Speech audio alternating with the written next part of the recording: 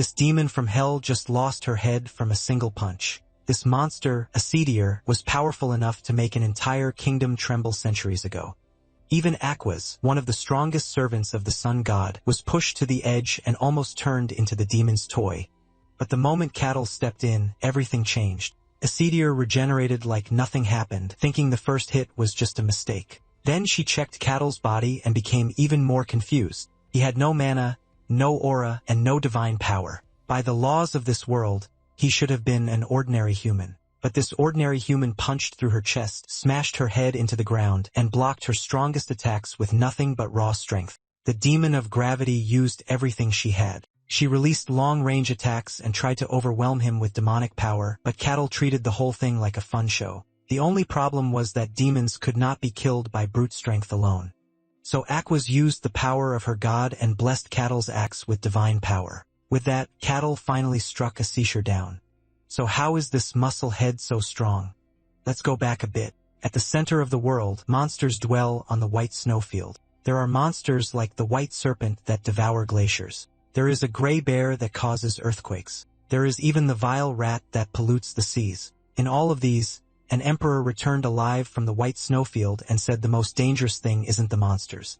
In the white snowfield, barbarians are seen running around, taking out monsters and eating them for snacks. Among them is our MC, Cattle, and he seems to be the only one with higher intelligence. Cattle always tried to lecture his fellow comrades on some of the dangers of eating poisonous creatures, but these dudes don't care. Cattal then narrates how he never wanted to live amongst clueless and savage barbarians. Cattle's entire idea was to go to a fantasy world, which is a world of magic and wonder. Because of this, he quits his boring job and goes on a journey. He climbed the tallest mountain on Earth, reached the Earth's core.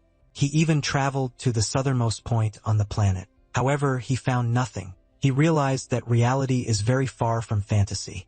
However, he didn't give up, and every night he prayed that he would wake up in the middle of a fantasy world. And then one day, Kettle's prayers were answered. Now in the white snowfield, a caravan carrying important goods is passing through, and it is being guarded by a bunch of mercenaries. The mercenaries are hit with so much cold that some of them start to complain that the risk isn't worth the reward. Sitting in one of the couches is Melina of the house Akasha, and she is accompanied by her butler. The butler asks Melina how she is feeling, and she assures the butler that she is fine, while the mercenaries outside are complaining of the cold. The butler talks trash about the mercenaries, but Melina tells him not to since they are the only ones willing to risk guarding them through the supposedly dangerous white snowfield. The butler then asks Melina if she knows what resides in the snowfield, and she says monsters.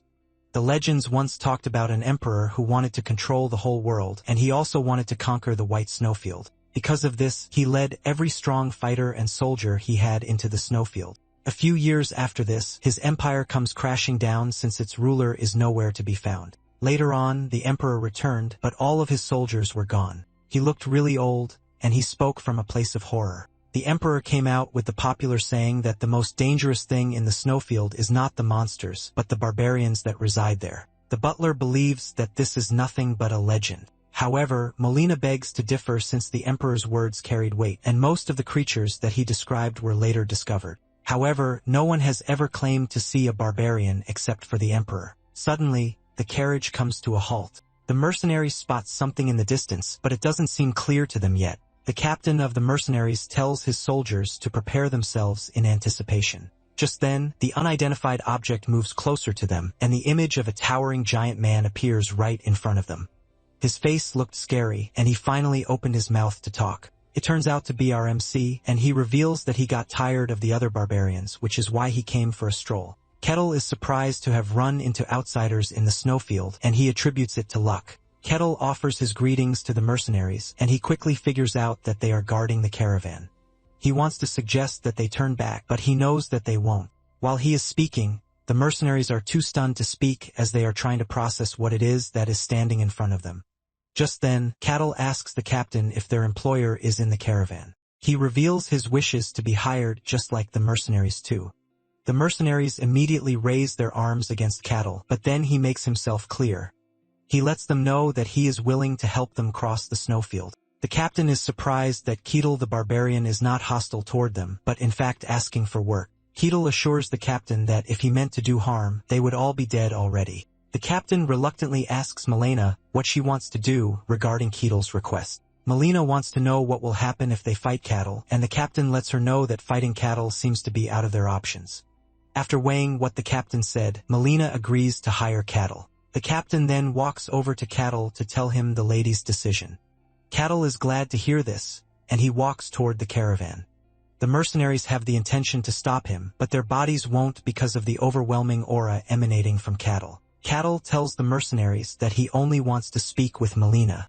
One of the mercenaries wants to protest against this, but the captain reminds them that Melina already approved of it. In addition to this, the captain is wise enough to know that they don't even have what it takes to stop Cattle. Cattle reaches the caravan, and he asks to come in. The butler almost pisses his pants when Melina tells Kettle to enter. Upon entering the caravan, Kettle tells the butler to calm his nerves because he has no intentions of harming him.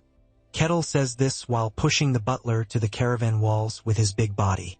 Melina is stunned as she cannot believe that the legendary barbarian is sitting in front of her. The two offer their greetings, and Kettle mentions how warm it is inside the caravan.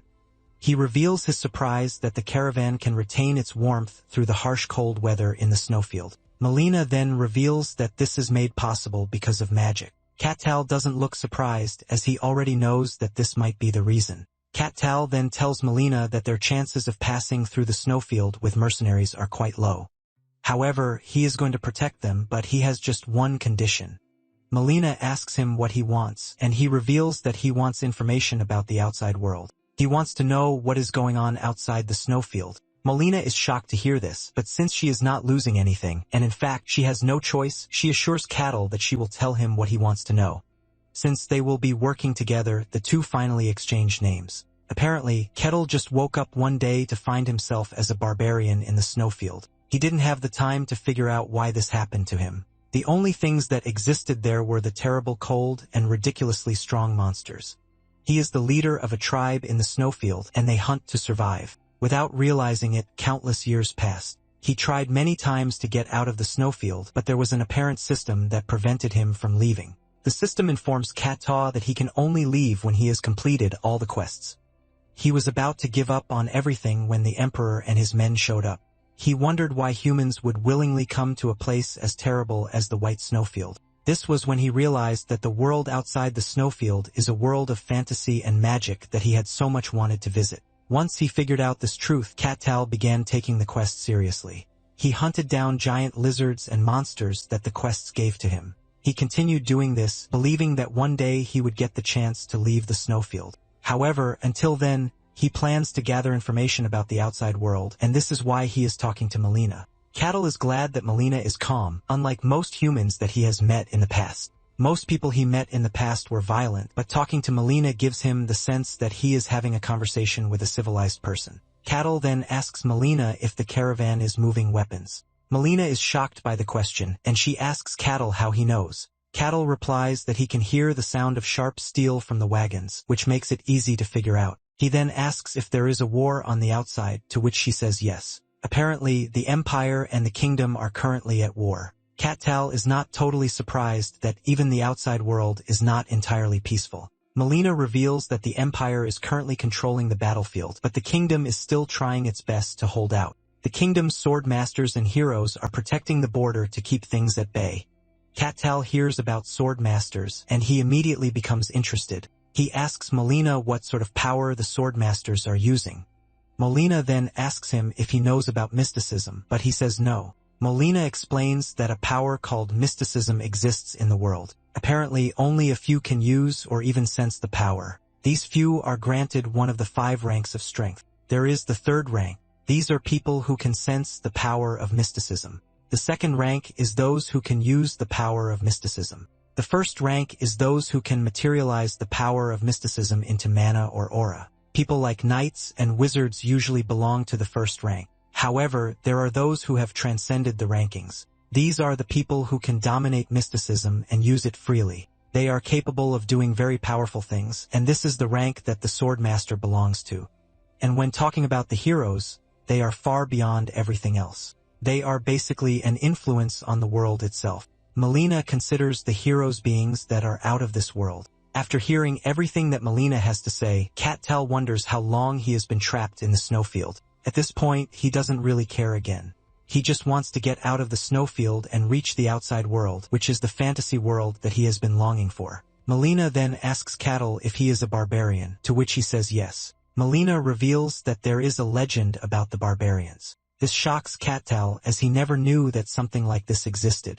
He realized that the emperor must have been the one who went out to spread such. Cattal then moves past the legend talk and he talks about the large number of weapons being moved by Melina. He asks Melina if there is a particular reason for them to go through the snowfield, to which Melina replies that her family needs a whole load of money. Kettle asks her why, and she explains that her family has been in the commercial industry for quite a while. However, they are currently in debt because their rivals found a way to sabotage them. The expedition Melina's embarking on is one that would prevent the total collapse of the family. Cattle is impressed by this, and he mentions that they are selling weapons to the kingdom. Melina is shocked, and she asks Cattle how he knows this. Cattal reminds her that she previously mentioned that the Empire is winning the war, which means they don't need a resupply of weapons. Since the supply of weapons is low, the demand would be high. In return, the price would be high. And because of the situation, Cattal figures out that the weapons would be of high value. For them to even be going through the risky snowfield, Kettle knows that it is quite valuable. Kettle then asks if there is no other way to reach the kingdom without passing the snowfield, and Melina says yes. Melina is shocked by everything she has seen so far, since everything she heard about barbarians is the fact that they are uneducated and they are a bunch of savages. She wonders if Cattal is truly a barbarian, and just then, the carriage runs into a bit of a problem. The carriage has run into a black slime, leaving them scared. Katala is the only person sitting comfortably in the caravan without any sense of fear. Melina tells him about the records that are being kept concerning dangerous monsters in the snowfield. There are strong adventurers who have entered the snowfield in the past, but little made it out alive. Out of those few are the ones who left records of the monsters that they encountered. Among the said creatures is the black slime. Melina asks Cattle if he knows about the black slime, and he says yes. However, Cattle considers them to be snacks and nothing really dangerous. Melina is shocked when she hears that Cattle eats the black slimes. He then suggests that they catch some so that they can eat, but she immediately refuses. The moment Melina sees that the black slime is posing a threat to the mercenaries, she starts to scream at Cattle for help. However, Cattle refuses to move, telling Melina that he is not going to act unless they come across something that poses an actual danger to them. He tells Melina that the mercenaries should be able to handle the black slime. In addition to this, he wants to gauge the level of strength between the mercenaries. Realizing that Cattle is not coming to help, the captain of the mercenaries starts screaming out orders for his men. He sets up a formation for those who would play defense and then order some of his men to attack. They manage to hit the black slime, but it doesn't do much damage. The captain has a bit of experience under his belt, and he tells his men to scatter and coordinate themselves since the black slime can only move in straight lines. The mercenaries follow the instructions of their captain, and in a coordinated attack they are able to hurt the black slime. The mercenaries refuse to back down and only keep the attack going. The captain tells his men to attack the slime and try to look for its core. After some minutes of battling the black slime, they are able to reach the core and destroy it, ultimately defeating the black slime.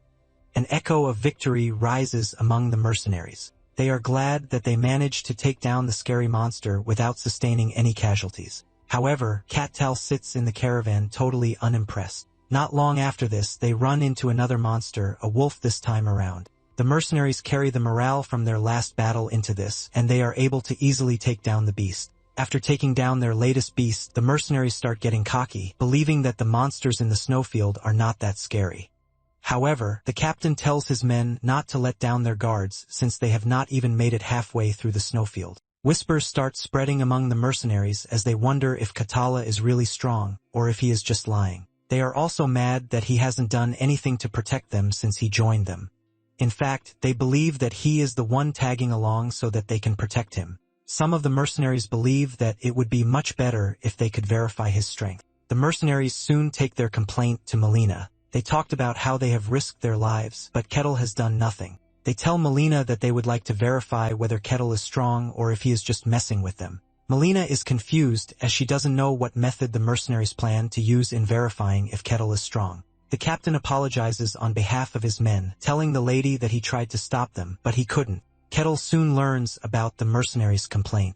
He then tells them that there is no time to verify his strength yet because they have just received an unwanted visitor. The mercenaries believe that Kettle is just messing around until they turn to see a giant and scary snake standing behind them. The snake is determined to make a meal out of the humans, making it very dangerous. The presence of the snake petrifies the mercenaries. Just then, Kettle speaks to the snake, telling the snake to back off because the humans are under his protection. However, the snake remains stubborn, trying to remind Kettle of the rules guarding the snowfield. Kettle urges the snake to mind its business, but the snake refuses to back down. The snake raises its head, ready to strike, and this is when Kettle loses it. He decides that a good beating will get the snake back to its senses. He approaches the snake, and with just a single punch, he is able to make the snake scream for its life. The hit from Kettle's punch leaves a shockwave in the area.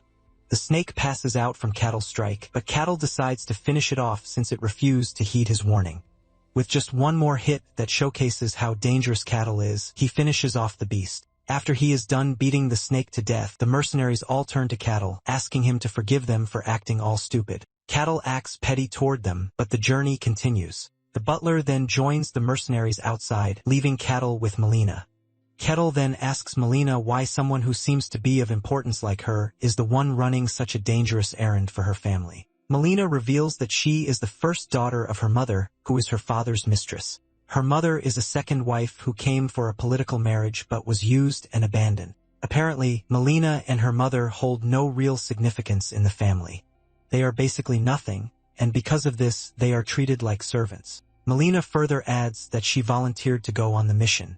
Melina admits that the mission is quite dangerous, but someone needed to set an example. After hearing Melina's story, Kettle concludes that she is clever. In addition to this, he believes that she is ambitious. Not long after this, they arrive at the end of the snowfield. They all thank Kettle for his assistance. Kettle then asks Melina how they plan to return, and she reveals that they are going to go through the Empire since they will no longer be carrying weapons. Melina then asks Kettle why he called her a clever and ambitious person. Kettle tells the lady that this is exactly what he means. Since her family is losing their status and they are in debt, Kettle figures out that Melina is using the opportunity to be her family's savior. Even though she is the daughter of the second wife, the people will obviously trust and follow her. Kettle has been able to piece together that Melina is trying to seize real power in the family. After hearing everything Kettle has to say, Melina confesses that he is not wrong.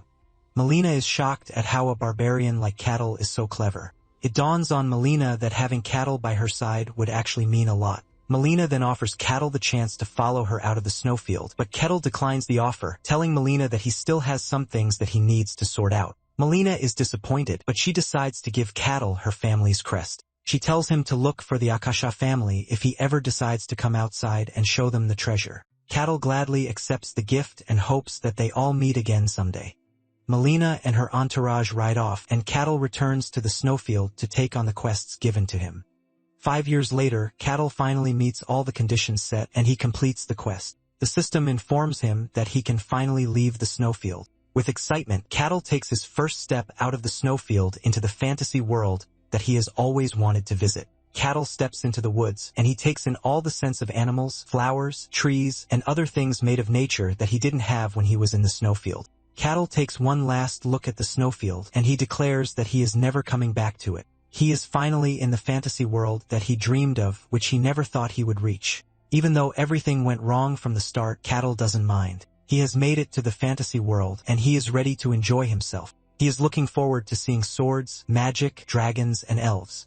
He looks further into the forest and feels human presence coming from there. Kettle assumes that he is close to a village, and he excitedly walks in that direction. As he approaches the location, he is stuck between what sort of greeting he should go with. Not being able to come to a decision, Kettle decides that he is just going to act like a gentleman. Meanwhile, the presence that Kettle felt was a bunch of elves finally settling into the environment. An elf elder tells his people to unpack their things and get ready to make the area their home. One of the elves asks the elder if the area is really safe for them, and the elder says yes. He reveals that they are in an extremely remote area that humans rarely come to. This is because the snowfield is close to them, and the elders assure the elves that they have nothing to worry about when it comes to the snowfield. There have not been any reports of anything coming out of the snowfield in thousands of years, so he assures them that they are safe. To be safer, they have set up a barrier around the area. It is a concealment spell that hides the presence of the elves and makes the place look like an ordinary forest. The elder elf reveals that they spent months putting together while following ancient elven magic that they managed to recover. He is confident that no outsider will be able to reach them as long as the barrier holds. However, in a rare case that monsters come attacking, the elder elf is confident that the elf queen will take care of the problem really easily since she is pretty powerful. At the same time, Cattle is walking toward the settlement and he accidentally cuts through the barrier without even realizing it. He continues walking until he runs into an elf child who wandered away from the settlement. Cattle is immediately blown away just by the sight of an elf. He considers himself a lucky person since elves are considered to be a rare race. Just then, the elven child also notices the towering image standing above her. Cattle waves his hand to the kid, but she immediately passes out in fear. Kettle picks up the girl and decides to return her to the village. Cattle is confident that the elves will welcome him with open arms, since they are considered to be a peaceful race. Cattle arrives at the village only to receive a hostile welcome. The elves are thrown into disarray as they wonder how Cattle broke through the barrier. Even the elven elder is surprised to see a human since the entire area is supposed to be forbidden for humans. The elves soon figure out that Cattle has caused a crack in the barrier. The elves start to pee their pants because their queen is not home. She went to scout the area. Cattal tries telling the elves that he is not their enemy, but none of them is ready to hear what he has to say. The elves believe that Cattal and other humans have come to attack them just like they always do. Cattal finally realizes that the elves see him as a kidnapper. He plans to clear the misunderstanding, and to do this, he returns the elven kid he is carrying in his hand. The child turns back to look at Cattle, and she only sees the same scary image from before. She runs toward her people in tears. Tal then speaks to the elves, pointing out that he has returned the child, which shows that he is not their enemy. However, this doesn't work as the elven leader orders the elves to attack Tal, since the kid has returned to them safely. The elves fire arrows at Tal, leaving him to wonder if the elves are even trying to listen to what he has to say. As the elves attack, Cattle reveals his disappointment. With what he heard, he believes that elves are supposed to be gentle, but he realizes that reality is quite different from fairy tales. He figures out that the elves have gotten aggressive because only the fittest win the game of survival. All the elven attacks fail to penetrate Cattle's skin, but they keep attacking believing that he must have a limit. Realizing that the elves are not ready to calm down, Cattle claps his hands, releasing a massive shockwave. The shockwave throws the elves in different directions and also leaves a deep crater where Cattle is standing. The elf elder is shocked to see this as he wonders just what sort of monster Cattle is. Cattle realizes that he misjudged his strength, but then he tells the elf leader that he is not an enemy to the elves. Suddenly, a massive fiery arrow hits Cattal from behind. The arrow hits Cattal on the head, engulfing him in fire. The attack came from the elven queen, Marsyria. The queen demands to know what happened, and the elf leader claims that they were attacked by a human. Marsyria concludes that the area is also not safe for them. Just when the smoke clears, Marsyria and the other elves are left in total shock to see that Ketal is still standing. The elder elf wonders how Cattle is able to take Marsyria's direct blow and doesn't die.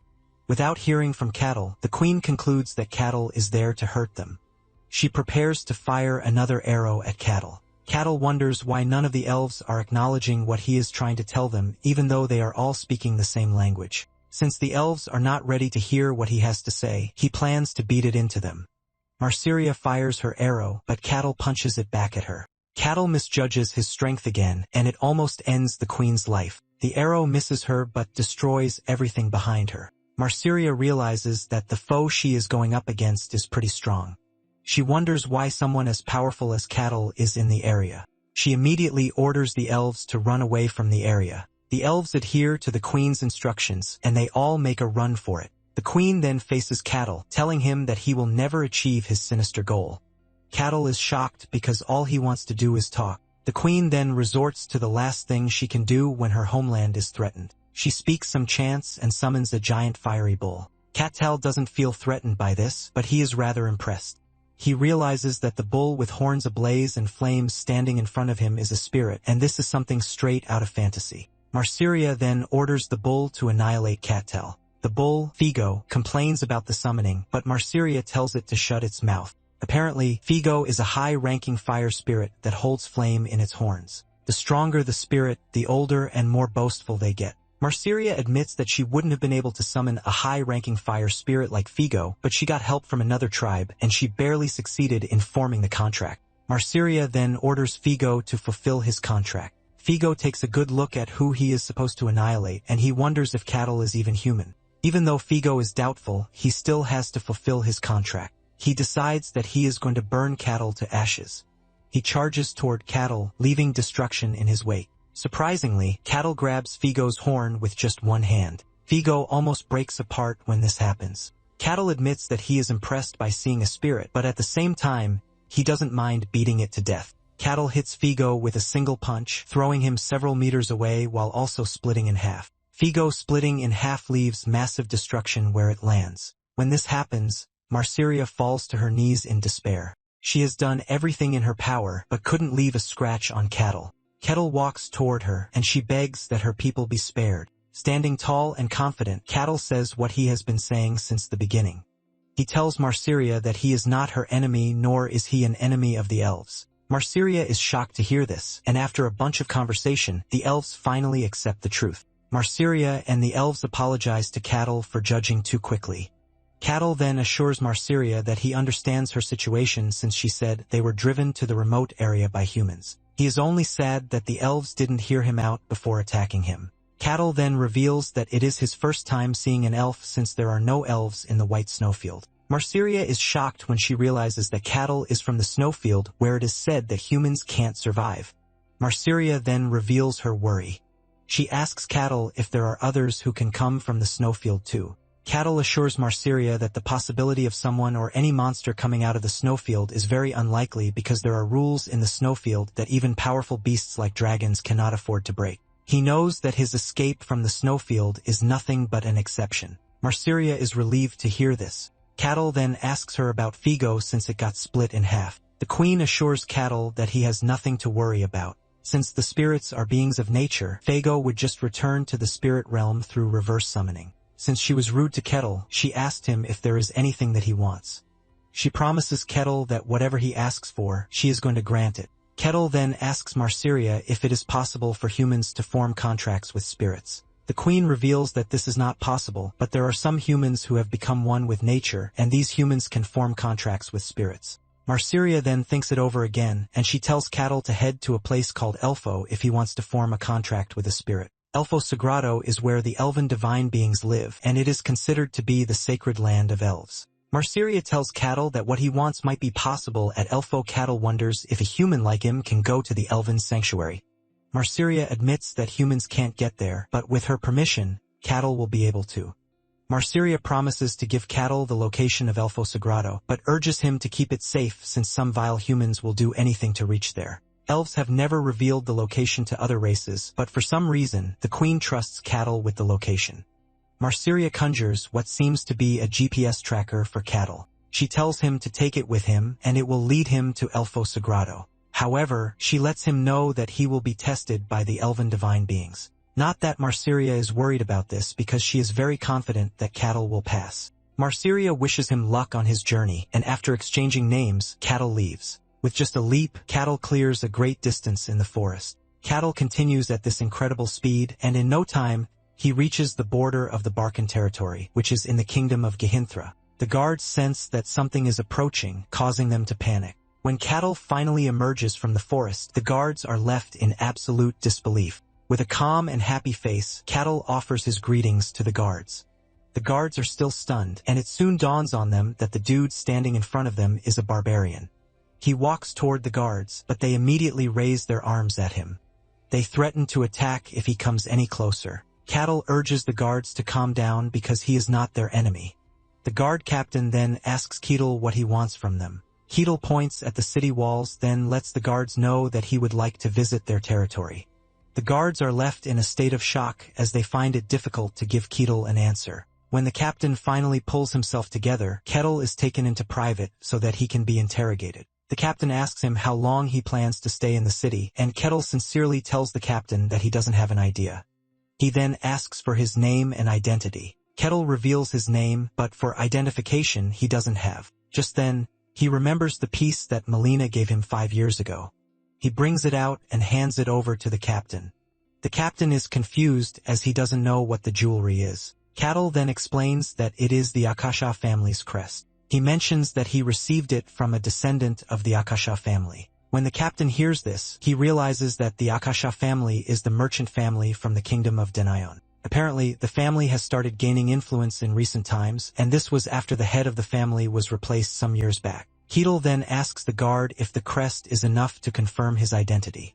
The guard hesitates to answer, and Ketil asks him if the crest is not from the kingdom. The guard explains that the crest is from the Denayan kingdom, but they are currently in the kingdom of Gehinthra. The guard tells Ketil that the crest is not a confirmation, but at least it is helpful. He lets Ketil know that he can enter the city, but there is a condition that he needs to meet. Apparently, they need confirmation that Ketil is not dangerous. The captain informs Ketil that he will join a party. There are 3 other people who are trying to enter the territory, and Ketil will form a party with them. Ketil and his party will then clear the dungeon, which is close to the territory. Without hesitation, Ketil accepts the condition. The guard then mentions that Ketil would have to tell them everything that happened while clearing the dungeon. Ketil immediately figures out the captain's game plan. Apparently, he is making people with no identities gather information about each other so he can then use this to filter out the suspicious or good people. Ketil is impressed with the guard's way of doing things. The captain asks Ketil if he is truly a barbarian, to which he says yes.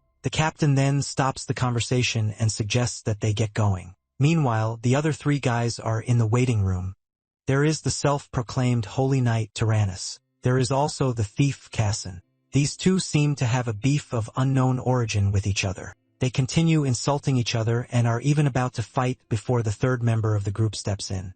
She is a priest of Colossia, and her name is Hayes. The trio is waiting for the 4th member of the party, and they all hope that the last person is normal. Just then, the guard announces the arrival of the 4th person. The door opens, and the giant Ketil enters the room. The atmosphere in the room immediately changes with the trio left in shock. Ketil breaks the silence in the room as he addresses the group. The trio still finds it hard to say anything as they all wonder if Ketil is even human because of how big he is and the amount of pressure coming from his body. The captain leaves, closes the door behind him, and tells the group that he will be back after they are done with introductions. Ketil is the first to get down to introductions, leaving the others no choice but to follow suit. Ketil is interested in Tyrannus, who claims that he is a holy knight. Ketil asks him if he can use holy power, and Tyrannus manages to lie his way out of the situation. When Hayes introduces herself, she reveals that she is serving Colossia, the god of lies and deception.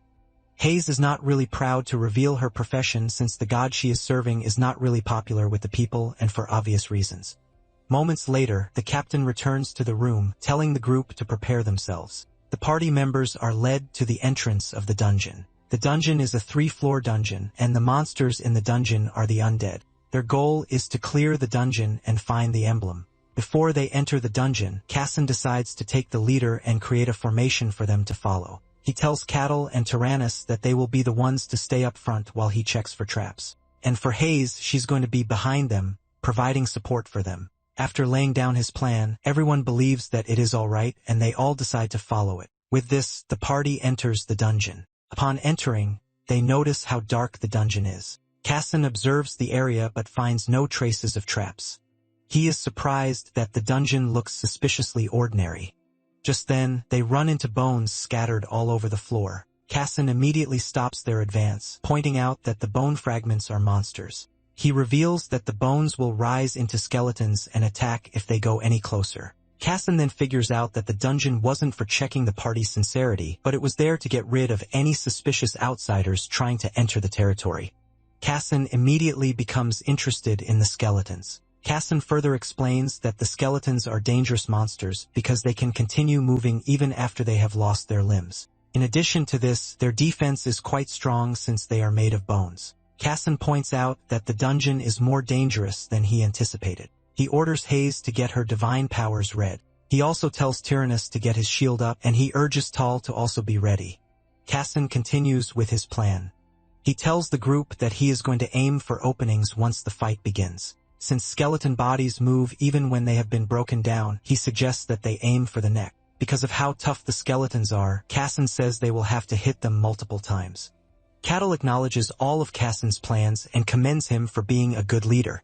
Just then, Ketil walks toward the skeleton that has already come together. The skeleton is armed with a sword, and while Ketil is staring at it in amusement, the others are preparing their battle weapons. Suddenly, Ketil slaps the skeleton, and it turns to dust. The other party members are horrified when they see this. As if he didn't do anything spectacular, Kettle turns back to look at his stunned teammates.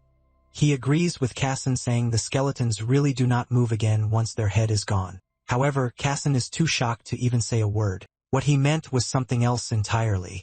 Skeletons are made of bone, and the skeleton's bones are also made from really hard and unusual material. A skilled swordsman will find it hard to cut down a skeleton in 2 strikes. In addition to this, the skeletons are strengthened by the dungeon's magic. Because of this, the only way to defeat a skeleton is to attack the neck multiple times, just like cutting down a tree. With what Kassan knows, it is basically impossible to blow off a skeleton's neck and turn it into powder. Kassan can easily see that Kettle is strong, but he never thought it was up to the level he witnessed. Kassan starts to wonder if Kettle is really human. Kettle finally kicks some life into the room again when he suggests that they keep moving. In unison, the trio agrees, and they all follow Kettle. When Kettle notices that they are rushing, he urges them not to rush, and they all obey as if he is their commander. With what they witnessed, they start praying that they don't die at Kettle's hands. Shortly afterward, they run into skeletons again. Kassan and the others are preparing to strike when Kettle asks them for a favor. He tells them to hold off while he deals with the skeletons himself because there is something he needs to check. Without argument, the trio agrees to Kettle's proposal. Kettle thanks them and then walks toward the skeleton while his party members wonder what is going on in his head. Stares at the skeleton in amusement, wondering what sort of structure it possesses. The skeleton swings its sword at Kettle, but he catches the tip and breaks it off. Kettle then waits for the skeleton's next course of action. The skeleton still swings at Kettle with its broken sword, and this time, Kettle grabs the skeleton's right limb. Kettle breaks off the limb and crushes it. He then waits to see what the skeleton wants to do again. Once the skeleton realizes that it is missing its right limb, it switches the sword to its left limb. Kettle is impressed by this, and as the skeleton rushes toward him, Kettle grabs the left limb and crushes it too. The skeleton is now without its forelimbs, but it still tries to take a swing at Kettle. Kettle crushes everything to the base as he figures out that the skeleton possesses intelligence. Meanwhile, his teammates are sweating really hard as they can't believe that Kettle is toying around with a monster that they consider to be very dangerous. The trio agrees in unison that the dude standing in front of them is truly a barbarian. After he is done playing with the skeleton, Kettle apologizes to his teammates for the holdup, but they all tell him that he is free to do whatever it is that he wants to do. Kettle suggests that they keep moving forward, and they all comply with no argument. In no time, they reach the 2nd floor. Kassan suggests that they take a rest, and after thinking about it, Kassan agrees. Kassan and the other 2 are glad that he agreed to this, and they immediately sit down to catch their breath. Kassan then tells the trio that he has some questions about the dungeon. He apologizes for his lack of knowledge when it comes to the dungeons, but Hayes cuts in, assuring Kettle that his quest to know more is a good thing. Hayes asks him what he is curious about, and he mentions the fact that the dungeon is so close to the human territory. He wants to know if monsters don't attack people. Hayes replies that the dungeon monsters do not come outside to attack people. However, there are sometimes exceptions, but in these cases they are checked and taken care of before they get out of hand. Kassan then adds that dungeons occur naturally. Sometimes they occur in the form of a cave, while others appear in the form of towers. They also appear close to where there is a large settlement of people. Whenever the dungeon appears, the territory in charge checks the danger levels, and then people like Kettle, who are outsiders or mercenaries, enter to clear the dungeon. Kettle then asks if the dungeons appear inside settlements, but they say no. It only appears outside of the territories. He also asks if there is a reward for clearing the dungeons, and they say yes. There is usually a boss on the last floor that, if defeated, gives loads of rewards. After hearing all of this, Kettle compares it to a game. Kassan hears him and asks him what he means by game, but lets Kassan know that he was just talking to himself. Kettle then asks one more question. He asks them who makes the dungeons, shocking the trio. Hayes tells Kettle that the dungeons appear naturally so that they are not made by anyone, but Kettle begs to differ. He mentions the fact that the dungeons appear near places where there are many people. The dungeons appear near where people live and then lure them with rewards. Kettle believes that the dungeons are man-made because of the way they operate. Hayes is shocked to hear this, and she starts thinking over the possibility that Kettle might actually be right. Kassan also thinks about it, and he realizes that he never questioned the origin of the dungeons since everyone considers it to be an obvious principle. Kassan is shocked that a barbarian like Kettle can appear and starts questioning what people like them have believed for years. Because of this, Kassan concludes that Kassan is not a normal barbarian. Minutes later, Kassan suggests that they keep moving, believing that they have all had enough rest. None of them can disagree with this as they immediately start moving. Not long after this, they find a treasure chest, which is one of the rewards in the dungeon.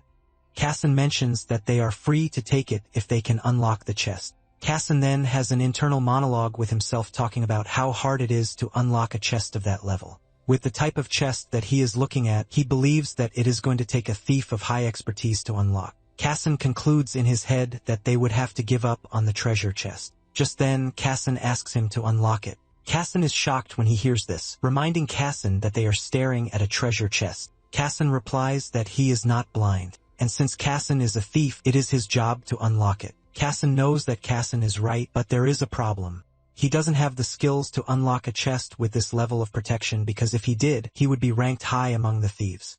However, Kassan is scared to death to tell Kassan the truth that he is arse at being a thief. He believes that Kassan will just kill him if he fails. Scared of what might happen, Kassan proceeds to give it a try.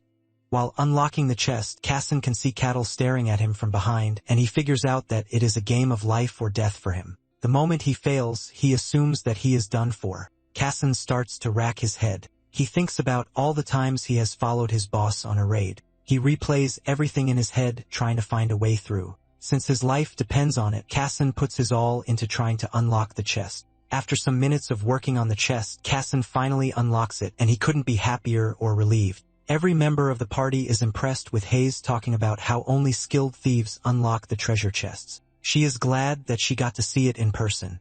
Kettle also praises Kassan, telling him that he did a good job. To Kassan, he is in shock because he should not have been able to unlock the chest, but it turns out that he was always able to do it since his survival depended on it. Kassan then realizes that he has not been maxing out his potential all this time. Kettle then asks his party members how much they think the value of the chest is. Hayes reveals that the contents of the chest are enough to feed a family for at least a month while living luxuriously. Kettle then tells Kassan to arrange the valuables, to which he quickly responds. While gathering the loot, Kassan's instinct as a thief wants to kick in, but hearing Kettle's voice brings him back to reality. Shortly afterward, they run into a bunch of skeletons. Since there are 4 skeletons, Kettle tells his teammates that he is going to handle 3 of the skeletons while leaving 1 to them. The trio accepts the task, and it dawns on them that they are about to get into a real fight. Kassan watches as the skeletons assemble themselves, and it creeps him out. The skeletons come charging at them, and the party members prepare to engage. They take on one of the skeletons while Kettle holds down the other 3, so that they won't interfere in the fight. He watches as the trio fight the last skeleton. The trio uses coordinated attacks against the skeleton trying to take it down. While they are fighting the one skeleton, Kettle has casually crushed the other 3 without even realizing it. However, he is glad that he is witnessing how a proper party should move. He stands back to enjoy the fight between the skeleton and his party members. The trio soon realizes that Kettle is testing them. It dawns on them that showing any sign of weakness means that they get to die. The fear of death pushes the trio to their limit, and after several attempts, they finally take down the skeleton. Judging from the fight he just watched, Kettle realizes that the mercenaries who came through the snowfield 5 years ago are pretty decent fighters. The trio advances into the dungeon and soon gets to the 3rd floor where the skeleton monsters increase. However, the party had no issue going through since they had Kettle leading the charge. Finally, they reach the deepest chambers of the dungeon where the final boss resides. They are met with a skeleton knight, and this shocks the party members. Fear grips them because a skeleton knight is a high-level boss and shouldn't be in such a dungeon. Kettle asks if the skeleton knight is stronger than the ones they have fought, and they tell him yes. Hayes knows that only a warrior at a knight's level can stand a chance against a skeleton knight. She believes that they have no chance against the monster, and Kettle asks them what will happen if they turn back without clearing the dungeon. They reply that the territory usually conducts an investigation, and once they find out that their reason is valid, they come to do the cleanup. Kettle hears this and smiles. He immediately walks toward the skeleton knight as it already has his interest piqued. Kettle is impressed with the fact that the skeleton can maintain its form without breaking apart like the others. The knight takes its pose and swings its sword, releasing a massive shockwave. Hayes senses the danger and immediately puts up a barrier to protect her teammates. Even with the shield that Hayes put up, the party still feels the effect of the skeleton's attack. This exhausts the party members, causing them to fall to the ground. Tyrannus is shocked that the knight only hit them once and it caused that much damage. Just then, the skeleton knights charge at them with clear intentions of wiping them out. However, Kettle stands there unfazed, and just as the knight reaches him, he lands a single punch that immediately crushes the skeleton knight. Casson and the others are left in shock. Even when Kettle asks them if they have cleared the dungeon, they are too stunned to speak. They find another treasure chest, and Kettle asks Casson if he can open it. Casson comes clean, telling Kettle that the treasure chest is protected with a high-level lock and he can't disarm it with his skills. Casson suggests that they ignore the treasure chest, but he hasn't finished his statement when Kettle crushes the chest with his fist. Once again, the party members are left in disbelief. Kettle then tells Casson to clean up the treasures. Casson walks toward the treasure chest while wondering how Casson is able to break it open. It is something he has never heard of in the past, but he wonders why Casson told him to unlock it when he could easily break it. After gathering the treasures, the party exits the dungeon. The moment they step out, the dungeon disappears, and Casson explains that dungeons usually disappear once it is cleared. The dungeon only remains if there is a secret room. But since the dungeon they cleared disappeared, there seems to be no secret rooms. Kettle hears about the secret room and adds it to his list of interesting things. They return to the guard post where the captain is shocked that the team has already cleared the dungeon. He then takes each member of the team into a waiting room to interview them one after the other. He asks Hayes if Cattle can stay in the territory, and she says yes since she didn't notice any problem with him. The captain, on the other hand, is not really concerned about the clearing of the dungeon, but about being able to screen out dangerous individuals. Tyrannus and Casson also tell the captain the same thing about Cattle. When Cattle is asked about his party members, he praises them, talking about how they each contributed to the success of the mission. The captain is shocked at this because random party members who have entered the dungeon in the past don't end up praising each other. After looking at all the information, the captain tells them that they are free to enter the territory. He hands them each a permit, telling them that they will be expelled if they ever cause trouble. In addition to this, they are given a reward for clearing the dungeon. He urges them to divide the reward among themselves. Kettle thanks the captain for the reward, and he turns to his party members, telling them that they are going to divide the reward equally. Hayes and the other two nervously tell Kettle that they are fine with not receiving anything, but Kettle insists since they all cleared the dungeon together. Realizing that Kettle is not going to back down, the trio accepts. After sharing the reward, Kettle suggests that they find a tavern where they can have fun. Casson and the other two have no choice but to accept, but deep down they just want to run away from this monster of a man. As the party members walk away, the captain of the guard thinks over what the party members told him. He admits that Cattle is really strong since he was able to one-shot a skeleton knight. With what he can see, he figures out that Cattle is at least on a knight's level of strength, and he is also not the typical barbarian. He considers Cattle to be an anomaly among the barbarians and even humans. The captain realizes that things might be more serious than he thinks, and he decides to go report to the lord of the territory. The captain arrives at the lord's castle where he meets the ruler in charge of the territory, Luke. The captain goes straight to the point, telling Luke that a barbarian has entered their territory. Luke asks the captain if he was the one who gave the barbarian permission to enter, and he says yes. He assumed that Cattle was not going to be a problem. But after learning how strong he is, the captain believes that Cattle might actually be a problem. Luke asks the captain how strong Cattle is perceived to be, and he reveals that Cattle took down a skeleton knight with just one hit. Even Luke is surprised when he hears this since he knows how strong skeleton knights can be. Looking at all the factors, Luke categorizes Cattle as a first-rate warrior, and the captain agrees with this. The captain adds that there is the possibility of Cattle being stronger than a first-rate warrior. After a quick thought over it, Luke tells the captain to summon Cattle. The captain is shocked, and he asks Luke if he's going to be fine being around the barbarian. Luke tells the captain that having Cattle roam their territory alone poses a big risk. Luke wants to physically assess the situation himself. When the captain points out how dangerous it is to have Cattle in the same room, Luke reminds the captain that he has his own knight to protect him. Standing behind him is his fierce knight. And when Luke asks the knight what he thinks, the knight boastfully tells Luke that he has nothing to worry about since Cattle is no more than a barbarian. Since he possesses great swordsmanship skills, which he learned from the great master, he believes that Cattle stands no chance. Once Luke gets the assurance from his knight, he urges the captain to summon Cattle because he would like to speak to him. Meanwhile, Cattle and his party members are at a tavern. Cattle is the only one eating and having fun since the other three are so nervous to even be in his presence. Cattle talks about how good the food is, and he suggests that the trio eat whatever they want, assuring them that all the bills are on him. Even with this, the trio is still not comfortable. Cattle then turns to Tyrannus, asking him what sort of holy power he uses since he didn't see him use any during the dungeon raid. Tyrannus comes clean, telling Kata that he is still in training, which is why his divine power hasn't awakened yet. Kata then moves from Tyrannus to Hayes. He asks her about the said god that she is serving. Hayes reveals that there is no temple that they can worship since the deity is not exactly popular. The deity is in control of lies and deception, which is why she is rejected by the masses. Hayes then throws in a strange question asking Cattle how strong he is. Cattle is thrown back with the question, and he tells his party members that he doesn't have an idea since he has always been in the white snowfield. Cattle tells teammates that he is also curious to know how strong he is. Hayes then assumes that Cattle is a first-rate warrior since he was able to take on the skeleton knight easily. Just then, the shop owner shows up, nervously telling the party members that the shop is about to close for the day.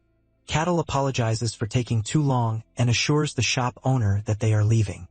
After leaving the tavern, Cattle asks his party members if they have any plans. In unison, the trio tells him that they are very busy. Cattle is disappointed when he realizes that it is goodbye. He wishes that they would meet again someday, but the trio prays that they won't. Kettle then retires at an inn, and he gets a comfortable bed. He has missed sleeping on a bed for so long since the snowfield is nothing but harshness. Catal has been surviving in the harsh environment of the snowfield, but now that he has found himself in civilization, he just wants to experience and have more feel for how things are. He plans to go on an adventure. On his list is the Elven Sanctuary, the Magic Tower, and even the Royal Capital is not off his list. Cattle sleeps like a baby for the night, and he wakes up to the captain of the guard knocking on his door.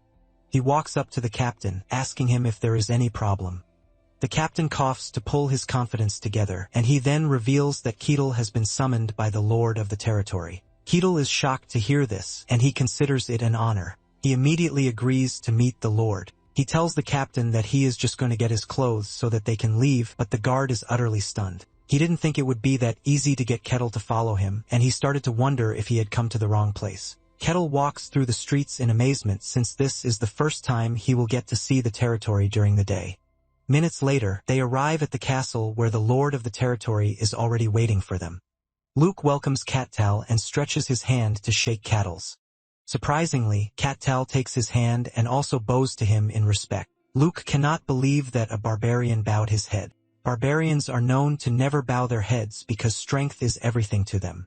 Luke tries to hide his shock, and he tells Cattle to take his seat. Cattle sits down, and he looks around at how beautiful everything is. Just then, he notices Luke's guard and how serious the dude is. Cattle has always loved knights since he was a kid, but staring at the knight, he realizes that he is emitting serious killing intent. Luke calls Cattle's attention back to reality when he tells him that there is a reason why he called him. Luke informs Keetle that there are things he wants to confirm about him. Keetle urges Luke to ask him anything he feels like. Luke asks Keetle where he came from, and Keetle replies that he came from the coldest place in the entire world, which is the White Snowfield. Hearing this, Luke confirms that Cattal is truly a barbarian. Cattal adds that the snowfield is a very dangerous place. Luke then asks Cattal how strong he is. Luke wants to know how threatening Cattle's power is. Cattal then tells Luke that he can't answer the question since he doesn't know the power rankings on the outside. Since his power cannot be ascertained, Luke suggests that Cattal spar his knight. Luke promises that Cattal will be rewarded if he agrees. Luke further adds that it is not going to be a life or death match, and Cattal agrees to the proposition. He is excited that he wants to have a sparring session with a knight. And this is not just any knight, but a knight in the fantasy world. Cattal cannot pass up the chance to witness what a knight can do firsthand. After Cattle agrees to the deal, Luke realizes that Cattle is just like the other barbarians who will not shy away from a fight. Cattle and the knight then proceed to the arena where the match is going to take place. Once everything is in place, Luke tells the two to get down to the match. The knight boastfully tells Cattle that he should consider himself a lucky person since he wants to witness his greatness. The knight soon realizes that Cattle is relaxed, and he is even smiling. This pisses him off, and he charges toward Cattle, promising to show him the difference in their skill level. He unleashes a sword skill that leaves Cattle ultimately surprised. Cattle tries to figure out the type of sword skill that the knight is using, but can't seem to. He initially thinks the three swords aiming for him are illusions, but he soon gets rid of that assumption. Even with how potent the skill is, Keetle easily dodges. The knight considers this an impressive feat, but he still has more in his arsenal to unleash. Before he can make any more moves, Kettle easily grabs his sword and breaks it. The knight is still trying to figure out what amazing power he just witnessed when he is grabbed by Kettle. Kettle punches him in the chest, shattering his armor and throwing him into the wall. With just a strike, Kettle knocks Luke's best knight out of commission, leaving Luke himself stunned. Luke is left to wonder just how strong Kettle can be. Kettle turns to look at him, and he asks if the duel is over, to which he says yes. Luke concludes that Kettle's power is easily at a superhuman level since he was able to easily take down a high-level knight. However, he's left to wonder just how strong Tal is since he wasn't even trying. Without a doubt, he knows Tal has what it takes to tip the balance of the world. Realizing how dire the situation is, Luke believes that it is time to inform one of the very people that he knows who has gained the title of swordsmaster. Speaking of the devil, the said swordsmaster shows up in Luke's chambers. The swordmaster is a respectable and feared old man named Cain. Cain takes an interest in what Luke has to say, and he demands further explanation. Luke stands up to greet the swordsmaster out of respect, and he humbly welcomes him even though he invited him on such notice. Luke then takes Cain to the room where the defeated knight is recovering. The knight apologizes to Luke for messing up, but Cain enters the room, telling the knight not to apologize as he is to be blamed for everything.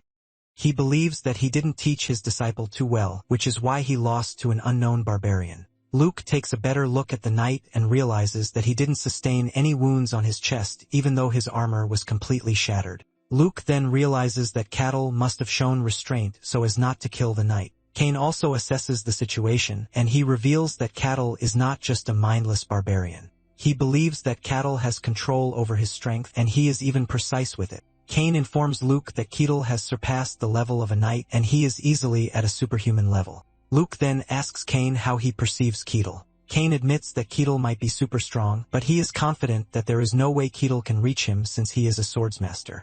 Cain further looks at the knight's injuries and realizes that Thal can't use aura, but he is able to wield such crazy power. He considers this an impossible method with ordinary means, and he assumes that it is the way of the barbarians. Luke then tells Cain that Cattal came from the snowfield. Hearing this, Cain thinks Cattal is a heteromorph, but he soon trashes the thought. Cain says Cattal wouldn't have shown consideration for humans if he were a heteromorph. However, he wonders why a barbarian emerged from the snowfield, and he also questions the timing of everything. Luke realizes that Cain is worried, and he asks him if there is anything wrong. Obviously, there is something wrong, but Cain tells Luke that he will hear of it later. Cain assures Luke that it is not something he needs to worry about in the meantime. He then asks Luke if Kettle is still in the territory, and he says yes. Cain then decides to take it upon himself to confirm how strong Kettle is. Kettle is also given the promised reward for the duel. Luke also tells Kettle that he is free to do as he wishes in the territory. Kettle reveals that he doesn't have a plan laid out yet, but he would like to have an identity. He knows that entering dungeons in other territories can be an issue if he doesn't have an official identity. The captain of the guard then lets him know that Kettle can get someone of high status to vouch for his identity. The other way he can get around this is to become a mercenary. Once he builds up his achievements as a mercenary, he will be recognized by the guild and his identity will be acknowledged. The captain then reveals that Kettle will be treated as a mere errand boy unless he raises his level as a mercenary. The captain assumes that Kettle will go with the method of getting a sponsor to vouch for his identity, but Kettle shocks him when he picks the option to be a mercenary. Since mercenaries fight monsters and take on other dangerous jobs, Kettle is highly interested. He asks the captain where he can go to become a mercenary, and he points him to the mercenary guild. Mercenaries might sound cool on the outside, but they are basically the lowest on the status level. They often die in dangerous dungeons, and they are even subjected to dirty jobs. Because of this, the bottom tier of the mercenary society is always filthy and messy. At the mercenary guild hall, two mercenaries are seen fighting each other while their counterparts are watching. No one tries to separate them, and they are even betting on who is going to win in the end. The attendant, Rosa, is also complaining about how they have been receiving trash recruits. Among the said recruits are Tyrannus and Hayes. Rosa wishes that a handsome knight would just appear out of nowhere to come and register. Rosa's prayers are answered, but instead of a royal princess, Kettle is the one who entered the guild. Kettle's presence in the hall is immediately felt by everyone, and even the two dumbass fighting are forced to stop their beef. Kettle confidently walks up to Rosa, telling her that he would like to become a mercenary. Rosa is trembling as she faces Cattle. She manages to ask Cattle why he wants to become a mercenary, and he reveals that he wants to become one so he can get an official status. Rosa lets him know that he is going to need loads of achievements to move up, and Cattle assures the assistant that he is fine with that. Rosa asks for his age and name. Cattle only gives his name since he has no idea how old he is. Rosa fills in the details, and she decides to go with an approximate age for Kettle. After this, Rosa presents Kettle with his mercenary badge, telling him not to lose it. Without wasting time, Kettle immediately asks to see the requests available since he would like to start immediately. Kettle is shocked when Rosa brings out a list of F-rank requests for him. They are low requests like gathering of herbs, basement cleaning, night patrol, and a few. Rosa explains to him that he needs to take on F-rank requests and work his way up. Rosa is trembling while saying this as she expects Kettle to lash out. But to her surprise, Kettle just picks one of the tasks. He tells Rosa that he would like to pick the herb gathering task. Kettle asks Rosa where he is going to get the herb, and she lets him know that he will have to go outside the village. She shows Kettle an image of the herb he is expected to gather. Kettle collects the image and excitedly heads out to complete his task. Rosa is shocked at how chill Kettle is. Kettle arrives at the location where he is going to find the herbs. He realizes that they are herbs for treating injuries. Without grumbling or complaints, Kettle happily gathers the herbs. He soon returns to the guild an hour later with a bag full of herbs. Rosa is stunned when she sees this since Cattle managed to get even more than required. She assumes that Cattle has been sent to destroy the herb field, but her perception of Cattle changes when she realizes that Cattle actually picked the herbs the right way. Cattle didn't pull the herbs from the roots just like other mercenaries would do.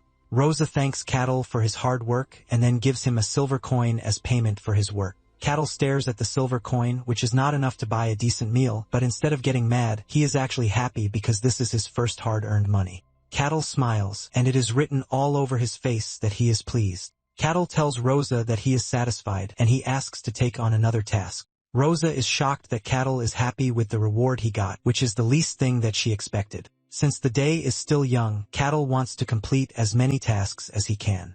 Rosa had believed that Cattle was normal, but with this, she starts crying that Cattle is just like other weird mercenaries that she has been recruiting. Cattle continues taking on menial tasks, clearing the lists bit by bit. She visits a woman to help clean her warehouse. The woman is shocked by Kettle's arrival, but Kettle ignores her fear and gets down to business. After helping the woman, he jumps on the next task, which is street sweeping. Without hesitation, he picked up a broom and started sweeping. Meanwhile, he is being watched by Cain, who wonders why Cattle is doing menial jobs. He knows Cattle is pretty strong, and just by revealing his power, he can make a good living for himself. He can even change the power scaling of a kingdom, but he's doing menial tasks instead. Cain is even more surprised because Cattle is doing the job with passion. After the day's job, Cattle receives his pay, which is 15 silver coins. Cattle happily accepts the reward, assuring Rosa that he will be back the next day to complete more tasks. The following day, Kettle notices that everyone has their eyes on him. Even kids cry just by looking at Kettle. Kettle then heads to the library. He enters, and as usual, the receptionist is stunned. He asks to read, and the attendant provides him with books that will interest him. Cain is tailing him, but he is being careful not to get noticed by Cattel. He hides behind a shelf to figure out what Cattel is doing, and he wonders why a barbarian known to be crude and savage is reading books. Cattle picks up some history books where he finds out that the Empire won the battle 5 years ago. Since then, the Empire has become dominant and has taken over the Kingdom of Barkan as a vassal state. There are still some kingdoms to be conquered, but the Empire seems to be moving at a great pace to take over the world. After he is done looking into history, he decides to learn more about the fantasies of that world. The world possesses the dwarven tunnels, which are overflowing with expensive ones. There is also Pisarapia, the fairy village. Lego Maria is the sky city home to the Celestials. He also learns in the book that Elfo Sagrado belongs to the elves, but no one has been able to find it. It is just as Marsiria told him, but now he possesses the ability to go if he wants to. Just then, he realizes that there are other places like the White Snowfield. These are the demonic realms, and they don't entertain human presence. These realms are filled with very scary creatures, but 5 of these realms are the vast ones. One of them is the silent forest that dyes everything in stillness. There is the abyss that drags the world into evil. There is also the deep sea, but this place is strange enough for primates to still breathe. And there is the bottomless hole where nothing exists. Then there is the white snowfield. Beings living in the demonic realms are regarded as the others. They are very strange and powerful, but humans are lucky that they can't cross over. Cattle is surprised to learn about this. He knows the white snowfield on itself is very large, and to think there are other places like it blows his mind. After gathering all the info that he can, Cattle stands up to leave. He thanks the receptionist who deep down is just glad that Cattle is finally leaving. Cattle heads back to the guild to ask Rosa if there are any assignments for the day. Rosa is happy to present him with the assignment sheet for the day. Meanwhile, Kane is still watching Cattle, and he now sees him as a strange person. Kane decides that the best way to know more about Cattle will be to meet him in person. Later that evening, Kane is on his way home when he is ambushed by Kane. Kane doesn't look surprised since he knows that Kane has been tailing him all day. On the other hand, Kane is shocked to his bones since he hid his presence with aura, which is supposed to make him invincible. Kane is left to wonder how Cattle noticed him since people with the best instincts are not even supposed to catch a wind of him. Cattle asks Kane what he wants from him, and before Kane can even talk, Cattle jumps to the conclusion that the old man is a bandit. Cattle waits a moment, but when he doesn't get a response from Kane, he cements the idea that Kane is a bandit. Kane subtly speaks out, telling Cattle that he is not a bandit, and he wonders if Cattle will back down if he learns that he is a swordsmaster. However, Cattle is already fixated on the fact that Kane is a bandit who needs to be taken in. In fact, he is already thinking about the achievement he will be given by taking in Kane. Realizing that Cattle is not going to back down, Kane decides to use the opportunity to test out his strength. Kane prepares to engage Kettle, but suddenly, Kettle vanishes and appears behind him. Kettle tries to grab Kane, but in the last second, Kane manages to move. Kettle smiles, acknowledging the fact that Kane is fast. On the other hand, Kane is terrified since he almost got caught. He knows that Kettle would have caught him if he had moved a bit slower. However, he is more shocked that Cattle is not using aura, but he is still extremely fast. Kane decides that he is no longer going to test Cattle, but is going to go all out against him. Kane charges at Kettle, but before he even gets the chance to do anything, Kettle easily grabs him. Kane tries to move, but realizes that he is not just being grabbed, but the feeling he is getting is that he is thrown between rocks and can't move. Kane screams in pain while gnashing his teeth. He realizes that he can't even win in a contest of strength against Kettle. Since it has come to this, Kane resorts to releasing his power. This sudden burst of force is enough for him to break free. Kettle still doesn't feel threatened, but only smiles at the amazing technique that Kane used. He teases Kane, comparing him to a bandit and how they have somehow developed several techniques. Kane cannot believe that Kettle is comparing his manifestation of mana to that of a bandit. Kane wonders how Tall is still standing since he just hit him with a massive force of mana that is enough to break through solid steel. Kane is blown away by the fact that there is no single scratch on Tall. At this point, Kane is worried since he has never seen anyone defend a mana attack with just their bare body. Tall, on the other hand, decides that it is time to finish their little play. Kane also prepares to draw his sword, but before he can, Tall reaches him and pushes back the sword with just a finger. This finally does it for Kane, as he cannot believe that Tall is stopping him from using his sword with just a finger. Kane is trying with his whole strength to pull the sword, but Tall is not even trying. Kane finally gives in, and Tall just grabs him like he is some baby. Tall is disappointed in how weak bandits are, not knowing that he just took down someone who is a swordsmaster. Well guys, that's the end of the video. If you like this video, comment part 2 in the comments section. Also, subscribe to the channel, hit the bell, and like the video. Thank you for watching, and see you next time again. Moments later, Kettle arrives at the security post carrying Kane with him. The captain of the guards is shocked to see the Grandmaster being held like he is a baby. A lot is going through his head as he cannot ascertain if Kettle attacked the swordsmaster. He is totally blown away when Kettle addresses Kane as a thief that he caught. Kettle tells the captain that he is there to hand Kane over so he can increase his mercenary achievements. It starts to dawn on the captain what is currently happening. He realizes that the swordsmaster, who is at the top of the food chain, got himself captured by a barbarian. To make it even worse, Kettle captured him in the worst possible way. The captain finally pulls himself together, and he tells Kettle that the person he is holding is not a thief. Kettle still looks confused when the captain says this. He gets more confused when the captain bows his head to Kane, revealing that he is the only swordsmaster in the kingdom of Gehinthra. Kettle still doesn't figure things out as he believes that swordsmaster is a title given to a thief. Kettle starts arguing with the captain, telling him that the person he is holding cannot be a swordsman since he attacked him to take his money. Meanwhile, Cain just remains silent as he is too embarrassed to even say anything. The captain and Cattle continue arguing on whether the person Cattle is holding is a wizard, using a spell to disguise himself. After a back and forth, Cattle finally realizes that Cain is truly a swordsmaster. The captain then leaves to report the situation to Luke. Luke is ultimately shocked when he learns that Cain lost to Cattle. Cattal and Cain are now sitting in a room while trying to avoid eye contact because of their embarrassing moment together. Luke enters the room to find such an awkward sight. Luke expected Cain to take on Cattal, but he never thought he would lose. Luke comes to the bitter realization that Cattal is stronger than the swordsmaster. Luke tries to find comfort in the fact that Cain recently became a swordsmaster. He believes that Cain's rank is low among other superhumans, which is why he easily lost to Cattal. However, he is still baffled by the fact that Cattal could take on someone who is at the pinnacle of swordsmanship. Luke realizes that the two need some space to discuss, and he excuses himself from the room. Cain thinks about the whole thing and realizes how embarrassing it is for him. His pride is shattered, but there is no way he can even try to fix it. Cain finally breaks the silence in the room when he introduces himself. He mentions that he is a swordsmaster, and Cattle asks if swordsmaster is his surname. He explains that anyone who reaches the title of being a swordsmaster automatically loses their surname because it doesn't hold meaning again. Codal then asks him if the technique he used is particular to swordsmasters. Cain realizes what Codal is talking about, and he tells him that he is wrong. What Codal saw Cain use was the manifestation of mysticism, which is also called aura. This immediately piques Ketel's interest, and he wants to learn more. He asks Cain how he can use aura just like he said. Cain then explains that Ketel would have to control aura and manifest it if he is to use it. Ketel then asks if mysticism is mana, but Cain explains that mysticism is the embodiment of mystical energy itself. The art of handling mysticism as a swordsman is what births aura, but for a mage, it becomes mana. Ketel smiles when he realizes that both swordsmen and mages have what it takes to handle mysticism.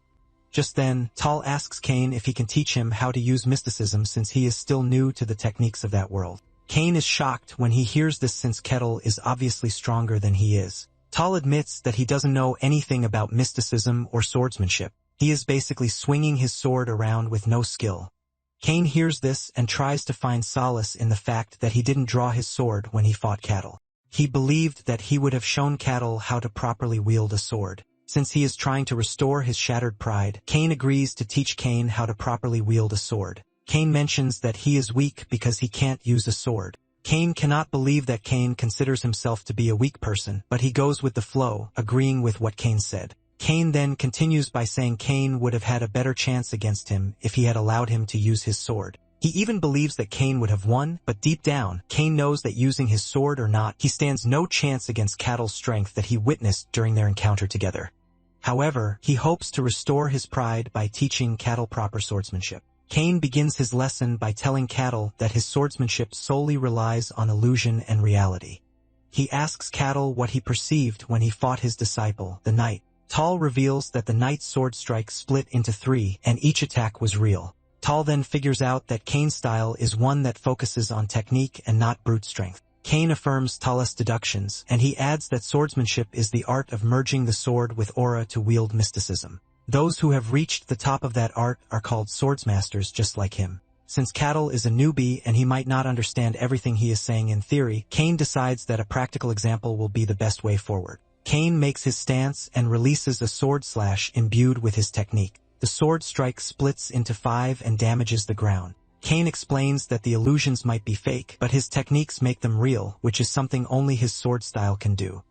After seeing what Cain did and his technique, Cattle tells the old man that he can also do it. As usual, Cain is shocked as he believes that Cattle is talking nonsense. Cain has been working on his technique his entire life, and he is confident that Cattle cannot just copy it from seeing it once. Ka realizes that Cain doesn't believe him, and he decides to show him instead. Cain brings out his axe, makes his stance, and swings his axe so fast that he creates a bigger level of damage than Cain's technique. Cain is left stunned by this. Cain is able to assess the situation, and he figures out that Cattle might have copied his technique, but he was able to do that using his overwhelming strength and speed. Cain then tells Cattle that all he did was swing his axe so fast, but there was no technique involved. Catal is confused, and he argues with Cain. Since the technique is meant to be used in combat, Catal believes that he managed to achieve the desired result even though he took the same route as Cain. Upon hearing this, Cain realizes that Katal is not actually wrong with his take. Cain wants to do something that Cain will not be able to, and he proceeds to show another technique.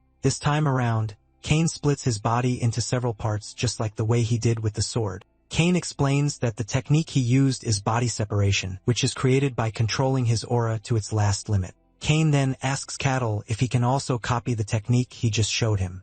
Katal accepts the challenge, and he steps back before moving his body so fast just like Cain did. By doing this, he split his body just like Cain did and even left more devastating damage than Cain did. Cain is left in shambles as he cannot believe that everything he worked for a lifetime was replicated in seconds. He falls to his knees in despair, and Katal teases him for being mentally fragile. However, Katal decides to lift Cain's spirit. He tells Cain that his swordsmanship is amazing. Tal admits that he can't do what Cain is doing because all he did was swing his axe really fast but didn't imbue Cain's technique in it. Tal admits that he can never reach the top level of mysticism that Cain has gotten to.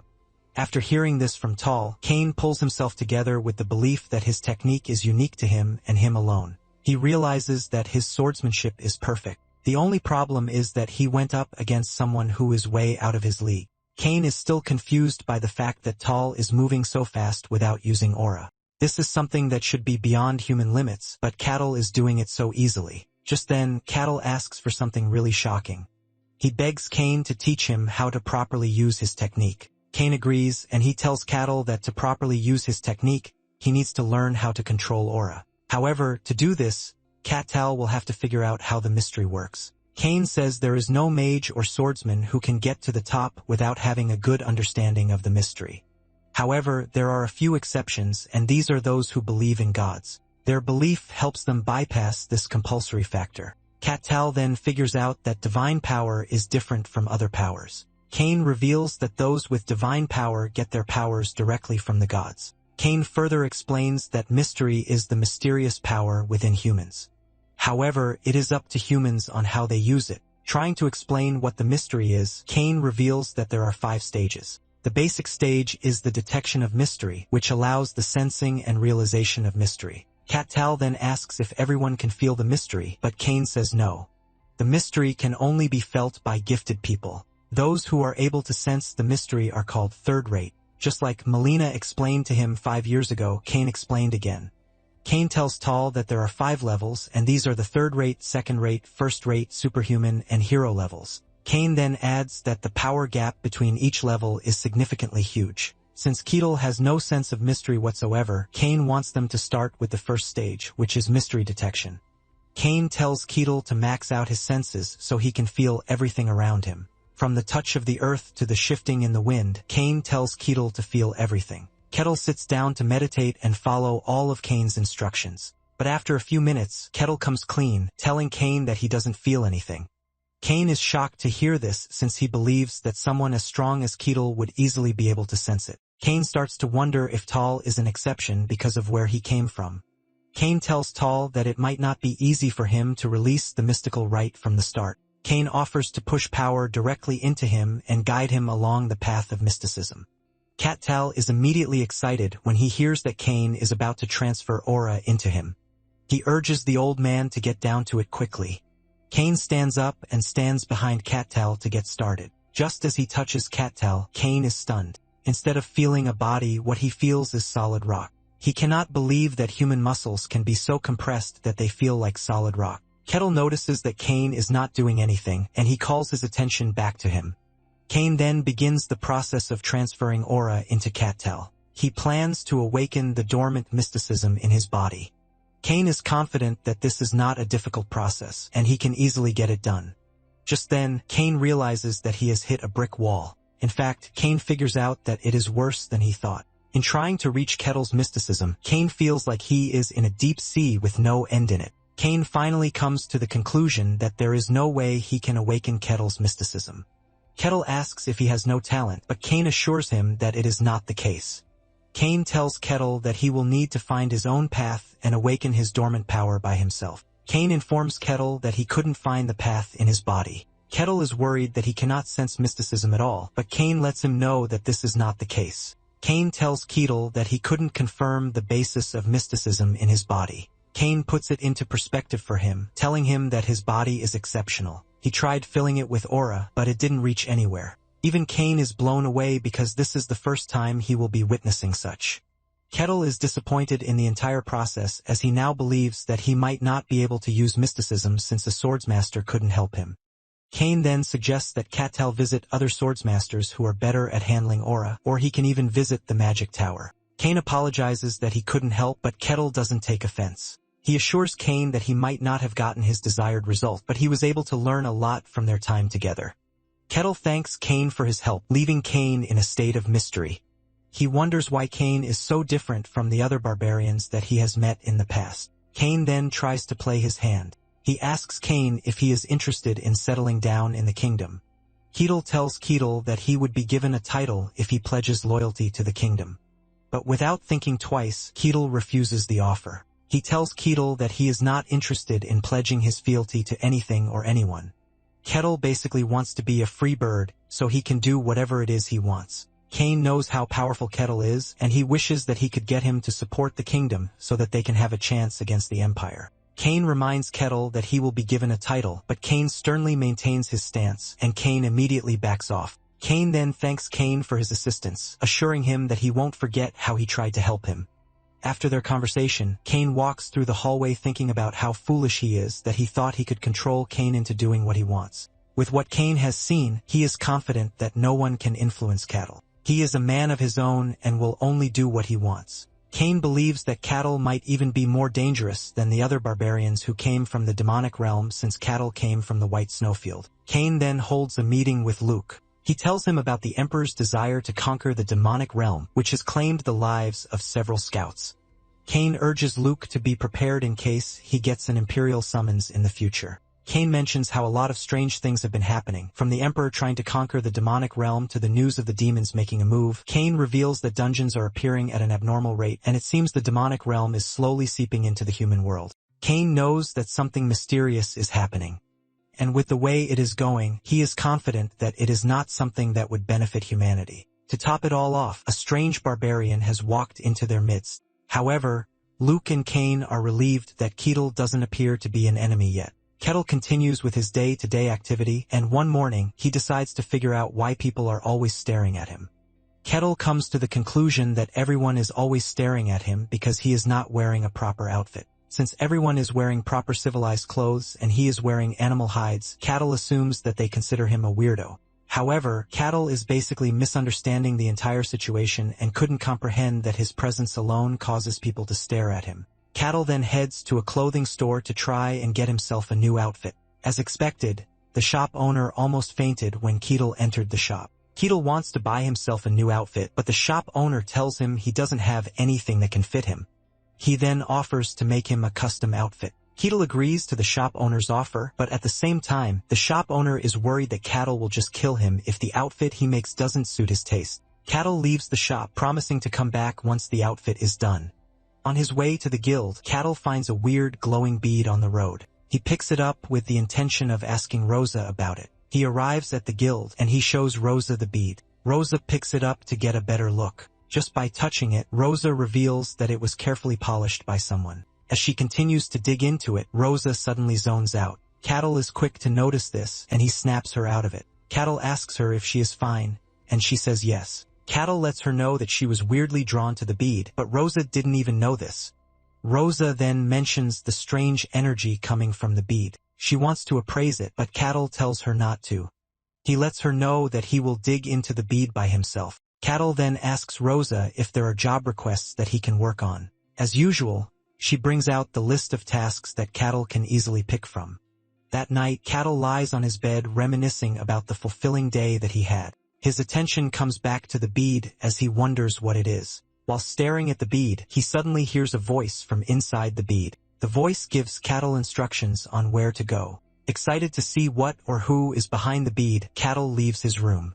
He soon finds himself in a dark cave, and upon entering, he can hear the voice getting excited that another sacrifice has come to him. The voice is glad that he managed to get his hands on a barbarian, as this would be sufficient for what he wants to do. Sitting in the dark cave is a dark sorcerer talking about resurrection. There was a time in the past when many kingdoms came crashing down. The person behind this chaos was an evil sorcerer who manipulated everyone by messing with their emotions. He got so far with his evil doings until he was discovered and the heroes defeated him. Before he was defeated, he managed to transfer his soul into a life vessel, thus becoming a lich. With this, he achieved immortality that will remain until his life vessel is broken. Since he became a lich, the evil sorcerer has been planning his resurrection. To resurrect himself, he needed lots of human sacrifices, and to get this, he lured in people. His goal is to create a mana core that would be needed for his resurrection so that he can once again conquer the world with his power. His plan was going smoothly, but now Kettle has somehow entered his hideout. The lich wonders why a barbarian is in the area since they rarely come down from the north. It turns out that the lich placed a spell on the bead to attract those who can't see mystical presence. Since Kettle has somehow wandered into his domain, he is confident that Kettle can't feel the presence of mystery. Kettle opens a giant door and steps into the room where the lich is waiting. Kettle is shocked to see a lich right in front of him. He has always been fascinated by liches as they are considered to be villains in the fantasy worlds. The lich realizes that Kettle doesn't seem to be affected by the bead, and he is forced to ask him who he is. It finally dawns on Kettle that the lich has been using the beads to lure people into his hideout. The lich remains confused at what is happening, since he can't sense any mystical presence in Kettle. Since Kettle is not affected by his charm, the lich assumes that he is carrying a mental defense artifact. He adds that the artifact must be a high-grade one since he can't sense it, but he wonders how a barbarian is able to get his hands on such a thing. Tal then tells the lich that he is not with any artifact. The lich doesn't believe this and decides that it is time that he crushes Tal with force. The lich summons his minions, which are skeletons. The skeletons run at Kettle, but it all ends the same way it did in the dungeon. Kettle takes out the skeletons with just one hit. The lich is surprised at this, but decides to raise more skeletons to take on Kettle. He orders his minions to cut Tal down, but all it takes for Tal to take down the skeletons is nothing but a clean punch. In no time, Tal takes out every skeleton that the lich sends his way. In fact, Tal is disappointed because the skeletons are not stronger than the ones in the dungeon. He believed that the lich would at least control the skeletons with his power. The lich is left in total shock, and he decides that it is time to finally crush Kettle. Using his amazing power, the lich raises a skeleton knight. Kettle is excited to see another skeleton knight in action. He wonders if the skeleton knight will operate just like the one he fought in the dungeon. The skeleton knight runs at Kettle, and Kettle meets the skeleton halfway with a punch to the middle part of its body. Even though Kettle landed a sure hit on the skeleton knight, it managed to survive. Kettle is glad that the skeleton knight is much better than the one he fought in the dungeon. The lich is maxing out his mana to make sure the skeleton knight remains functional. The skeleton makes another run at Kettle, and this time it is faster. This time, Kettle aims for the skeleton's head and crushes it with a single hit. The lich is ultimately stunned, leaving him to wonder just who Kettle is. He has assessed Kettle and realizes that there is no sign of mysticism coming from him. In addition to this, he doesn't think Tal is using any artifact because he would have sensed the mana from it. The lich comes to the bitter realization that Tal is relying on his brute strength. The lich admits that Tal is special, and because of this, he decides to take on Tal himself. The lich unleashes his dark aura, which envelopes the entire area. Cat Tal is amazed, but the lich mistakes his amazement for fear. The lich tells Cat Tal to prepare himself to be crushed since he wandered into his domain. Cat Tal argues that he didn't wander but was invited by the orb he saw. He blames the lich for this since he was the one who spread the orb everywhere. The lich then shuts Kettle up, telling him that he is the great sorcerer, Cardos. He once brought the kingdoms to their knees, and he is ready to do it again. He plans to use Kettle as the cornerstone for his resurrection. Cardos then hits Kettle with a spell that manipulates human emotions. This spell draws out the negative feelings in humans, shattering their minds in the process. Once Cardos believes that Kettle is under his influence, he prepares to take Kettle into his study so that he can know more about him. Cardos orders one of his skeletons to subdue Kettle, but suddenly, Kettle kicks the skeleton into the air, shattering it. Cardos almost pees his pants when he sees this. Cardos doesn't want to believe that Kettle was able to fight off his mind control spell, which should have worked perfectly. Kettle is disappointed in Katas for sending his minions to their deaths without trying to fight. Kettle tells Cardos that his tactics are pretty boring. Kettle's words pierce Cardos' soul and body.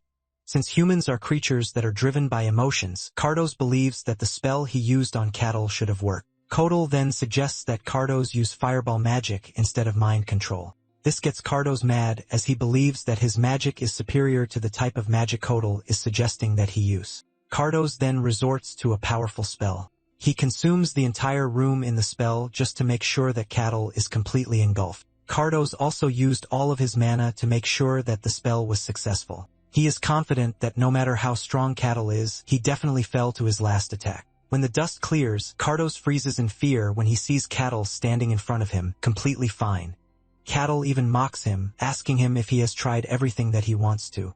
Cardos is left in a state of shock and horror since the spell he used is the most powerful spell in his book. This is a spell that makes heroes bow down, but somehow Kettle is still standing. Kettle walks up to Cardos telling him how disappointed he is. He unsheathes his axe as he tells Cardos that it is his turn to bring in the heat. Cardos then starts assuming the wrong things. He says Cattle came specifically to kill him.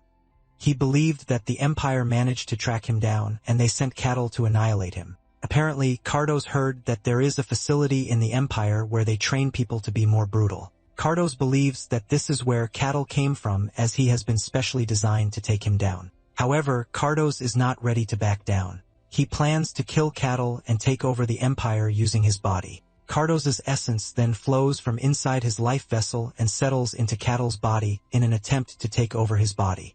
He plans to use Cattle's body for the rest of his life, but suddenly, Cardos realizes that he is in a mess. Inside Cattle's mental realm, Cardos finds nothing related to the Empire. And to make things worse for him, he doesn't have a space to plant his roots inside Cattle's mind. Not being able to sustain himself inside Kettle's mind, Cardos fades away. Kettle stands there confused and disappointed that Cardos didn't offer him more of a fight since he is supposed to be the final form of a mage. Kettle concludes that the liches in this fantasy world are not that impressive. Since he has defeated Cardos, Kettle decides to pack the rewards in the room.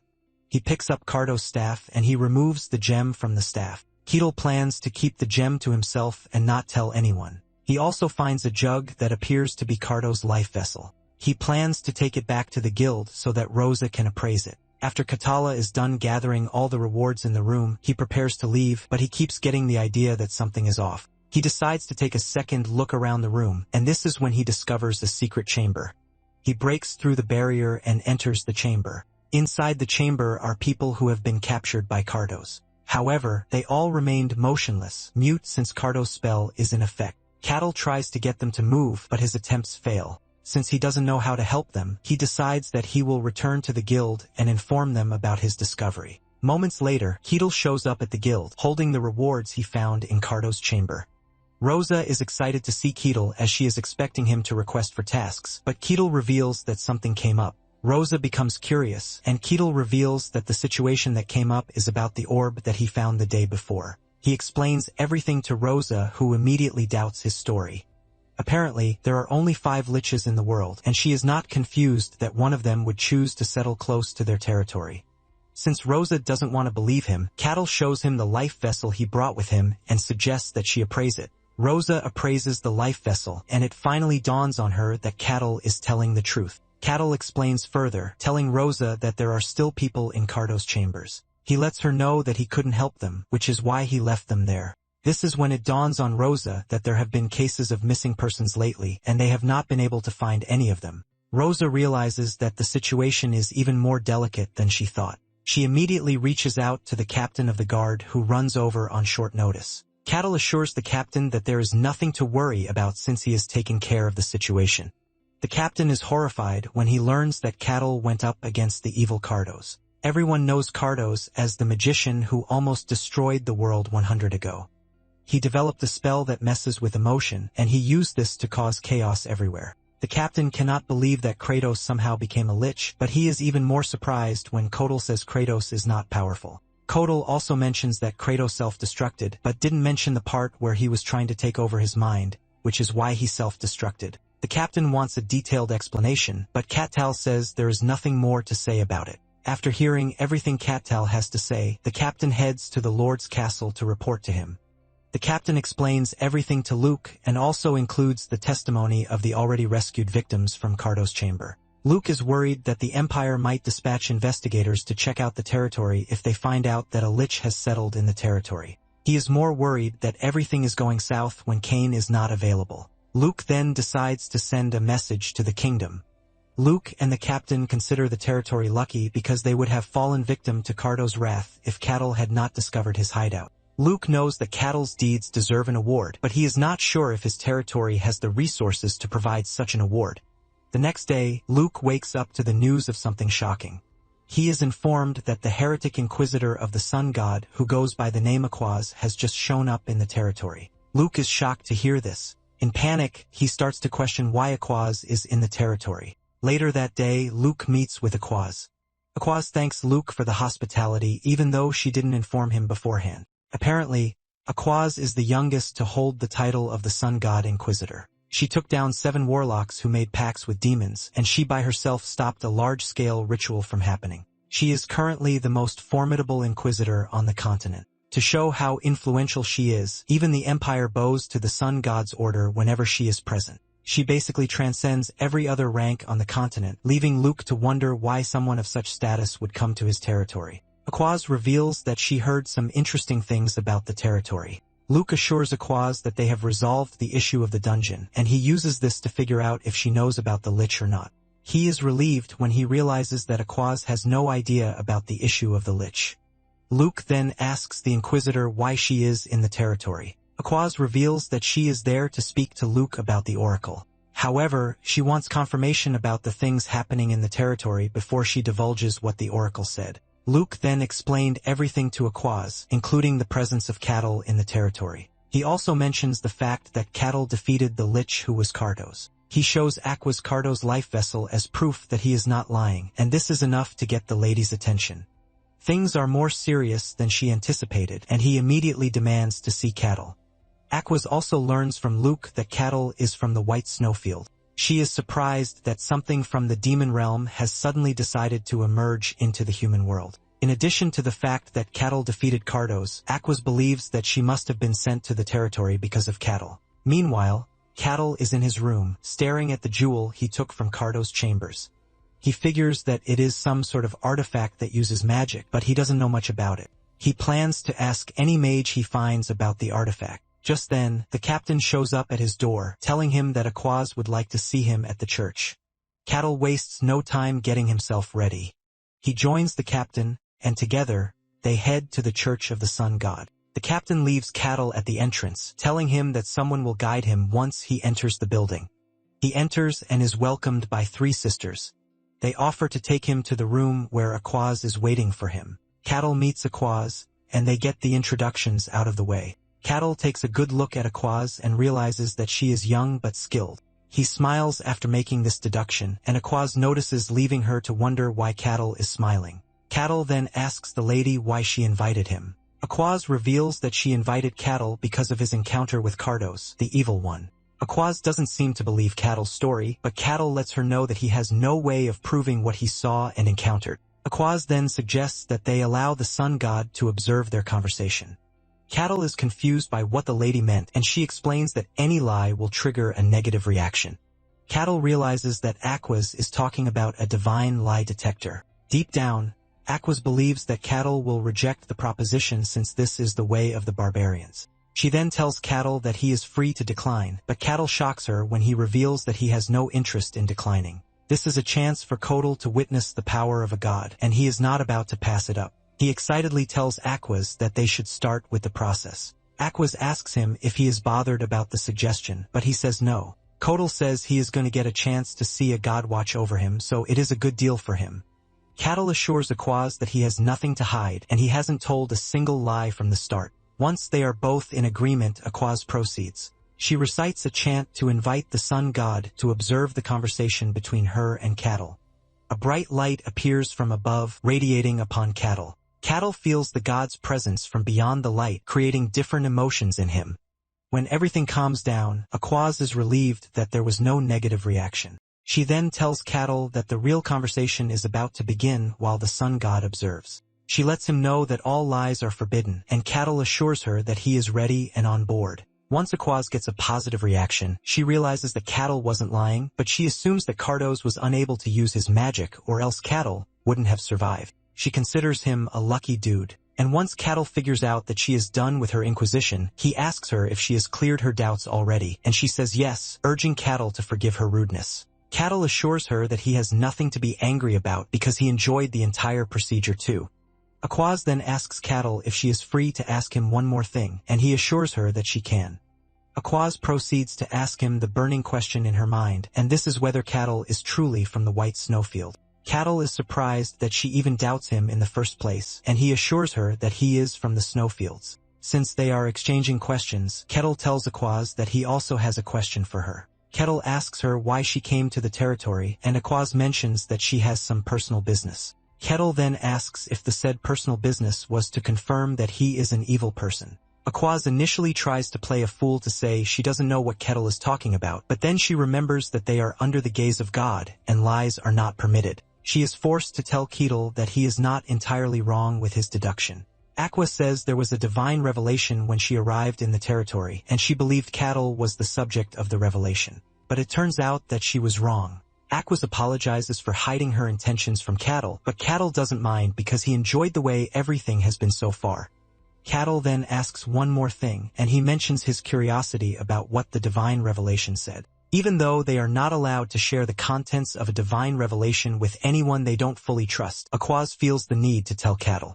Aquaz splits open the hidden divine revelation to Cattle, ultimately shocking him. Later on, Aquaz meets with Luke, and he can clearly see that she seems troubled. Aquaz tells Luke that she has met Cattle, but her interaction with him only left her even more confused. Luke then asks her what kind of species Cattal is, and Aquaz confirms that he is a barbarian from the snowfield. Luke is surprised to hear this, and Aquaz says she might not have gotten detailed information about the snowfields, but it is confirmed that he is truly from there. Deep down, Luke was expecting Cattle's claim to be a lie, but with Aqua's confirmation, it appears that he wasn't lying. Luke knows that the world will lose its mind if they ever find out that Cattal is truly from the snowfields because there are many people who are interested in the snowfields. Luke is hit with a sense of fear when he realizes just how chaotic things would be if the Emperor decides to make a move. Aquaz then tells Luke that he has nothing to worry about because they are going to handle Cardos' case. And in addition, they are going to make sure that Cattle's presence doesn't get to the public. Luke is relieved to hear this, but at the same time, he is worried that all the barbarians in the wastelands are like Cattal. He quickly trashes the thought because they definitely would have already left the snowfields in an attempt to conquer the world. It is common knowledge that barbarians are incredibly strong, but they are dumb upstairs. However, Luke knows how catastrophic it is going to be if the barbarians manage to gain intelligence. Luke then tells Aquaz that he heard about the current king of the barbarians and the fact that he is different. Basically, he is one who has both strength and intellect, and Aquaz says she has only met the barbarian king just once. However, Aquaz confirms Luke's thoughts, saying the king is definitely different from his other gullible subjects. Luke then tells Aquaz that it would be a big deal if Cattal and the said king are to meet. Apparently, the relationship between the barbarians and those who serve the gods is shaky, which is why their growing power is concerning. Luke suddenly asks Aquaz about the divine revelation and why she had to meet Kettle alone. Aquaz then replies that she had to confirm something, but this only gets Luke more curious, asking her what she wanted to confirm. Aquaz replies that she needed to know if Kettle is human or just a demon pretending to be. Luke asks about the revelation again, and Aquaz finally caves in, telling him about the hidden and powerful revelation. Luke has the same reaction just like Kettle, leaving him to start questioning why something like that would have happened. Later on, Luke meets Kettle, and Kettle thanks him for the warm hospitality that he has provided for him in the territory. Kettle then asks Luke why he summoned him, and Luke mentions that there is something he needs to tell him. However, before that, Luke thanks Kettle for keeping the territory safe from Cardos. Luke is pretty sure that the territory would have been wiped out if Cardos had gotten the chance to organize himself. Suddenly, Luke starts to apologize, and Kettle wonders why the dude is apologizing to him. Luke drops the bombshell that Cattle's achievement against Cardos will not be made known to the public. Apparently, Cattle defeating Cardos is a really big achievement, but Luke knows that they can't allow the Emperor to know about this. It is pretty obvious that the Emperor is going to take things into his hands if he ever finds out about this. Luke hopes that Cattal will be able to give up his glory for this. Luke is shocked when Cattal tells him that he really doesn't care. Luke then informs him that he has prepared a reward for him for saving the territory as a way of apologizing. Just then, a leather pouch is dropped on the table for Cattle, and he is informed that it belongs to him. However, Luke assures him that it is not an ordinary pouch, but he would have to check himself to confirm this. Cattle opens it and he realizes that it is a pocket-type artifact where he can store items according to the size of the pocket space. Luke mentions that the space in the pouch is approximately the size of the room they are currently sitting in. Cattle is absolutely blown away by the pouch since it's his first time seeing one in person. Luke explains that even if the item is bigger than the leather pocket's opening, he can still put it in. Luke then decides to test it out by trying to place his giant axe inside the pouch. When trying to put it in, it appears that it would not enter, but suddenly the axe gets sucked into the pouch. Luke then tells him that whenever he wants to take things out of the pouch, he should just think of it. Cattle tries it out, and it works just like the way Luke said it would, ultimately shocking him. Luke mentions that the pouch is his reward for saving the territory, and he hopes that Cattle likes it. Cattle gladly tells Luke that he likes the pouch, and he promises to make sure he puts it to good use. Luke is relieved to hear that Cattle likes the pouch, meaning that he has just one thing to worry about. He remembers Aquaz telling him about the revelation. Apparently, a great evil will descend on the territory, and surprisingly, Cain had told him that monsters were appearing out of nowhere. To make it worse, the evil will descend on the territory before spreading to the rest of the world. The Barkan territory has many villages that are organically connected, and because of this, the villages keep in contact with each other. But then suddenly, one of the villages stopped responding. People didn't initially notice this, but after a few days of no contact, people were sent from a nearby village to check. The scouts sent to check also didn't return, and the Lord sent guards to confirm what was happening. However, the result remains the same, and then suddenly, the Lord realizes that something sinister is happening. When Cattle visits the guild, he learns about the village that lost contact. Cattle is told to go there and confirm what is happening, and it turns out that the reward for the mission is quite high. Cattle immediately takes an interest in the mission, and he takes the job because of this. When preparing for the mission, Cattle surprisingly prepares a new outfit, shocking Hayes. Cattle says the one he is wearing is getting torn, and he needs a new one. Hayes compliments the outfit saying it has a unique design. It turns out that Hayes has come to join Cattle on the mission, but he is surprised that the other two members are absent. Hayes tells Cattle that they must have intentionally refused the mission since it was communicated to them. Cattal also notices that other adventurers going on the mission are quite few, unlike what he was expecting since the reward money is huge. He takes a head count, and he realizes that there are not even up to 10 adventurers opting for the mission. Hayes then tells him that the mission is a bit difficult, and Keatle is shocked to hear this. Keatle says the mission is pretty simple, and Hayes agrees with him. But the rumors about guards going and not coming back make things complicated. Kettle then says no matter how difficult and dangerous the mission appears to be, he was expecting at least 10 people to show up. This is when Hayes mentions that there is another rumor that has surfaced. In a shocking turn of events, it appears Aquaz will be accompanying them on the mission. Because of this, most adventurers backed out because they were obviously scared of her. Even Hayes is scared that Aquaz might just smash her head open, but Kettle assures her that she has nothing to worry about because Aquaz is actually polite and kind. Hayes is shocked by the way Kettle is complimenting Aquaz, forcing her to ask if he knows the lady, and he says yes.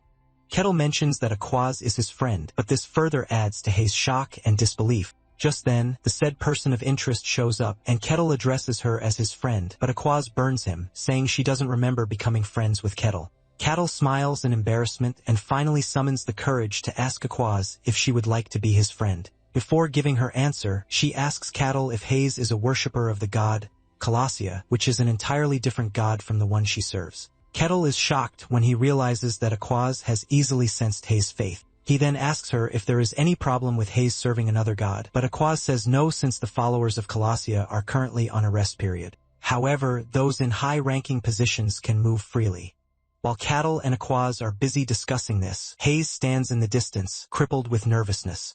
Momentarily, the guard captain shows up to welcome the adventurers who accepted the request. Once he makes sure that everyone is prepared, he suggests that they get a move on. As they make their way to the village, Kettle compares it to a raid. He then asks Aquaz if she thinks the time of evil has come since she has decided to make a move. Aquaz replies that she cannot answer the question because she doesn't have an answer to it. Apparently, her god didn't reveal an exact time when the evil would happen. Aquaz doesn't want to freak out yet because she thinks the village losing contact might actually be a simple issue. However, there is a slight possibility that it is related. Keatle, on the other hand, is totally excited about the entire prophecy because he wants to see where it leads. Soon afterward, they arrive at the village, and everything appears normal. Aquaz mentions that she can't sense anything coming from the village, and the captain assumes that the villagers ran away. The captain orders the adventurers to spread out to look for tracks. The captain is pretty sure that there is a clue somewhere because there is no way an entire village disappeared without a trace. Moments later, one of the adventurers runs over to inform the captain that he found food in one of the houses. The captain doesn't think this is a big deal because the villagers might have left it behind before vanishing. However, the adventurer tells him that he is wrong because the food is still warm as if it has just been prepared. The captain is shocked to hear this, and when he enters the house, it is just as the adventurer said. The captain remembers that contact with the village has been lost for days, and none of the emissaries that were sent came back. The captain then asks the adventurer if there was any sign when he found the food, but he says no. The captain says there is no single sign of people leaving or even hiding. The captain then tells the adventurer to keep looking. It is evident that there are signs of life, but there is no single trace of humans anywhere. Moments later, the captain gets a report from other adventurers, and they inform him that the situation is basically the same everywhere. There is proof that there were humans in the village until recently, but there is no single trace of life. The captain then turns to Aquaz, asking her if she knows anything, and she says no. He also asks Cattle, but his answer is the same as Aquaz. The captain is already going crazy about everything, and Cattle suggests that they ask the one close to them. The captain believes he is going mad when he says this, but Cattle suddenly mentions that there is someone in the distance, and Cattle is surprised that they can't see the said person. Just then, the captain looks harder and realizes that there is a strange woman standing in front of them. This catches the captain's attention because the woman wasn't there when they initially entered the village. The moment the lady senses that she has been found out, she smiles, asking Cattle how he was able to see her since she was under perfect camouflage. Cattle tells her that there is no way he is not going to notice the sudden appearance of a stranger. The woman argues with him, saying he is not supposed to even perceive her presence. She mentions that Aquaz wasn't even able to sense her presence, but it was Cattle who did. Because of how Kettle is able to easily pull this off, the strange lady is forced to ask him who he is. The captain is gripped with fear, and he orders everyone to spread around. He turns to see Aquaz frozen in one place with fear, talking about how she senses nothing. This immediately sends fear down to the rest of the group because Aquaz is the inquisitor of the highest existing church, and she was unable to sense anything. This basically means that there are two explanations for it. It's either that the lady is not demonic or she is of a higher demonic standard that is way above everyone else's level. Just then, the strange lady mentions that she finds Kettle interesting and would have loved to follow him and see his domain. The lady concludes that Kettle is an amusing barbarian, and she immediately transforms into her scary demonic form while telling Cattle of her plan to drag him to hell as her personal slave. She snaps her fingers, and a dark aura envelopes the entire area, scaring the entire group to their bones. The other adventurers waste no time turning back to run, but they couldn't since the demon had placed a barrier around them. She mentions that they are now in her domain where none of them will be able to escape. She mentions that they are all her prey. But while she is smiling and thinking of how to consume them, the adventurers are panicking. Hayes is pissing her body because a demon is the last thing she expected to see. Keatle, on the other hand, is totally clueless because he hasn't seen a demon before. Hayes tells Keatle that the demon standing in front of them is dangerous because it even has a name. Hayes immediately starts praying to her god to save her, but Kettle pats her on the head, telling her to calm herself. Kettle assures her that he is by her side, and since he has no idea what Hayes means by a demon with a name, he decides to ask her. Even in their dire situation, Hayes offers to explain. Apparently, not every being called a demon in this world is powerful since they are all referred to as demons just for the sake of it. In everything, there are only fragments of evil and demonic energy, but there are certain beings who are without a doubt called demons. The demons are born in the dark with no parents, and of their own volition, they claim a name for themselves. Hayes says no matter how weak the demons are, as long as they are with the ones with names, they have more than enough power to make a kingdom tremble. After her explanation, Cat-Tal finally puts it all together that the demon in front of them is a named demon. Hayes explains that a demon with horns shaped like the one they are staring at is a seashore. She was a demon who appeared centuries ago, but Hayes wonders why such a powerful demon would herself in the remote village. Kettle touches the barrier and notices that it is solid, and Hayes mentions that they can't break it because the entire village is already the demon's territory. Hayes says the only way to get out of their precarious situation is to defeat the demon. Cattle finally understands everything, but instead of acting right away, Cattle decides that he is just going to watch a bit longer. Hayes is surprised to see cattle joking around when they are all fighting for their lives. On the other hand, Aquas and Asura are having a discussion about their situation. Asura smiles while saying Aquas is supposed to be intrigued with the presence of life in the village, but with no humans. Asura mentions that it is a simple demon trick which is employed in toying with people. Aquas is visibly pissed, but the demon couldn't care less. While the two are arguing with each other, Cattle is busy enjoying the show as if he is on a cinema date with his popcorn in hand. Since it's a named demon, to summon it would have required a bulk load of sacrifice, and it is pretty evident that there is no way a small village would be enough for the sacrifice. The fact that the demon even claimed her territory without anyone noticing is considered basically impossible. Aquas is left with the desperate question of how the demon was able to descend into the world. Asura laughs at Aquas, letting her know that there is no way she is telling him how she was able to emerge into the world. Aquas calls Asura a filthy dog, but Asura has a laugh about it before turning to Aquas with all seriousness to ask her if she really thinks her god can save her. The demon then tells Aquas that the world is fracturing already, and it no longer belongs to the humans alone. Apparently, several centuries ago, humans and the gods joined hands to fight against evil, and this resulted in the victory of the gods and humans. The moment the evil was defeated, it was banished from the world. Asura then tells Aquas that she has been waiting for the day she is going to emerge again. Asura is known as the demon of gravity, and she plans to start the war all over again. But this time, she is aiming for victory. Aquas angrily tells Asura that she has no right to do this because the world belongs to humans and the gods alone. Aqua starts cooking up her magic while urging Asura to return to the hell where she emerged. Enraged, Aqua summons her golden battle armor. She looks absolutely gorgeous in it, but Asura is in no way scared to take her on. Without wasting time, Aqua charges toward the demon and tries to smite her with her weapon, but she dodges while toying with her. The clash between the two leaves the weaklings grabbing their ears in pain. Asura then decides to fully play with Aquas by whipping out her own weapon. Aquas dashes toward the demon, but before she can even reach her, she suddenly vanishes out of sight. She reappears behind Aquas and swings her weapon at her ready to crush her, but Aquas manages to react just in time to block the attack from coming into fruition. However, her shield feels the intense pressure from Asura's attack and she gets pushed backwards. Realizing that she is about to lose to the demon's immense strength, Aquas taps into her material powers, the Holy Scriptures. To quote some verses to empower, this increases her strength, forcing Asura to retreat. Asura is impressed that Aquas has what it takes to read the Holy Scriptures even though she is still very young. Aquas is not ready to slow down as she quotes another verse in the Scriptures to increase her mana output. With the new power pulsing in her, she dashes toward Asura in an attempt to strike her down. However, Asura leaps backward before launching a counterattack that sends Aquas on her back. With sweat running down her face, Aquas can feel the immense strength that the demon possesses. However, she is not done yet as she resumes her full-on attack mode. The two clash with each other halfway, leaving a huge level of destruction that shatters the ground like a nuke. Even the onlookers feel the intense pressure of the battle unfolding right in front of them.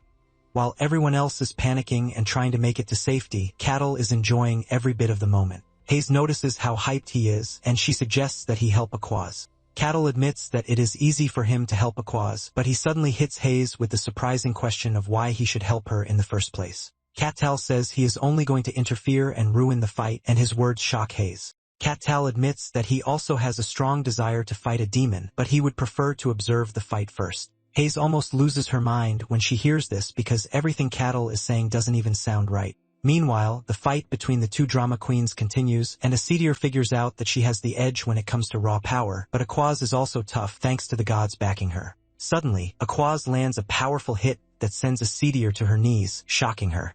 Asura is forced to make a retreat because she can clearly see that the battle is just going to drag on if she doesn't take things to the extreme. She figures out that she has to use a dark method if she wants to win. Suddenly, she turns away from Aquas and she dashes toward the helpless adventurers watching the fight in the distance. Before she gets the chance to kill them, Aquas catches up to her and blocks the attack with her shield. Aquas is pissed that the demon is trying to take crude ways to get her victory. Esodus laughs hysterically, asking Aquas if she was seriously expecting a demon like herself to fight free and fair. This only makes Aquas angrier, and she taps into another verse from the Holy Scriptures. The verse that she uses creates a protective domain, and she tells the adventurers to enter the domain so that they can be safe. The adventurers waste no time running into the domain, and Hazadir laughs at Aquaz, asking Aquaz if she's really doing the right thing with the Holy Scripture. Aquaz screams at her to keep her mouth shut before dashing toward her with more anger than before.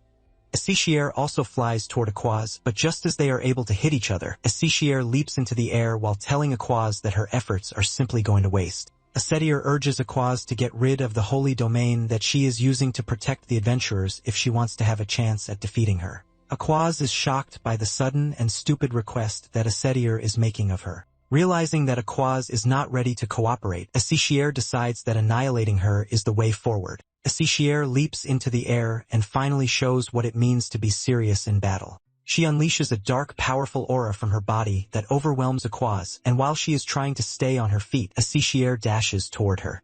Aquaz almost gets hit, but at the last second, she moves out of the way. Asicier's attack hits the ground, shattering it into pieces. However, Asicier is not done yet as she makes her way toward Aquaz looking all menacing and dangerous. Fear grips Aquaz as she finds herself in the middle of a really terrifying power. She tries to recite the scriptures to try and get herself out, but Asicier grabs her mouth shut to stop her. Asicier knocks Aquaz to the ground and overwhelms her. However, before she can get the chance to finish Aquaz off, Aquaz manages to get back on her feet to block the attack with her shield. Even with her struggles, Asicier maintains the upper hand, and Aquaz soon finds herself bound by Asicier's dark chains. As Aqua loses hold of her power, the shield she created for the adventurer starts to crack too. The adventurer immediately concludes that they are all going to die with the way things are going. Asicier even smiles at them, telling them how she plans to eat them as snacks when she is done with the annoying Aquaz. She drags Aquaz close, ready to bite down on her neck just so she can get a taste of what the god's servant is. Suddenly, Kettle grabs Asicier on the shoulders, telling her that she has done enough. Asicier is totally shocked when she sees Kettle suddenly standing beside her because she didn't even get the chance to sense his presence. Kettle grabs Asicier, and he throws her off like a tennis ball. Asicier hits the ground, leaving a loud explosion and destruction. Aquaz is shocked when she sees this, but it then dawns on her that Cat-Tal is fiercely strong because he was able to easily defeat Cain, the powerful swordsmaster. Just then, Asicier gets back on her feet, talking about how pissed she is that Kettle interrupted her delicious meal. Kettle casually tells Asicier that Aquaz is his friend, and he can't just stand by to let her die. Asicier is enraged when she hears this, and she lets Kettle know that he has finally crossed the line. She wanted to keep him as her toy before, but Kettle quickly clears the air, saying he has no interest in becoming Asicia's toy. Asicier pulls out her weapon, ready to send Kettle to the afterlife, since he is stubborn enough to defy her. Kettle then turns to Aquaz, telling her to step back, but Aquaz is skeptical, and she tells Kettle that he can't defeat Asicier. Kettle then tells Aquaz that he might not look like it, but he is quite strong. Aquaz then replies that it is not a case of being strong or not because only divine power has what it takes to banish a demon from the world. Aquaz claims that this has been the law since the beginning of time when evil and gods existed. In addition to this, Aquaz believes that they have no chance at all because they are in the demon's territory. With her explanation, Kettle asks her if she is saying only a god can defeat a demon. Kettle is not ready to argue with her deductions, but he reminds her that she is currently in a bad shape, and in her current shape, there is really nothing she can do.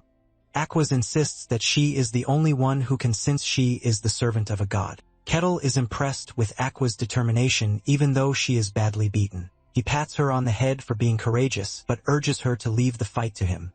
Kettle smiles while saying it is one of his dreams to fight a demon. Asicier laughs when she hears this, telling Kettle that he has no chance at defeating him. Kettle then asks her if she is ready to test out her theory. Asicier takes it up, and she creates a portal right in front of Kettle to get to him in an attempt to catch him off guard. Asicier looks totally menacing as she prepares to land a hit on Kettle. Aquaz freezes in fear when she sees this, but unknown to her, Kettle is getting his punch ready. Just as Asicier gets close to him, Kettle makes his move, and he completely removes Asicier's head with just a punch, leaving Aquaz in total disbelief. Aquaz stands still in silence, trying to piece together whether Kettle just smashed the demon's head with a single punch. Kettle is also surprised, but suddenly, Asicier's demon core helps her regenerate, and this time, she looks more pissed. She angrily asks Kettle what he is, and Kettle replies that he is nothing more than a simple barbarian.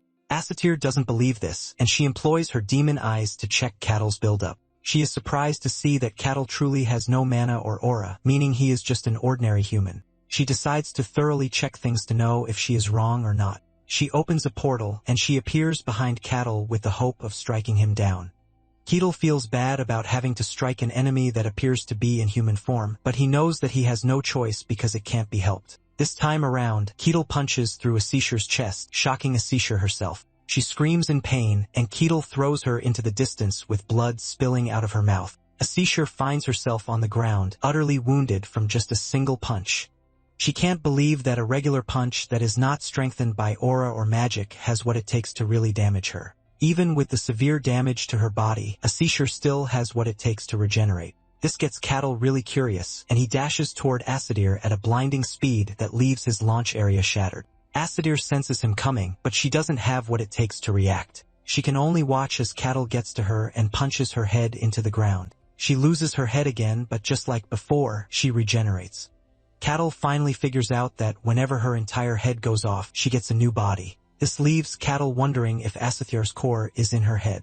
On the other hand, Asathar is pissed that Cattle is trying to fight her with brute strength. Asathar then decides to open her big mouth to mock Ketel, telling him that he has no chance against her with just brute strength. Ketel then claps back, telling Asathar that her power doesn't appear to be all that impressive, and this totally crushes Asathar's pride as a demon. Asathar loses herself in rage, and she angrily dashes toward Cattle, ready to smack him with her big mallet. However, Cattle proves just how insane he is again by easily blocking Asathar's weapon like there is no force behind it. With ease, Cattle breaks through the weapon before punching her head off again. Just as usual, she regenerates, but she is starting to get frustrated with the regular punches she is suffering from Cattle. She knows that at full power, she can imbue a hammer with the weight of fortress walls, but Cattal easily blocked it and broke it like it was nothing. She can't believe that Cattal is just a simple barbarian with no idea of what mysticism is.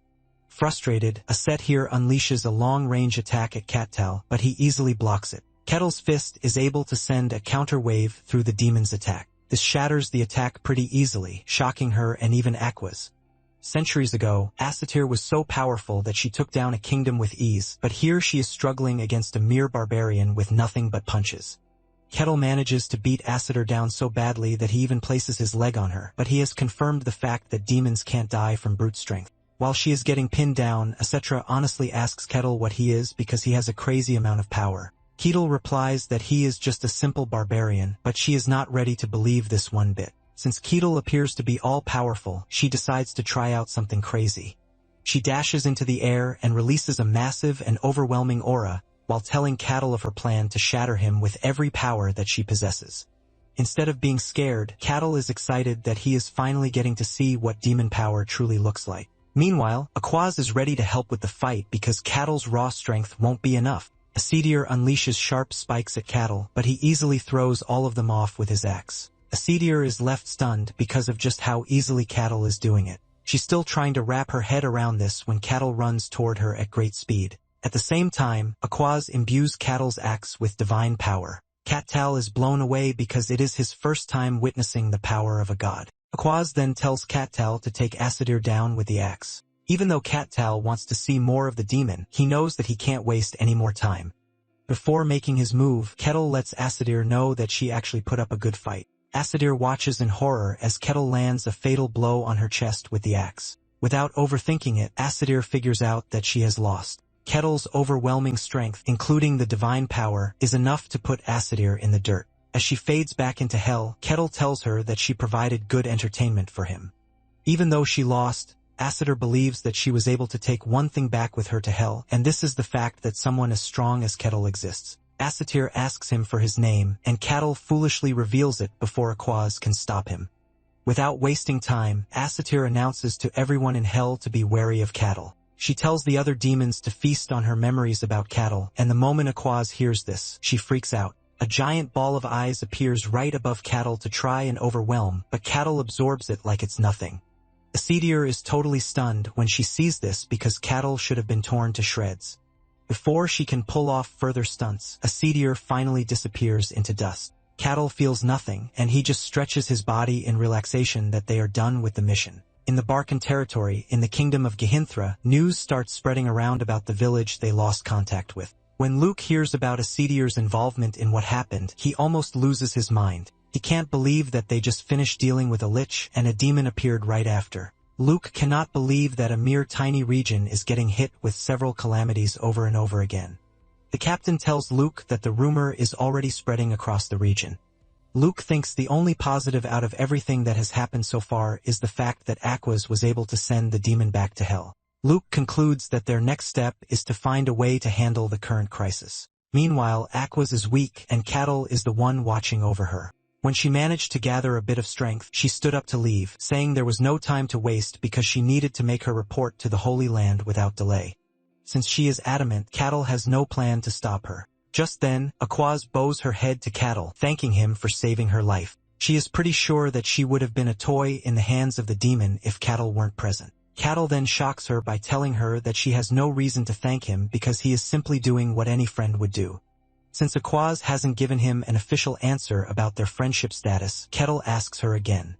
Aquas is stunned by the way Kettle casually handles things, and she asks him if he would still like to befriend her even though she is a heretic inquisitor of the sun god. Kettle shocks her by asking if there is any particular reason as to why he shouldn't. Aquas starts stuttering, and Kettle tells her that she doesn't need to overthink things. Aquas lets off a little smile before agreeing with Kettle. Kettle then tells Aquas that there is something he needs to ask her. He wants to know if it is true that one is not allowed to speak a demon's name. Aquas then reveals that the reason for this is because of something called the mark. Apparently, a demon inscribes a seal of darkness onto the human soul via its name, and this draws malevolent beings toward them.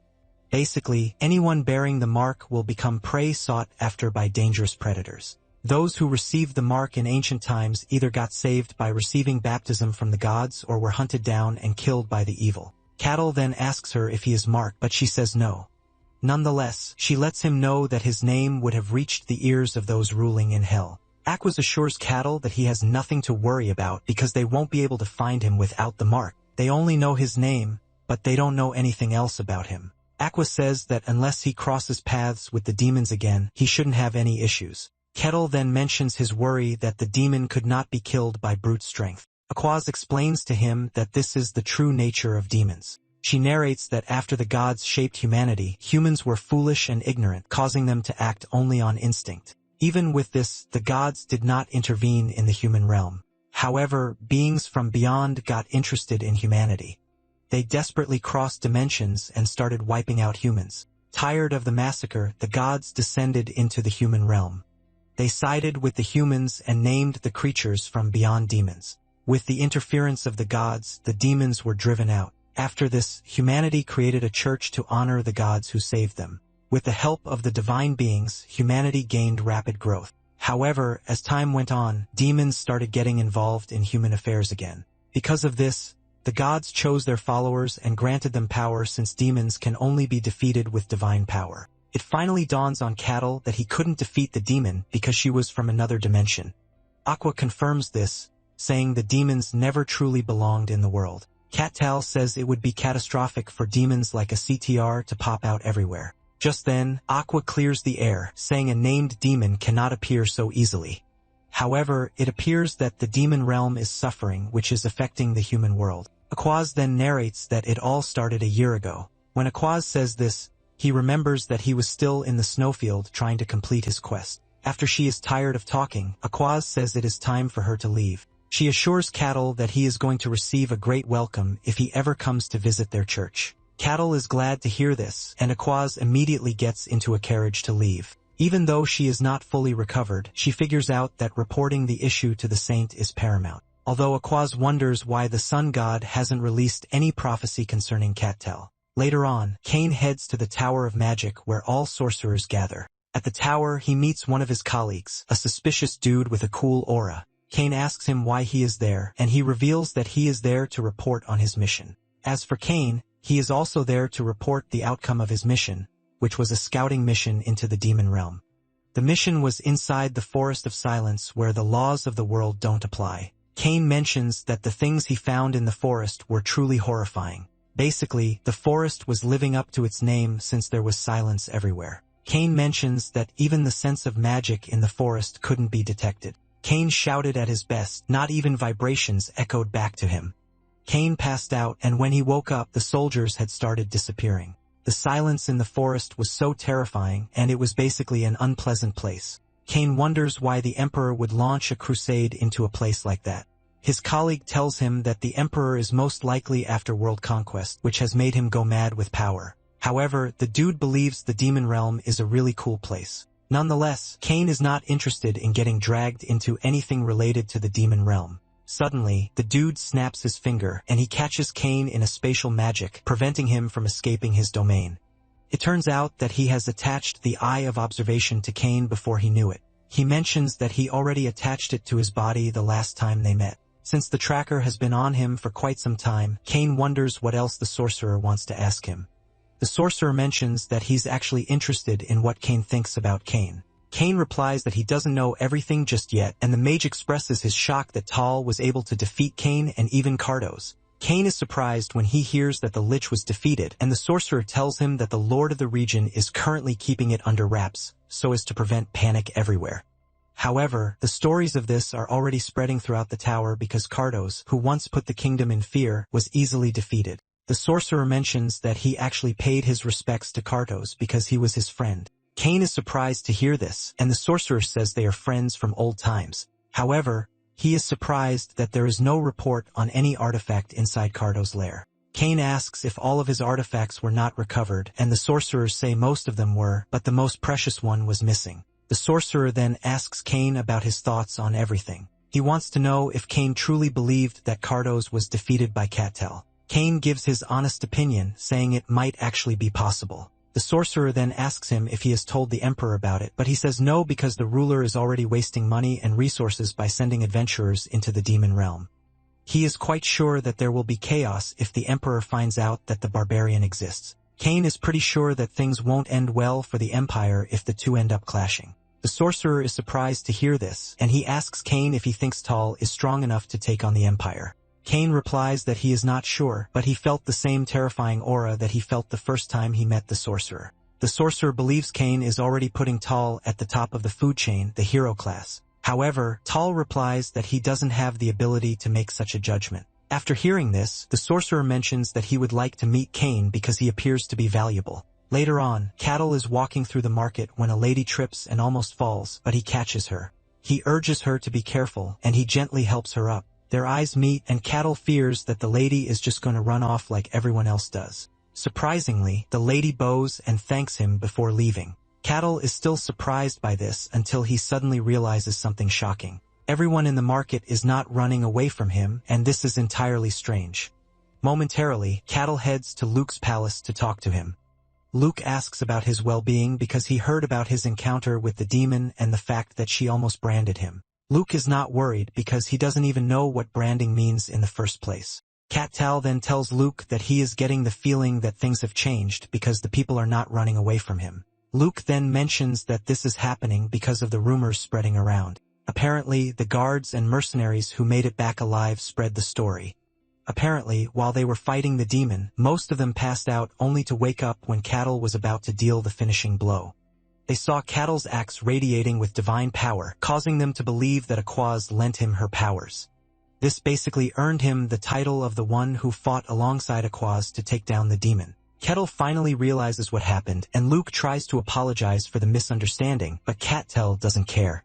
He only cares about the fact that his perception of the people has changed. Luke says they basically see him as someone dangerous to demons. When Cattle returns to the guild, Rosa congratulates him, telling him that he has received an upgrade and he is now C rank. Cattle is shocked to hear this because he just went up 3 levels at once. Rosa tells him that he doesn't need to act all surprised because he actually earned it. Rosa mentions that he will be getting a new mercenary tag, but it might take some time because it is custom made. Basically, Cattle is getting a custom tag because from C rank, all mercenaries are considered true mercenaries vouched for by the guild. In addition to this, he gets access to most places because he is C rank. He can now enter the kingdom's capital, churches, and other important places without having to go through much trouble. However, the imperial capital is still out of the question of places he can visit. Cattell is surprised to hear this, and he concludes that the empire is quite strict. Rosa mentions that he needs the recognition of a noble to enter the capital. Rosa then whispers, saying no one really knows what is going on inside the capital, but there are some unnerving rumors from there. In fact, the guild has less intel on it than they have on the demon realm.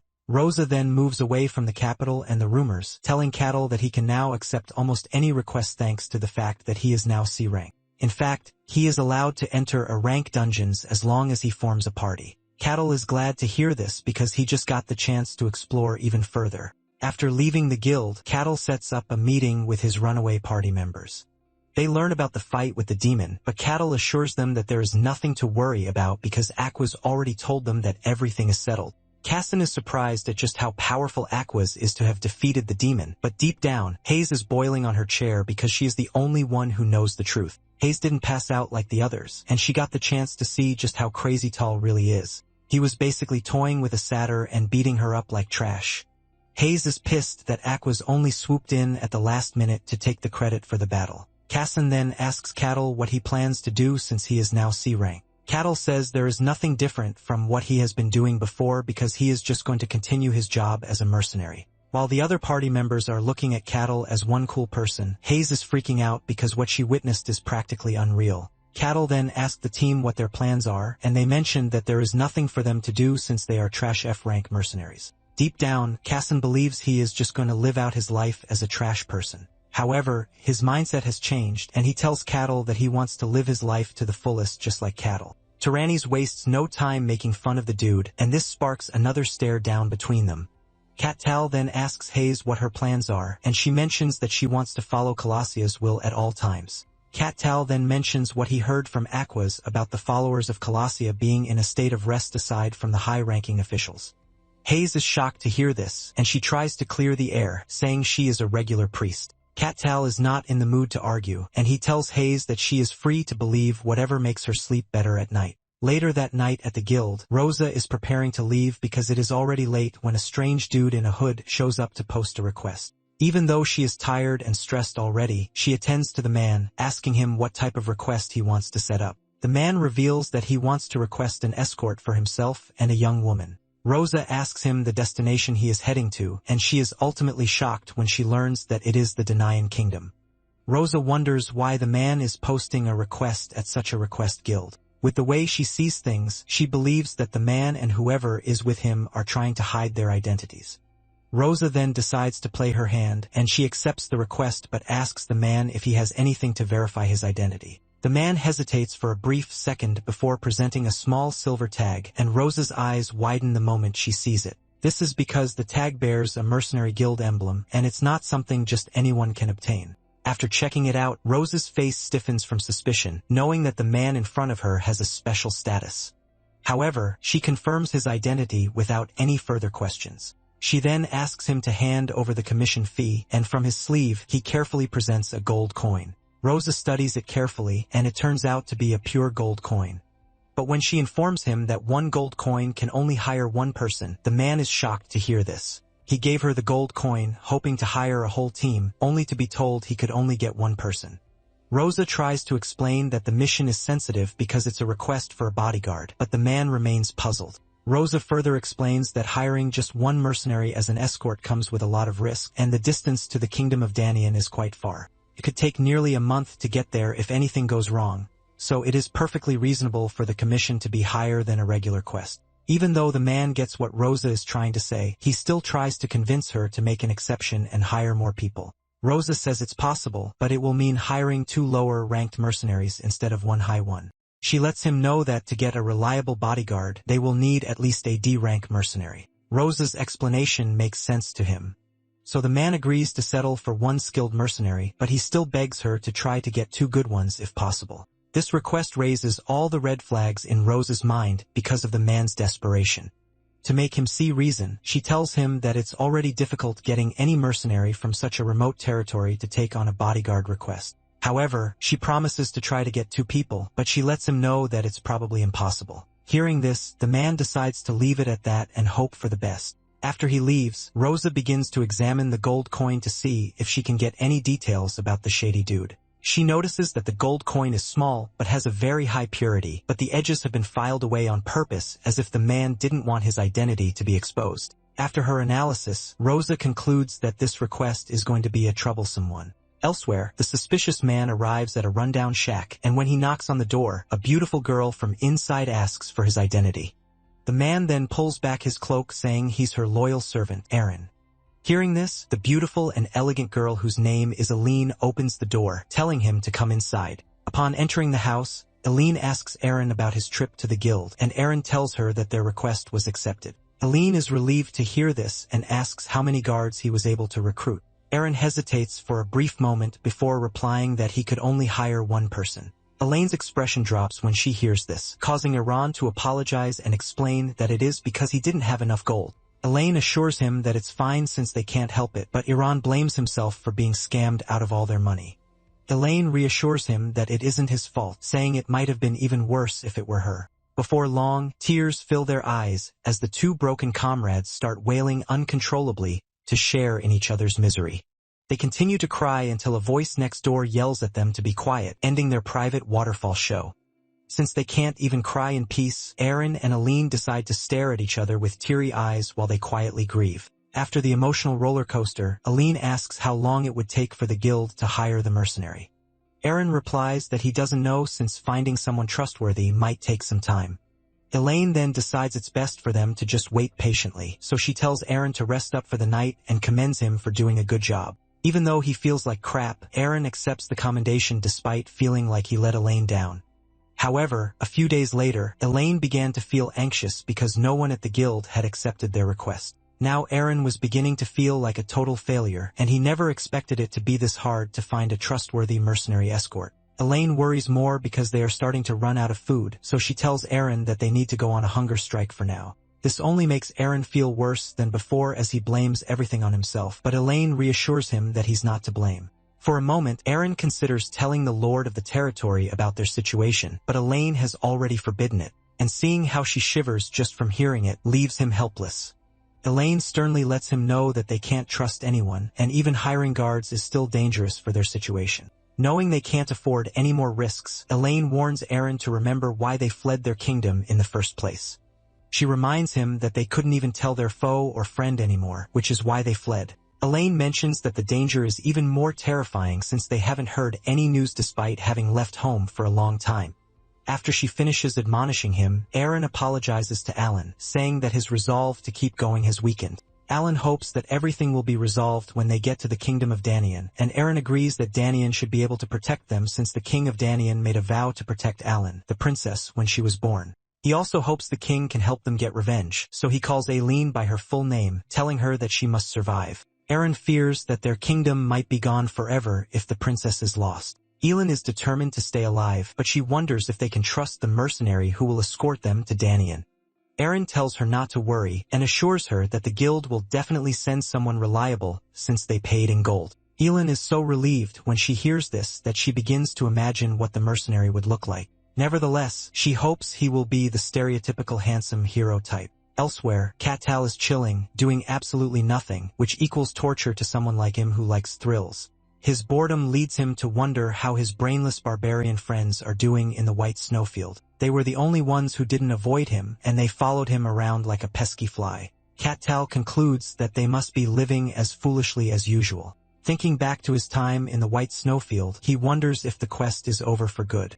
Back then, when he first woke up in the snowfield, the quest window was always by his side. At first, he thought it was just some bad dream, but after feeling the cold biting his skin and seeing the insane monsters, Kettle realized it was his new crappy reality.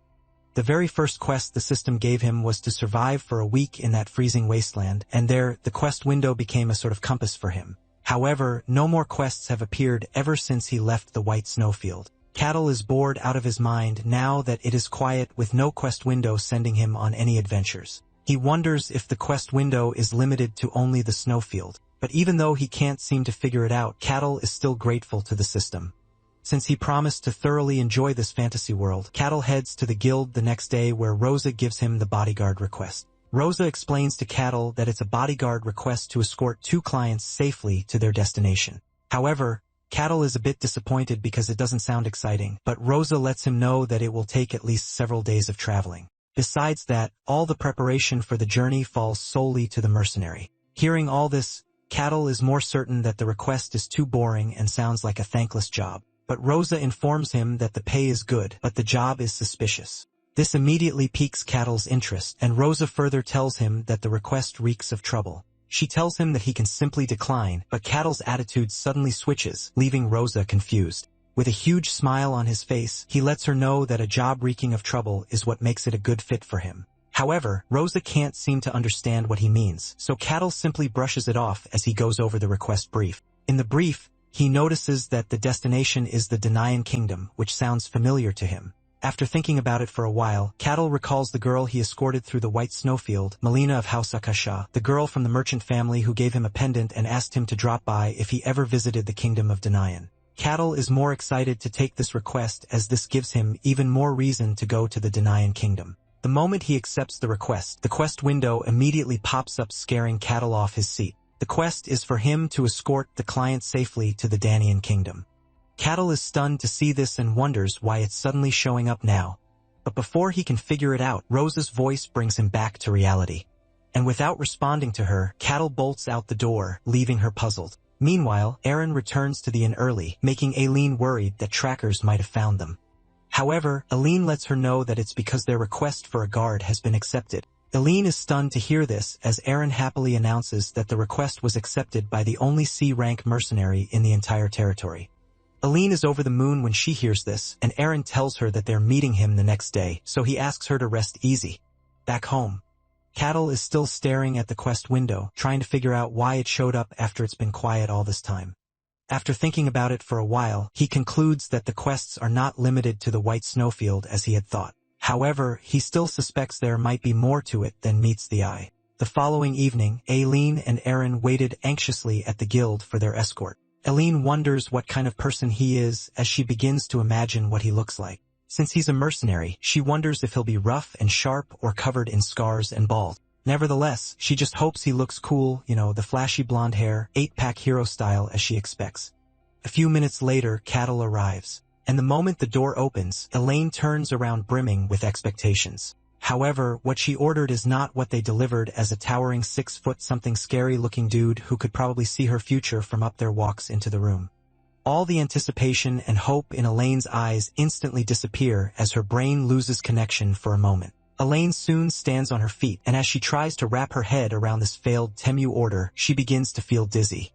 While Elaine's brain is buffering, Kettle greets her, which only makes things worse as she fumbles for proper words to respond. Confused and unable to load her brain, Elaine's soul soon vacates her body in fear as Aaron frantically tries to resuscitate her. Unable to do so, he barks at Kettle demanding to know who he is, but Kettle, as usual, is as clueless as a big golden retriever. Looking at the situation, he remembers that this is how people used to react to him in the territory until he helped Aquaz defeat a demon. But ever since then, it's been a while since he has seen such a reaction. He then asks Rosa if the two scaredy mice are his employers, and Rosa replies that they are. She then calmly makes the introduction and introduces Cattal as the barbarian mercenary escorting them. Aaron is shocked when he hears this and begins to protest, requesting an immediate replacement. At this point, Rosa is already pissed with Aaron's demands and sternly asks if he's questioning the guild's judgment. Seeing she's displeased with him, Aaron quickly explains that he didn't mean it that way. However, Rosa decides to call off the deal and return their deposit since they don't trust the guild. Aaron feels terrible for ruining things while Cattle is uneasy with the whole chaotic situation. By now, Aileen's spirit has returned, and she immediately agrees to let Cattle be their guard. Aaron tries to protest, but to Cattle's surprise, Aileen ignores Aaron as she extends her hand for a shake, introducing herself properly. The following day, Cattle and his clients set off on their journey, but Cattle notices that they're keeping their distance from him. He tries to convince them to come closer, but Aaron and Aileen are too scared as they stick to each other. Trembling away from Cattle, they pretend not to be scared and assure him that their distance is fine since there's no danger around. Even though he doesn't get their logic, Cattle lets them be since they insist on keeping their distance. As he continues to walk, Aaron and Elaine quietly wait for him to put a little distance between them. Meanwhile, Elaine is anxious because they had no choice but to choose a scary barbarian as their escort. Last night at the guild, she shook hands with Cattle after agreeing to let him be their escort. Even though Cattle happily introduced himself like a normal dude, Elaine still felt uneasy and scared. Cattle even tried to get her to trust him by guaranteeing her safety no matter what. Nevertheless, Aileen was scared of him and wished she could swap him for the 8-pack blonde hair flashy hero type she was expecting. While clueless Cattle towered over her smiling like a golden retriever, Aileen was terrified and weeping in her heart. A few hours into the journey, Cattle suddenly announces that they'll need to spend the night in the dark forest. Elaine's heart drops when she hears this, while Cattle simply asks if they're okay with his decision. Stammering for words, Elaine agrees with him. But as if sensing her unease, Cattle explains that they need to stop because it's too dark to see the road. And besides, this happened because they insisted on leaving late in the evening. Faced with such reasons, Elaine agrees they should stay the night while Aaron stands in front of her, as if Cattle might pounce on Elaine at any moment. Cattle notices this and knows that they're still scared of him because he is a barbarian. He can't help but wonder how long they plan to avoid him like the plague. He decides to ignore the hostility and just set up a place to sleep. From his storage bag, Cattle pulls out a tent, causing Aaron and Aileen's eyes to almost pop out in shock. They can't believe a barbarian owns such a high-level artifact. Seeing the expression on their faces, Cat-Tal casually explains that he got it as a reward for hustling hard on quests. Aaron and Elaine's heads almost exploded seeing how he's casually saying a thing like that. Since there's only one tent, Cat-Tal offers it to them, asking if it's okay for them to share it between themselves. Elaine wonders where Cattle is supposed to sleep, but he tells her that he doesn't mind and explains that he's used to sleeping outside. As for Cattle, sleeping in such a warm climate is heaven compared to digging a hole in a glacier back in the white snowfield. Cattle also cheerfully offers to stand on watch the whole night while they rest without worries. This is nothing for him since he once stayed awake for a whole month in the snowfield while being chased by monsters. Compared to that, this is a cakewalk for him, so he tells Aaron and Aline to rest easy while he does his job. However, Aline immediately refuses and tells him not to push himself too hard. She says they'll take turns standing watch, but Cat-Tal lets her know that he doesn't mind. However, Aaron and Elaine refuse to back down, resulting in an awkward silence between the three of them. Since they're the clients and he can't force them, Cat-Tal has no choice but to agree. He was hoping to gain their trust by standing watch for the whole night alone, but they seem to pity him. Unbeknownst to Cat-Tal, Aaron and Alan are just afraid that he might suddenly eat them while they're asleep. The following day, Aline wakes up looking like an extra zombie from The Walking Dead. She couldn't sleep a wink last night because of the anxiety that Cattle might jump them. Aaron was also going through the same ordeal as he plopped to the ground looking half dead. To make matters worse, Eleni's stomach begins to growl violently to the point where Cattle notices and asks if she's hungry. Eleni is stunned to answer, but Cattle knows she's probably hungry since they've not had any proper meals. He then tells Eleni to wait while he whips up breakfast, but Eleni doesn't believe a barbarian can make anything decent. However, a few moments later, Cattle begins to cook like a skilled chef, leaving her speechless. She can't believe a barbarian is cooking, and Aaron soon joins her as their mouths water at the sight of the food. Still drooling, Aaron asked Cattle where he learned to cook, and Cattle simply says it's just a hobby. Back in the white snowfield, the dumb barbarians didn't cook. Instead, they stuffed their bellies full with raw meat, blood, and everything edible. But Cattle was different and cooked with monster scraps. However, with the limited ingredients, cooking was a dangerous thing to the point where Cattle almost joined his ancestors several times. After countless trials and errors, he finally managed to perfect his cooking, becoming a self-proclaimed wild chef. For the dude who mastered cooking where even starting a fire was a challenge, cooking in this fantasy world is a breeze for him, and Cattle considers it way too easy. Once Cattle is done cooking his garlic butter shrimp pasta, he tells Aaron and Aileen that he's done. Looking at the delicious pasta, Aaron and Aileen almost bathe themselves in saliva, but Aileen quickly snaps herself out of the temptation and rejects Cattle's food. Despite dying of hunger, she claims that she doesn't like greasy food and pulls out a small packet of beef jerky from her sleeve, telling him that it's enough for her. Aaron has no choice but to follow suit, leaving Cattle wondering if they have a few nut screws loose in their brain. Since they prefer stale jerky, Cattle immediately scarfs down his delicious pasta while they watch helplessly. Alan wishes she could join him, but since Cattle is a barbarian, she doesn't trust the food he made. By the night of the third day of their journey, they still had not eaten any food, and Alan was beginning to feel the effects. Her feet were also in bad shape. Aaron worries that they've been walking the harsh road without proper food for 3 whole days, and this is not something Elaine is used to, as the only thing she's known most of her life is love and comfort. Aaron blames himself for not being able to take care of her, but Elaine reassures him that she's fine. She then apologizes for making him worry and checks on his health since he also looks like crap. Apparently, due to Elaine's condition, Aaron has been staying up on watch for both of them. Aaron assures her that he's fine and lets her know that old men don't need to sleep that much anyway. Moved by his comfort, Elaine thanks Aaron, and shortly after, she falls asleep. Aaron can't help but watch her with pity. He then vows to protect her even if it costs him his life. The following day, Cattle happily grills his perfectly seasoned steak and fish while Aaron and Elaine drool, watching him while they cling to their stale jerky. After drooling and quietly staring at him for a while, Elaine suddenly stands up, startling Aaron. Her expression darkens as she excuses herself for a moment. Cattle asks if she needs to use the restroom, but she suddenly snaps, calling him rude. Even Aaron is shocked by the sudden outburst, and Cattle quickly apologizes for meddling. Elaine is surprised that a barbarian knows how to apologize as she quietly leaves and heads into the bush while Aaron and Cattle watch in confusion. After she leaves, Cattle breaks the silence as he tries to reason with Aaron. He tells Aaron to at least trust him a little since he's their guard. Cattle lets Aaron know that he's also human and he can be hurt because of their actions. Aaron feels terrible and ashamed when he hears this because they've treated Cattle like trash. Seeing that his words have the required effect, Cattle offers Aaron some delicious grilled venison meat, asking if he wants some. Aaron is hesitant as he stares at the plate for a while, thinking about what to do next. Elsewhere, Elaine is bawling her eyes out by a river while chewing on her stale, dried jerky. As she laments about the hunger and her aching leg, she begins the waterworks afresh. Despite this, Elaine refuses to be a sellout for barbarian food as she pushes herself to endure the pain. Since Aaron is definitely having it worse than she is, Elaine decides to hold out. But the moment she returns to their camp clearing, Elaine is shocked to find Aaron tearing apart the venison meat like a hungry wolf. He was even seated beside Keatle like they had been buddies for a long time.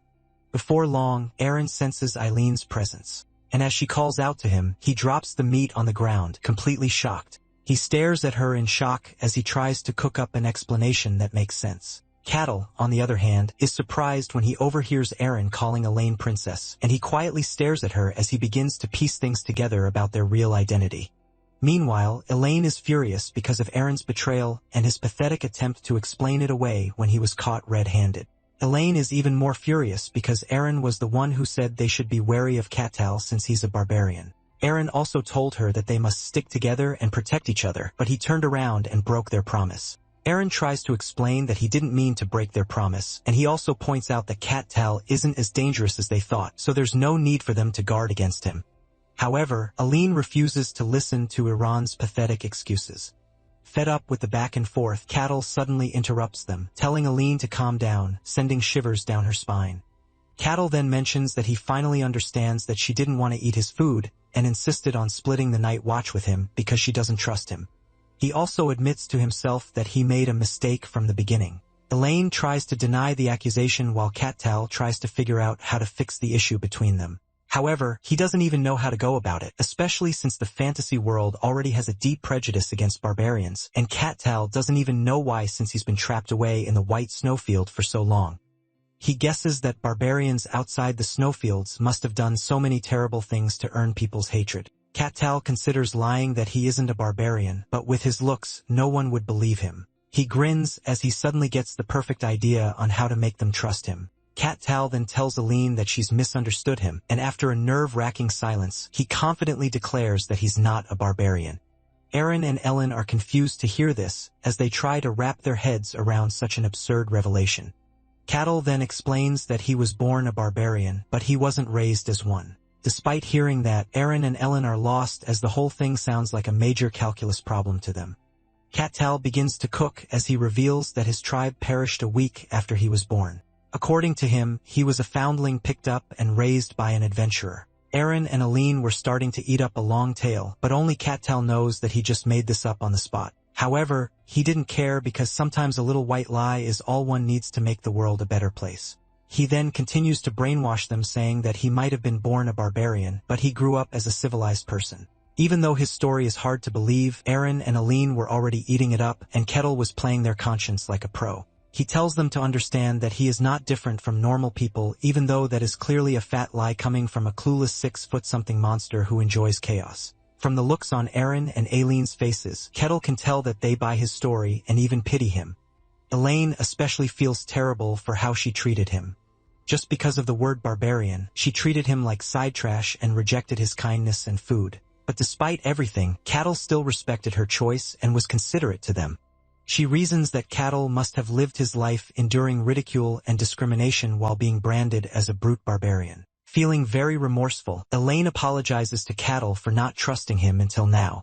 Cattle tells her not to worry and assures her that he understands. Elaine is taken aback by how magnanimous this dude is, while Cattle secretly celebrates finally winning them over with his perfectly tailored soapy tale. Meanwhile, Elaine continues to feel remorseful and ashamed that she doubted such a nice guy.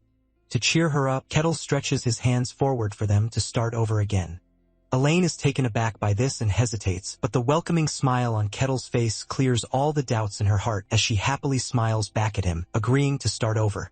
While they're shaking hands, Lich, Grand Magus of the Magic Tower, disguised as an adventurer, secretly watches them from afar. He is surprised that they're suddenly getting along and watches them using the Eye of Contemplation. However, this magic skill is basically a surveillance camera with no audio recording function, so the Magus cannot hear what they're saying. After observing them, the Magus is certain that Cattle is as unique as the old Swordmaster Cain described. Cattle's uniqueness makes the Magus wonder how a barbarian like this exists inside the white snowfields. Once again, he uses the Eye of Contemplation to spy, wondering how Cattle is even more socialized than the normal barbarians outside the snowfields. The Magus is about to move closer so he can spy properly when Cattle directly glances at him. This spooks the Magus, who can't believe their eyes just met. As Cattle continues to look in that direction, Elaine notices and asks him if something is wrong. Cattle then tells her that someone is in the bushes, and Elaine is spooked to hear this. So Cattle tells her to wait there while he checks it out, and he immediately heads over, leaving Elaine puzzled. He suddenly picks up speed as he dashes into the forest, and before the Magus can do anything, Cattle appears above him. The Magus is too utterly shocked, and after screaming like a banshee, he hurriedly activates a shield, but Cattle jumps right in. An explosion immediately erupts, but shockingly, nothing happened to Cattle. And worse, the barrier the Magus set up was nowhere to be seen. As Cattle's hand aims for his neck, the Magus tries to figure out what the hell happened to the barrier he deployed earlier. Apparently, this shield is supposed to withstand a nuclear disaster, but this monster in human form named Cattle broke it without breaking a sweat. It was as if the Magus had resigned to his fate after seeing his shield useless against Cattle. A few minutes after slamming the Magus face into the ground, Cattle keeps a tight hold on his neck, warning him not to do anything fishy. He threatens to snap the guy's neck if he does anything remotely suspicious. Left with no other options, the Magus decides to play another card as he lies through his teeth that Cattle is his idol. Cattle, ever clueless, is confused to hear this and asks again just to confirm the guy is talking about him. The Magus answers yes, and Cattle demands to know his name. The guy replies that his name is Patrick, and a few moments later, Cattle brings him before Aaron and Aileen, carrying him like a trash bag. Patrick sheds a few tears, wondering how a powerful Grand Magus like himself ended up in this situation. However, he consoles himself with the fact that Cain must have ended up in the same pathetic situation. Alan then asks Cattle about the trash bag, and Cattle explains that Patrick has been tailing them and claims to be a fan. Alan finds this ridiculous and suspicious, but Patrick swears that he's telling the truth. He explains that he wanted to become a strong adventurer for a long time, and so he was hooked when Cattle showed up after helping Aquaz defeat a demon. Patrick confidently declares that Cattal is his idol and the ultimate goal of his life. After hearing this, an awkward silence follows as they all stare at him like an unwanted specimen.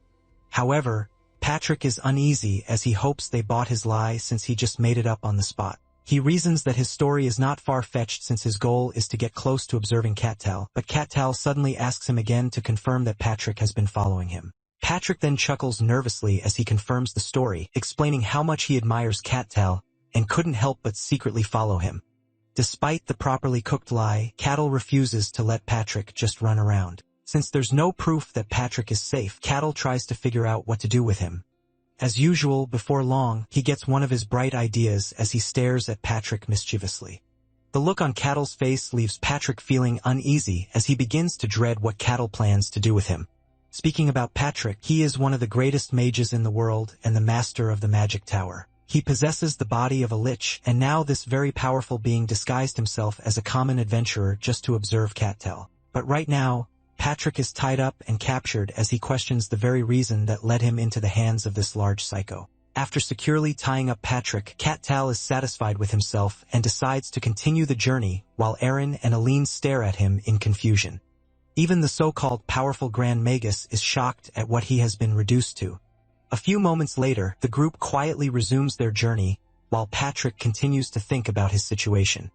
This is the first time in his life he's been held captive, but Patrick feels the situation isn't so bad since he can observe Keatle more closely. From everything he has seen today, Patrick finally understands what Kane meant when he said Keatle possessed speed beyond human understanding. Keatle also holds power that destroys magic with nothing but sheer force. Patrick had seen firsthand how fast and strong Keatle was. Even though he is in such a small body, Patrick still possesses power that could easily handle an expert-ranked opponent. However, Keatle easily subdues him, making Patrick wonder if Keatle is in the hero class. Patrick's line of thought is interrupted when Elaine suddenly calls Keatle, saying she has something to tell him. As if he already knows what she's trying to say, Keatle turns around asking if she's finally ready to talk. Elaine is taken aback by his response as she wonders if he already knows what she's been hiding. Keatle says it's obvious she is hiding something because of how jumpy they've been. On their day of departure, she insisted on leaving at night and taking a detour off the main road. Keatle lets Elaine know that it was easy for him to figure out they're hiding something. He explains that he didn't want to bug her since it must have been hard for her to trust him. Elaine then apologizes for hiding the secret and decides she wants to share it with him. She tells Keatle to choose if he wants to stay or leave after hearing the whole story. However, before Elaine can begin the story, Keatle stops her saying some uninvited guests have arrived. Elaine is spooked when she hears this and suspects it might be the trackers from her kingdom. Just as she feared, a group of knights soon steps out of the bushes, and Keatle immediately recognizes that they're there for Elaine in Iran. Elaine's heart instantly drops when she recognizes one of the knights as Lucento, who immediately introduces himself as the captain of the Turquoise Knights. He then greets Elaine, calling her the first princess of the Luton Kingdom. Patrick's interest is piqued when he hears that they're from the Kingdom of Luton. Lucento then tells Elaine that they've been searching for her for a while and asks her to come with them because her father, the king, is worried. Elaine remains calm and quiet when she hears this, completely ignoring the captain. Lucento then turns to Keatle and, after confirming he's the mercenary escorting Alan, tells him her true identity as the princess. As if he's just hearing it for the first time, Keatle wonders why the princess is here instead of in her kingdom. Lucento explains that it's because she ran away from home a while ago and took Aaron, a loyal retainer, with her. He then tells Keatle that they'll be taking over, but Aileen suddenly refuses to go with them. Her expression darkens as she sternly demands to know Lucento's real identity. Lucento is taken aback by the question and asks what she means, but this only infuriates Aileen as she forcefully repeats the question. Lucento is tense and stammers as he states his name and position as captain of the Turquoise Knights of the Ludian Kingdom. At this point, Aileen is enraged as she yells at him, saying she doesn't know him. She explains that she knows a Lucento, but the man in front of her is not the real Lucento. She further adds that whatever has taken Lucento's place also invaded the royal castle and started taking the place of her friends and family. Apparently, they had the exact same faces as her family, but they were not the real people. Furious, Aileen demands to know their true identity and what they did to her family and everyone else in the castle. Aileen's claims get Patrick invested, and despite the restraints on him, he secretly deploys inquiry magic into Lucento with the flick of his finger. However, after running the test, Patrick is surprised that Lucento is actually human. But Aileen stands her ground and remains adamant that they're not human. She accuses them of trying to devour her and take over the Lutain Kingdom. Trembling, Aileen vows never to let them have their way, and with renewed determination, she challenges them and swears to take revenge for everyone who disappeared. Aaron is moved to tears by her words, while Keatle just quietly stares at her. After Aileeni's outburst, the atmosphere around everyone becomes tense, and after a brief silence, Lucento accuses Eleni of suffering from delusions. Eleni is enraged to hear this and yells at him to stop saying nonsense. However, Lucento refuses to back down as he points out that everyone in the castle is the same except for the princess who has become strange. He then tells her to think it through, and Alan begins to waver in her resolve. Lucento pushes further, explaining that Alan needs to return home to receive treatment as soon as possible. He then stretches forth his hand, telling her to stop messing around and follow them home. For a moment, Elena is confused as her mental power begins to collapse. She desperately prays for someone to save her, and just then, Keatle's voice pulls her out of the darkness. He then steps in front of Eleni, separating her from Lucento, who angrily tells Keatle to move. But with a cheerful smile, Keatle lets him know it's not possible, and Eleni is moved by these simple, defiant words. After threatening to use force if Keatle refuses to move, Lucento immediately charges forward to attack him. However, Cattle effortlessly halts him in his tracks with a single hand on his head, leaving Lucento utterly bewildered. Before he can react, Cattle casually slams him backward, sending him sprawling. The other knights watch in stunned confusion, wondering what happened to the captain who had been confidently running his mouth just moments earlier. As Cattle slowly turns his gaze toward them, Lucento's minions begin to tremble, nervously asking what he intends to do.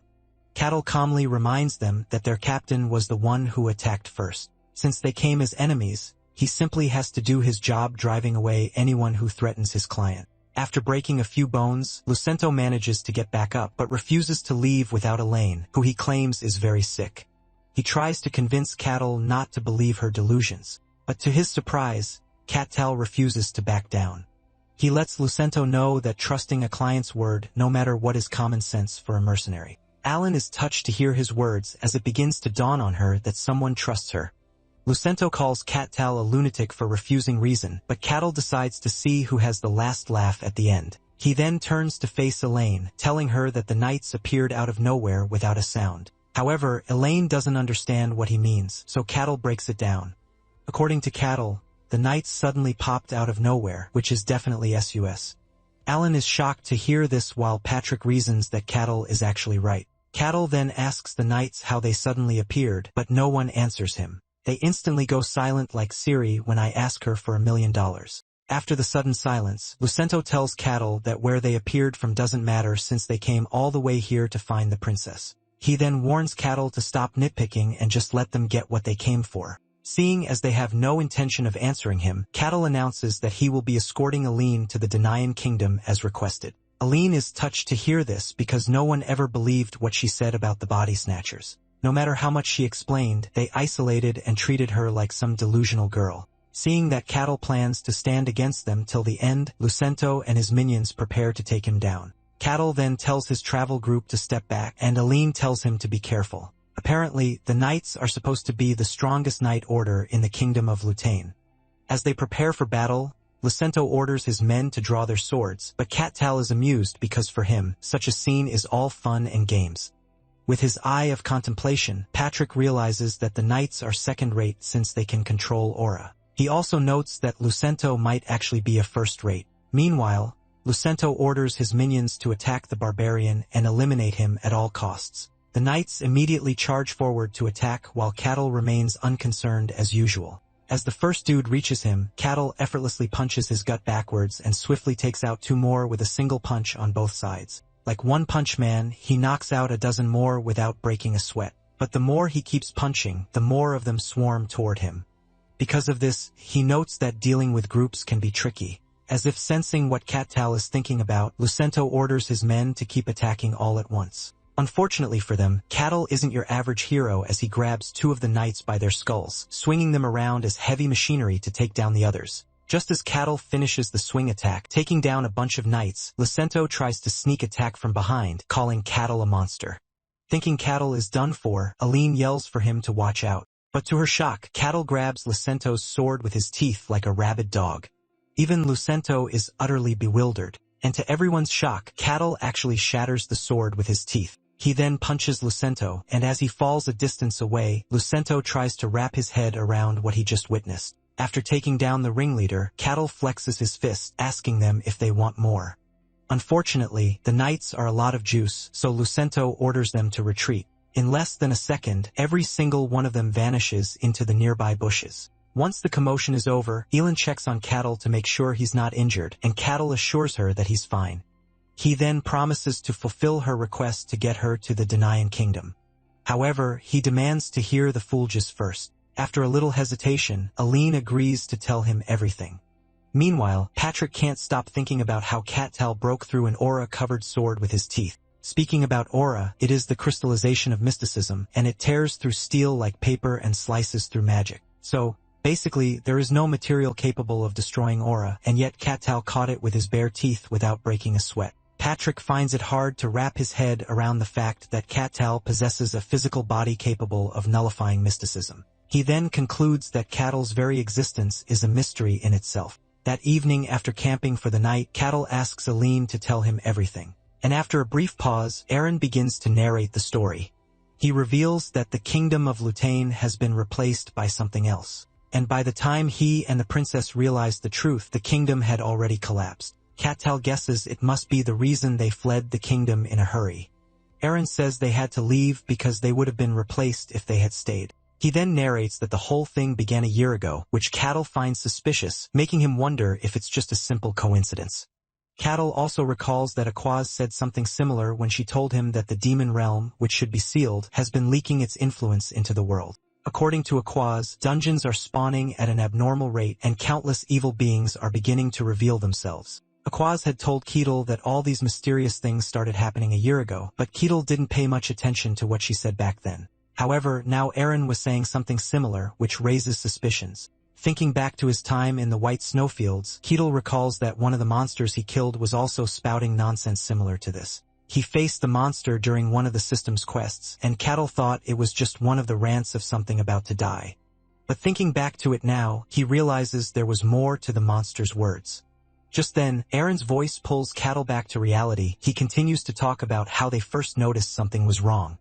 According to Eren, after he and Deline felt something was fishy, they consulted mages and mystics to investigate. However, none of them could find the cause, and before long, the mages and mystics were soon replaced. Ketil then asks how Eren noticed something was wrong, and Eren reveals that it was just a feeling he cannot describe. However, the air around everyone they used to know suddenly changed. And even though they talked and moved the same as they always did, he couldn't shake off the feeling that something was wrong with them. Ketil reasons that it must have been Eren's gut feeling. Eren then reveals that Aileen was actually the first to notice. But when she told him, he found it hard to believe until strange things started happening around him. Eren's job was to manage and supervise the servants within the royal castle, so he had close dealings with them. He first noticed the changes in a timid maid named Kathy, who was always spooked after listening to ghost stories at night. Every morning after the story night, Kathy couldn't sleep a wink because she was scared, and the next morning, she would yawn through her duties. Eren found this amusing, so he always teased her with scary stories very often. However, all that suddenly changed, and Kathy stopped reacting to the ghost stories. Eren says he just assumed she grew up and isn't scared of the stories anymore, but something happened to Kathy that made him realize Aileen might be right. Apparently, Kathy was in charge of cleaning the castle statues, but she was always trembling that they would fall and crush her since the statues were heavy and huge. However, an accident happened one day, and one of the statues fell toward Kathy. Luckily, she wasn't seriously hurt, but it was still a scenario she had always feared, so Eren expected her to react differently. However, Kathy didn't show a shred of fear or terror at the fact that she almost died. Instead, she was more worried about getting punished or fired. It was at this very moment that Eren realized that the Kathy in front of him was not the same Kathy he knew from before. He couldn't place his hand on how a timid, shy girl suddenly changed. However, this new Kathy remained and acted the same as always, but Eren could no longer see her as Kathy. After that, Eren says he tested a few more people in the castle, but most of them had already been replaced just like Kathy. After hearing the story, Catal asks why they escaped, and Eren explains that they fled because they feared getting replaced if they stayed. Catal asks why they're specifically heading to the Danyan kingdom, since they can get their protection from other places as well. Elaine replies that it's because only the king of Danyan can issue a human declaration. Catal wonders what a human declaration is, and Elaine explains that a long time ago, humans used to live alongside other races. However, there was a man who wished to build a kingdom solely. This god granted the man power to distinguish between what is human and what is not. Catal guesses that the kingdom built with the god's power must have become the modern-day Danyan kingdom. Elaine confirms this and lets him know that those who carry the blood of the king can perform the human declaration. As usual, Catal finds it interesting that such a power exists, and he concludes that this fantasy world never has a boring day. Since Elaine plans to use the power of the king of Danyan to back her claims, Catal commends her plan.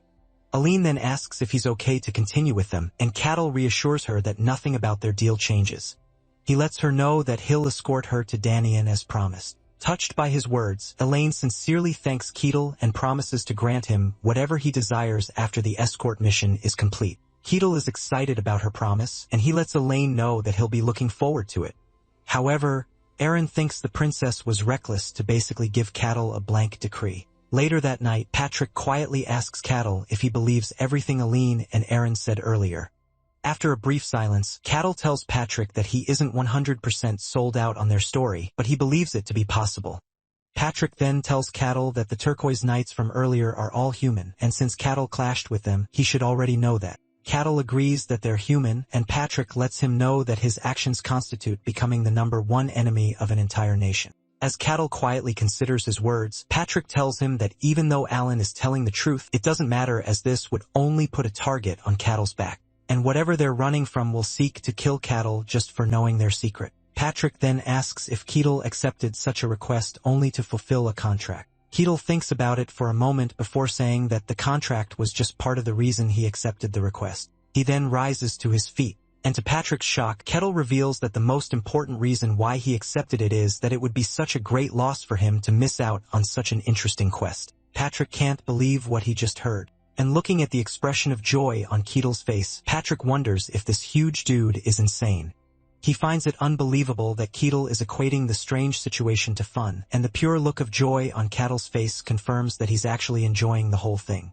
Patrick can't wrap his head around the fact that Cattle only needs a request to be fun. No matter how dangerous it is, Cattle happily continues to muse over the situation and how interesting it is that the entities in the Lutane Castle replaced everyone without anyone noticing. After thinking about it, Cattal concludes that this journey is going to be so much fun. Looking at him, Patrick wonders what type of mindset that is, and he questions if this is a trait possessed by the barbarians from the White Snowfield. Patrick finds this intriguing, and he can't wait to study every inch of Cattle's mind and body just to figure out how exactly he works. The following day, as the group resumes their journey, Patrick continues to mull over how intriguing he finds Cattle. The fact that Cattle is from the White Snowfield and only chases after amusement is something that Patrick wants to study. Patrick wishes he could start immediately, but he decides to exercise control for now because right now he's just an ordinary adventurer who looks up to Cattle. Suddenly, an arrow flies out of nowhere and heads directly towards Keatle, but Keatle easily catches the arrow with his hands, leaving Patrick stunned. Elin and Aaron are also spooked except for Keatle, who grins at the knight's new tactics as he looks forward to another interesting day. Before long, the knights leap towards Cattle from every corner, but Cattle is not concerned as he says their new strategy is not the right one. He then slightly tilts towards them and without much effort swats them to the side like pesky little flies. Just from one effortless punch, Cattle shatters one dude's armor, drastically rearranging his organs. After Cattle finishes knocking them all down without breaking a sweat or moving from the same spot, the captain tells his team to retreat, calling Cattle a monster. Cattle is a bit disappointed as he watches them scurry into the bushes. Elaine and Aaron are amazed by Cattle's strength, knowing that the Turquoise Knights are no pushovers themselves. But Cattle casually brushes off Elaine's remark, as if taking down the Knights is nothing remotely major for him. Elaine then asks why he keeps letting the Knights leave alive because she's noticed that Cattle keeps beating them just enough to keep them alive. She reasons that he must be doing it out of consideration for her, but Cattle ruins her delusion, letting her know that it has nothing to do with her. Embarrassed, Elaine wishes for the ground to swallow her up whole. Cattle then calmly tells her that he's letting them leave barely alive just to test out a theory. A few hours later, the Knights appear again, completely unharmed, demanding that Cattle hand over the princess. Cattle notes that they keep coming without getting tired, and as the leader yells at him to release Elaine, Cattle spots something suspicious. And a few minutes later, he has finished knocking down the group and grabs the leader by the neck to observe him properly. After studying the dude, Cattle points out that his armor is the same one he smashed a few hours ago. Aaron and Elaine are puzzled by how he's so sure, and Cattle explains that he remembers the scratch marks on the armor. Cattle seems to be enjoying the mystery behind the whole thing as he lets go of the dude, and they scurry into the bushes, scared. After they leave, Elaine tries to wrap her head around what it means for the guards to be wearing the exact same armor. Excited, Cattal explains that the knights are not just being resupplied, but their armors and swords are restoring themselves perfectly to their former condition. He wonders if magic is being used for this, and Aaron confirms that magic can be used. However, such a cycle requires an enormous amount of equipment, and it would take at least a full day to complete. Cattal points out that this theory isn't possible for the knights since he smashed that armor about 5 hours ago. He then considers other reasons for a minute, and finally, it all begins to make sense. Cattle notes that after he chases them away, the knights retreat beyond a certain distance, and their presence completely vanishes. A few hours later, they show up again, almost as if respawning. Now that he has this figured out, Cattle decides to try out one more thing. And like clockwork, a few hours later, the same knights appear, saying the exact same thing they said before. Cattal then turns to Elaine as if asking for approval to carry out his experiment. Aline quietly nods, giving him the green light, and Cat Tal for the first time pulls out his giant axe from behind, determined to test out his newest theory. A few minutes later, blood drips down the axe, and it is revealed that Cattle's plan is to test out what happens when the knights are really erased. Even though everything is going according to plan, Cattle feels a bit guilty since the knights still have a human form. However, he believes that this is necessary to confirm whether his theory is correct or not. As they continue the journey, Cat Tal notices that Elaine seems down and guesses she must have known the young dead knight. Elaine replies that she knows him, and sometimes she even saw him training when she passed by the castle's training grounds. Elaine knows he's no longer the person she used to know, but seeing him die in front of her still hurts. Suddenly, a voice yells at them to stop, and Elaine's eyes widen in shock, seeing the same guy whom Cattle murked a few hours ago. Like some unhinged NPC, the knight repeats the same words in the same position, leaving Aline and Aaron stunned. It was definitely the same guy Cattle chopped up. And now that he has somehow respawned, Cattle is over the moon that his theory was right. Later that night, while they're resting for the day, Elaine struggles to come to terms with the fact that the dead guy somehow came back the same. Shivers run down her spine just thinking about the fact that she's been living with such creatures all this time. After quietly observing her, Cat Tal mentions that he noticed the knights are not afraid of death, just like the maid Aaron mentioned earlier. He reasons that it might be because these beings are immortal, but one thing is sure, and it is the fact that they're definitely not human. Cat Tal then offers Aline some food, and with excitement in his eyes, he asks if she has any idea what the creatures might be. Aline replies that she has no idea what they are, and nothing comes to mind no matter how she looks at it. However, Aline points out that since the intruders keep coming back to life, they're definitely not living creatures, so the only explanation is that they are beings from the demon realm. Cattle wonders what type of place the demon realm is, and Aline explains that it is a twisted place beyond human comprehension. She believes everything makes total sense if the entities invading her kingdom are from this so-called twisted realm. Just then, Cattle's quest window pops up, telling him to successfully escort the target to the Dinayen kingdom. Cattle realizes this is why the quest window popped out at the guild, and he also wonders if it only happens when the quest is related to the demon realm. Shortly after, Aaron tells Aline that her theory is wrong because beings from the demon realm cannot cross over into this world. Cattle wonders what he means, and Aaron further reveals that the demon realm beings have never once stepped into this world since the creation of the demon realm a long time ago. However, Cattle chalks up Aaron's deductions to a theory based solely on experience and history. Elaine also tells Aaron that his beliefs are long outdated since the world, as they know it has been getting too weird lately. Hearing this, Aaron's view begins to waver, and Cattle notes that Elaine must be talking about the distortion that started 1 year ago. He figures that this distortion must have also affected the demon realm, so it's definitely possible for the beings from there to show up in the human world. Cat Tal ponders on the matter for a while before mentioning that the horrifying beings coming out of the demon realm must be a very bad pest problem. Seeing how serious Cat Tal looks, saying this, Patrick is stunned by his dumb cluelessness about the fact that he's literally talking about himself. The following day, like clockwork, the same Lieutenant Knights appear with the same old routine. This time, Aline and others just stared at them blankly as this whole routine was beginning to turn stale. The only person who seems to be having the time of his life from such a boring game is Cattle. A few seconds later, Cattle eliminates them without batting an eye and mentions that he has killed the knights 3 times today already. He's amused by how they keep respawning to the beginning, looking perfectly fine, but Elaine doesn't find this funny at all. After erasing them over and over again, Cattle begins to wonder what their goal is. Elaine believes that their goal is to devour the kingdom of Lutane and expand their territory without anyone noticing. She points out that the kingdom is probably their stepping stone to conquer the continent. However, Cat Tal feels there is more to it than just conquering the whole world. As he continues to explain, the knights begin their routine attacks, and Cat Tal tackles them while talking. He explains that the entities should have just killed Elaine if their sole goal was to swallow the kingdom instead of constantly trying to take her back. He also points out that they had plenty of chances to eliminate Aileen over the past year, but they didn't. Another thing he finds bizarre is the fact that they only attack during the daytime and never at night. Just like humans, they rest at night, and Cattle points out that their hit-and-run attack tactics make no sense at all. Since they're immortals, Cat Tal doesn't get why they won't just attack at once with a large number instead of splitting up and attacking in waves. Even though they die, they can simply just revive and keep coming at them endlessly, but they choose to act human. Keatle then concludes that they're not acting like monsters, and whatever they do is carefully planned, not to stray outside the bounds of humanity.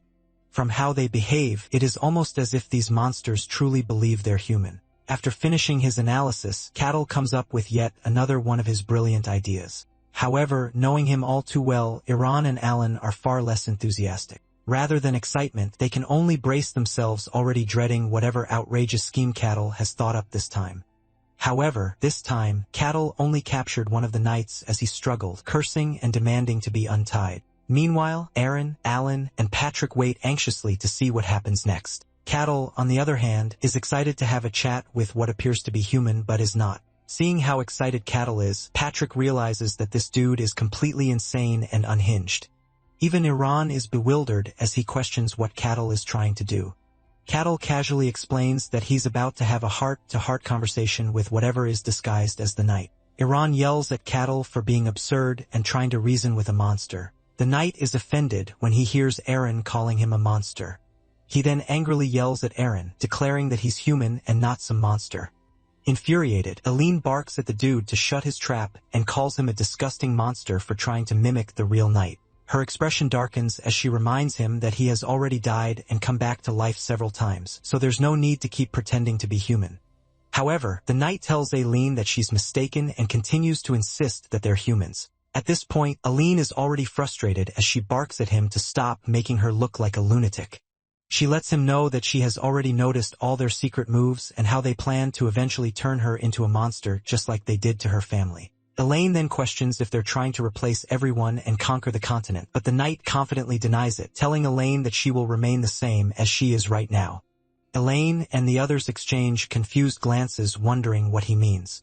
However, the man is unable to provide any reasonable explanation. Instead, he simply repeats that Elaine must return to the Lutane Kingdom immediately. By now, Elaine is fed up with the knight saying the same thing without offering any useful information, and she eventually concludes that there is no point in trying to communicate with a monster. Just then, she notices Keatle staring intently at her deep in thought. When she asks what is wrong, he simply shakes his head, as though he has just uncovered some fascinating secret. Then, out of nowhere, he asks if she considers herself human, and without the slightest hesitation, Elaine answers that she does. At that moment, Cattle's gaze seems to deepen. Elaine is about to confidently assure him that she has not turned into a monster when blood suddenly splatters across her face. She freezes, and for a moment, her mind goes completely blank. Looking down, Elaine realizes with shock that Cattle has struck her abdomen without warning, and his face shows no reaction at all. As her life flashes before her eyes, Elaine struggles to understand what the hell just happened. A few hours later, Elaine wakes to the sound of someone frantically calling her name. Gasping for air, she sits up and clutches her head while Aaron checks on her, worry written all over his face. Elaine then asks where they are. But before Aaron can answer, she immediately tells Elaine that she was struck by Cat-Tal. She quickly checks her abdomen only to find no sign of a wound. There isn't even a single blood stain on her dress to prove that any of it happened. Confused, Elaine struggles to make sense of it all just as Cattle walks into the tent. An awkward tension fills the room as their eyes meet, after which Elaine immediately turns to him, frantically asking for confirmation that she had really died. Cat-Tal confirms that he killed her and explains that she suffered a fatal wound, one that should have finished any normal human. However, judging by the fact that she is still alive, Elaine is clearly far from human. This news comes as a shock to Elaine, and she refuses to believe it, but Cattle lets her know that it is exactly as she thought. He lets her know that she was restored as if nothing ever happened, just like those nights. Elaine is horrified to hear this, but before she can digest what she just heard, Cattle drops another bombshell. He reveals that while Elaine was unconscious, he confirmed that Aaron is exactly in the same state. Elaine begins to tremble when she hears this, as she can't accept the fact that she's already one of the very things she loathes. Cattle feels bad for her as he stares at her with pity in his eyes. A few moments later, Cattle leaves the tent. And as soon as he steps out, Patrick, who has now been untied, asks him about Elaine. Cattle tells Patrick that Elaine is perfectly fine physically, but mentally, she seems quite confused. Seeing how calm Cattle looks throughout the whole ordeal, Patrick questions when he knew that Elaine was from the same entity as the Knights. Cat-Tal considers this for a moment before casually revealing that he knew from the very beginning. Patrick is utterly stunned to hear this as Cat-Tal continues explaining that he felt a strange but familiar aura around Aaron and Elaine the very first day they met at the guild. At first, Cat-Tal wasn't sure what that strange aura was, but after his encounter with the Knights, he was convinced that none of them were humans. Patrick is taken aback by this revelation because even a grand magus like him couldn't detect the so-called aura even with the eye of contemplation. This makes him wonder if Cattle can see the aura due to some sort of connection between entities from the demon realm. Cattle then tells Patrick that the aura wasn't the only thing he found strange about them. He explains that at the beginning of their journey, Aileen was too afraid to even accept his food. Because of that, she survived on a ridiculously small piece of jerky for 3 whole days while still keeping up with the gruesome journey. With all these conditions, even a grown sturdy dude would have been exhausted. However, a frail, overpampered princess from the royal castle survived despite the insane situation. Kettle knows Aileen couldn't possibly have endured it all through sheer willpower alone. Hearing all these, Patrick is amazed that Cattal had been observant of every minor detail all along. This makes Patrick even more intrigued with Cattal than he was before, and he finds it hard to believe that Kettle is a barbarian. Just then, Elaine steps out of the tent, calling Kettle's name. She then firmly tells him that she wants to keep going to the Denayan kingdom. Kettle simply chuckles as he points out that she must have properly organized her thoughts. However, the next moment, his smile vanishes as he glances at a spot next to their tent, telling the uninvited visitor to show his face. Elaine looks at the same spot but is puzzled when she doesn't notice anything out of the ordinary. Then out of nowhere, a strange voice emerges asking how Kettle detected his presence even though there was no sign of any magic. A bright light begins to flicker from the bush as Kettle casually says he detected the visitor thanks to his intuition. Finally, the uninvited guest materializes out of thin air and it turns out to be a mage.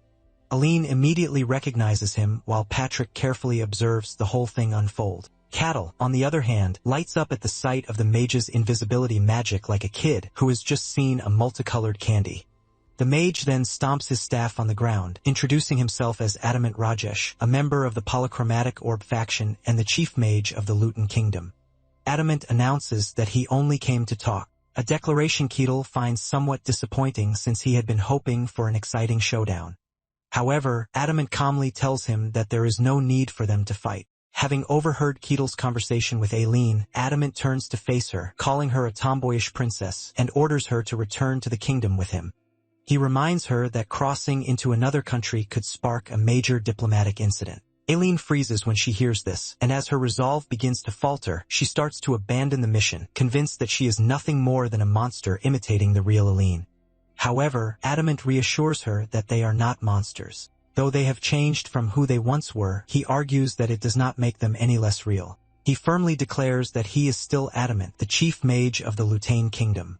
The only difference, he adds, is that they have become more perfect. He then assures Aileen that she is still the princess of the Lutain kingdom. To her shock, he boldly proclaims that she is the one destined to become the kingdom's perfected queen.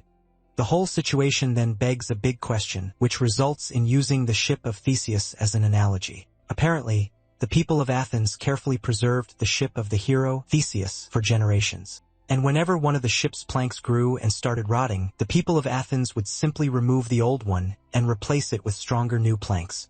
With time, every single plank on the ship was replaced, which eventually comes to the big question of whether the ship could still be called the ship of Theseus. Looking deeply into it, Cattal can only see the kingdom of Luton as the ship of Theseus. Adamant continues with his plea, urging the princess to come with him because the only place she belongs is the kingdom of Lutain. He makes it so convincing that it leaves Aileen completely confused about what to do. Seeing how confused she is, Cattle steps in, assuring Aileen that he is going to follow her wish. So if she refuses, he will have no choice but to chase Adamant away. Elaine looks into Cattle's eyes like her knight in shining armor, but this only makes Adamant angrier.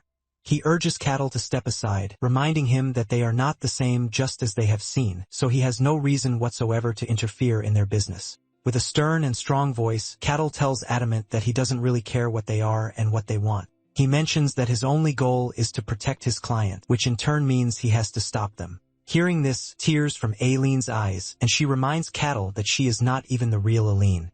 She is about to continue talking down on herself when Kettle cuts in, telling her that she is still the real person to him.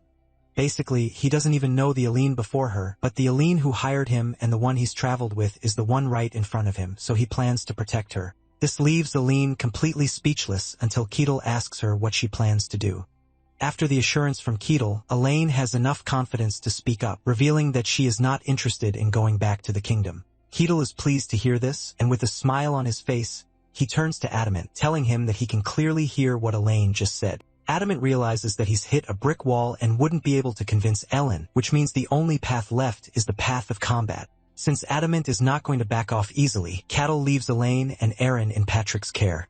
Adamant can see how eager Ketel is to fight him, and he asks him if he is enjoying the whole situation, to which Ketel clearly tells him that he is. Deep down, Ketel wonders what kind of magic he will get to see from Adamant since he appears to be a capable mage. Suddenly, a terrifying aura swells around Adamant as he promises Ketel that he is going to regret standing in his way.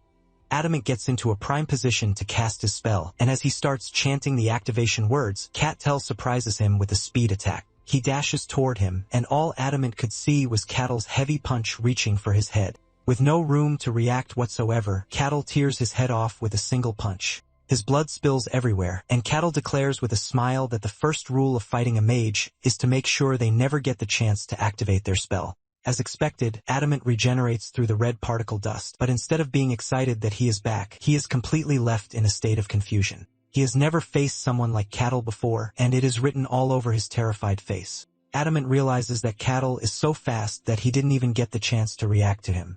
Ketel is still asking him if there is a limit to his regeneration when he notices that the ground around him is coming together. Ketel watches in amazement as he didn't expect Adamant to be able to use earth magic too. Tal gets swallowed up by Adamant's earth magic, but Adamant has no intention of stopping there as he tightens his grip on Tal by using vines to tie up the earth cage. He then proceeds to unleash an overwhelming fire spell on the cage with the intention of burning Tal to ashes. The whole cage goes up in flames. So scary that Aline screams out Ketel's name believing that he is dead meat. Patrick, on the other hand, is terrified at the mere thought that Adamant is able to spam spells with high mana consumption, which means his mana can also reset once he regenerates. The thought of a mage with infinite mana scares the living shit out of Patrick, and he knows that a lot of people will also freak out if they hear this. However, Patrick is not worried about Ketel's safety, as he knows that he is the worst opponent Adamant could have faced. Basically, he sees Ketel as an anomaly when it comes to the world of monsters itself. Suddenly, Adamant senses an overwhelming pressure around him, and before he knows it, Ketel has appeared behind him. Ketel is basically smiling as he tears Adamant's head off because he is clearly having one of the best times of his life. However, Ketel notices something different after punching Adamant's head off and his blood remains in his hand. Adamant soon regenerates with an annoying voice calling Ketel a monster while demanding to know who he is. Ketel casually replies that he is just a regular barbarian, but this only pisses Adamant off more because he believes that Ketel is messing with him. Adamant finally decides to tap into his full power to deal with Ketel, and the whole scenario changes as he leaps into the air with the ground around them shaking. Ketel, being Ketel, just smiles at this, and he lets Adamant know that he is looking forward to seeing what he is capable of. With Adamant pulling out his trump card, Patrick quickly puts up a barrier to protect himself and the two Ketel left in his care. Adamant summons a huge tornado that shoots up into the sky. But instead of being scared of this, Ketel is amazed that Adamant could do something like this. Ketel even thanks Adamant for giving him a good show, and just then, Ketel stomps his foot into the ground to unleash a force so massive that it shatters Adamant's magic and leaves a cloud of dust in its wake. Sweat runs down Patrick's face when this happens because he clearly didn't sense any form of mysticism, which means what just happened is clearly Ketel's overwhelming strength. Just by stomping his foot hard into the ground, Ketel had left a big crater right there. The force from his attack has also knocked Adamant to the ground. Adamant is completely speechless and overwhelmed as his magic has never been nullified in such a barbaric way before. Adamant is thinking about the impossible feat that just happened to him when Ketel descends upon him and delivers a massive punch to the back of his head to crush him. Just like before, Adamant regenerates and admits that Ketel is strong, but he lets him know that he can't defeat him. Ketel agrees that he is right since normal methods wouldn't even leave a scratch on him, but it turns out that Ketel already figured something else out. Ketel clenches his fist so hard that he crushes Adamant's piece of clothing that is with him. By crushing the fabric with an overwhelming strength, it gives off a demonic energy. And when everything clears off, what remains in Ketel's hands is some pixie dust type of substance. Adamant freaks out when he sees this, and Ketel confidently tells him that he can finally see what his true nature is. Adamant yells out in anger, calling Ketel a bastard, but Ketel casually asks him if he would like to continue the fight. Ketel points out the fact that he must be aware that from that point forward, any attempt to fight him would mean a risk to his life. Realizing that Cattal is actually right, Adamant angrily leaves the scene. But before leaving, he assures Cattal in typical villain style that he is going to pay for messing with him. After the whole scene with Adamant, the group continues their journey. And in no time, they arrive at the gates of the Denian Kingdom. Patrick mentions that he won't be able to go further because it is a foreign country, which will make it a bit awkward for him to enter. Cattal consoles him on this, but he assures Cattal that he was already prepared for something like this from the very beginning. Patrick tells Cattal that it was fun traveling with him, and Cattal tells him that he hopes to see him again. As Patrick leaves, he tells Cattal that they will most likely see each other very soon. After Patrick's departure, the trio proceeds further. But just as expected, the soldiers at the border immediately put up their arms, telling Cattal to step back. Cattal is not surprised since this is the usual reaction he gets. But just then, Elaine steps forward to introduce herself while ordering the soldiers to open the gates. Moments later, Cattal finds himself in the royal castle's guest room, and this is thanks to Elaine's intervention. Takes in a breath of fresh air as he lies on the big bed that is provided in the room. It turns out that he has cleared the quest, and the system lets him know that the rewards will be distributed soon enough. Cattal wonders what the reward is going to be since he has never received anything directly before. Moments later, Elaine shows up in his room, asking him if he has a minute to talk, and Cattal assures her that she is free to speak. Cattal asks her how the request went, and she mentions that they are going to be having a meeting with King Barbossa the next day. Elena believes that by tomorrow everything will come to an end, but Cattal believes that there is a possibility that it is just the beginning. Elena admits that he is right, and she asks him if he knows about the monsters who took over their kingdom. Cattal replies that he has a few guesses on this, and Elaine asks him if he can tell her what she and her kingdom have turned into. Cattal then brings out the dust he obtained from the last fight with Adamant, and he shows it to Elaine. Elaine asks him what it is, and he replies that it is the true identity of the things that replaced her and her kingdom. Elaine is left in complete shock as she has never seen anything like this before. Cattal lets her know that it is something that he forced into a lump, revealing that it was originally so small that one would not be able to see it with the naked eye. Seeing how quiet she is, Cattal wonders if she will be able to understand what he is trying to say. He knows that he might be in a fantasy world, but it doesn't remove the fact that it is still set in the Middle Ages, and it is an era where microscopes don't exist. So there is no assurance that they will have any idea what something means to be microscopic. Surprisingly, Aileen tells him that she totally understands. She makes her own example of the situation, revealing that neither mana nor aura can be seen, but when gathered together, they become visible to the naked eye. She mentions that it makes sense to her by looking at it from that angle. Cattal is impressed that she is able to put meaning into it, and he hits the nail on the head, telling her that her entire existence has been replaced by the cluster of dust that he is holding. He reveals that every atom of her body, from brain to blood, has been replaced by them. Hearing this weirds her out, and she touches her body as if she can feel them moving. Cattal asks her if she is fine, but she finds it hard to reply, and Cattal lets her know that he is pretty sure that it is an unpleasant feeling for her. Aline asks him if the ones she is currently looking at are dangerous, but Cattal tells her that they are already deactivated. He mentions that they break down when exposed to strong physical force. And to make everything simpler, Cattal suggests that they call them nano. Cattal explains that each nano is an independent entity, and instead of a single organism, countless organisms gathered together to form a humanoid shape. He lets Alan know that this is exactly why she doesn't die even if her body gets damaged. He puts it into a simple perspective that a lake can't be killed by splashing its water, so the same applies to the nano. Elaine makes it even simpler, saying she considers it immortality, and Cattal tells her that she can call it this because nano has no concept of death. Hearing this, Elaine tells Cattal that there is something completely strange because unlike the nano, she is afraid of dying. She tells Cattal that if his guess is right, this means she should not be able to comprehend death as well. Cattal tells Elaine that she is actually right, but he admits that he is just guessing. However, the likely scenario is that Elaine is a mutant, and this shocks her. The next day, while Elaine is meeting with the king, Cattal lies in his bed comfortably, wondering what the king of a kingdom feels like. He is excited to meet the king, and this shows on his face as he smiles from ear to ear. Soon afterward, a knight of the kingdom, Maximus, shows up in the room looking all cold while telling Cattal that the king would like to see him. On their way to the throne room, Maximus warns Cattal about his conduct when he comes face to face with the king. Cattal, who is already excited to see the king, assures him that he is going to keep this in mind. They soon arrive at the throne room, and Cattal spots the king sitting comfortably on his throne with a commanding aura around him.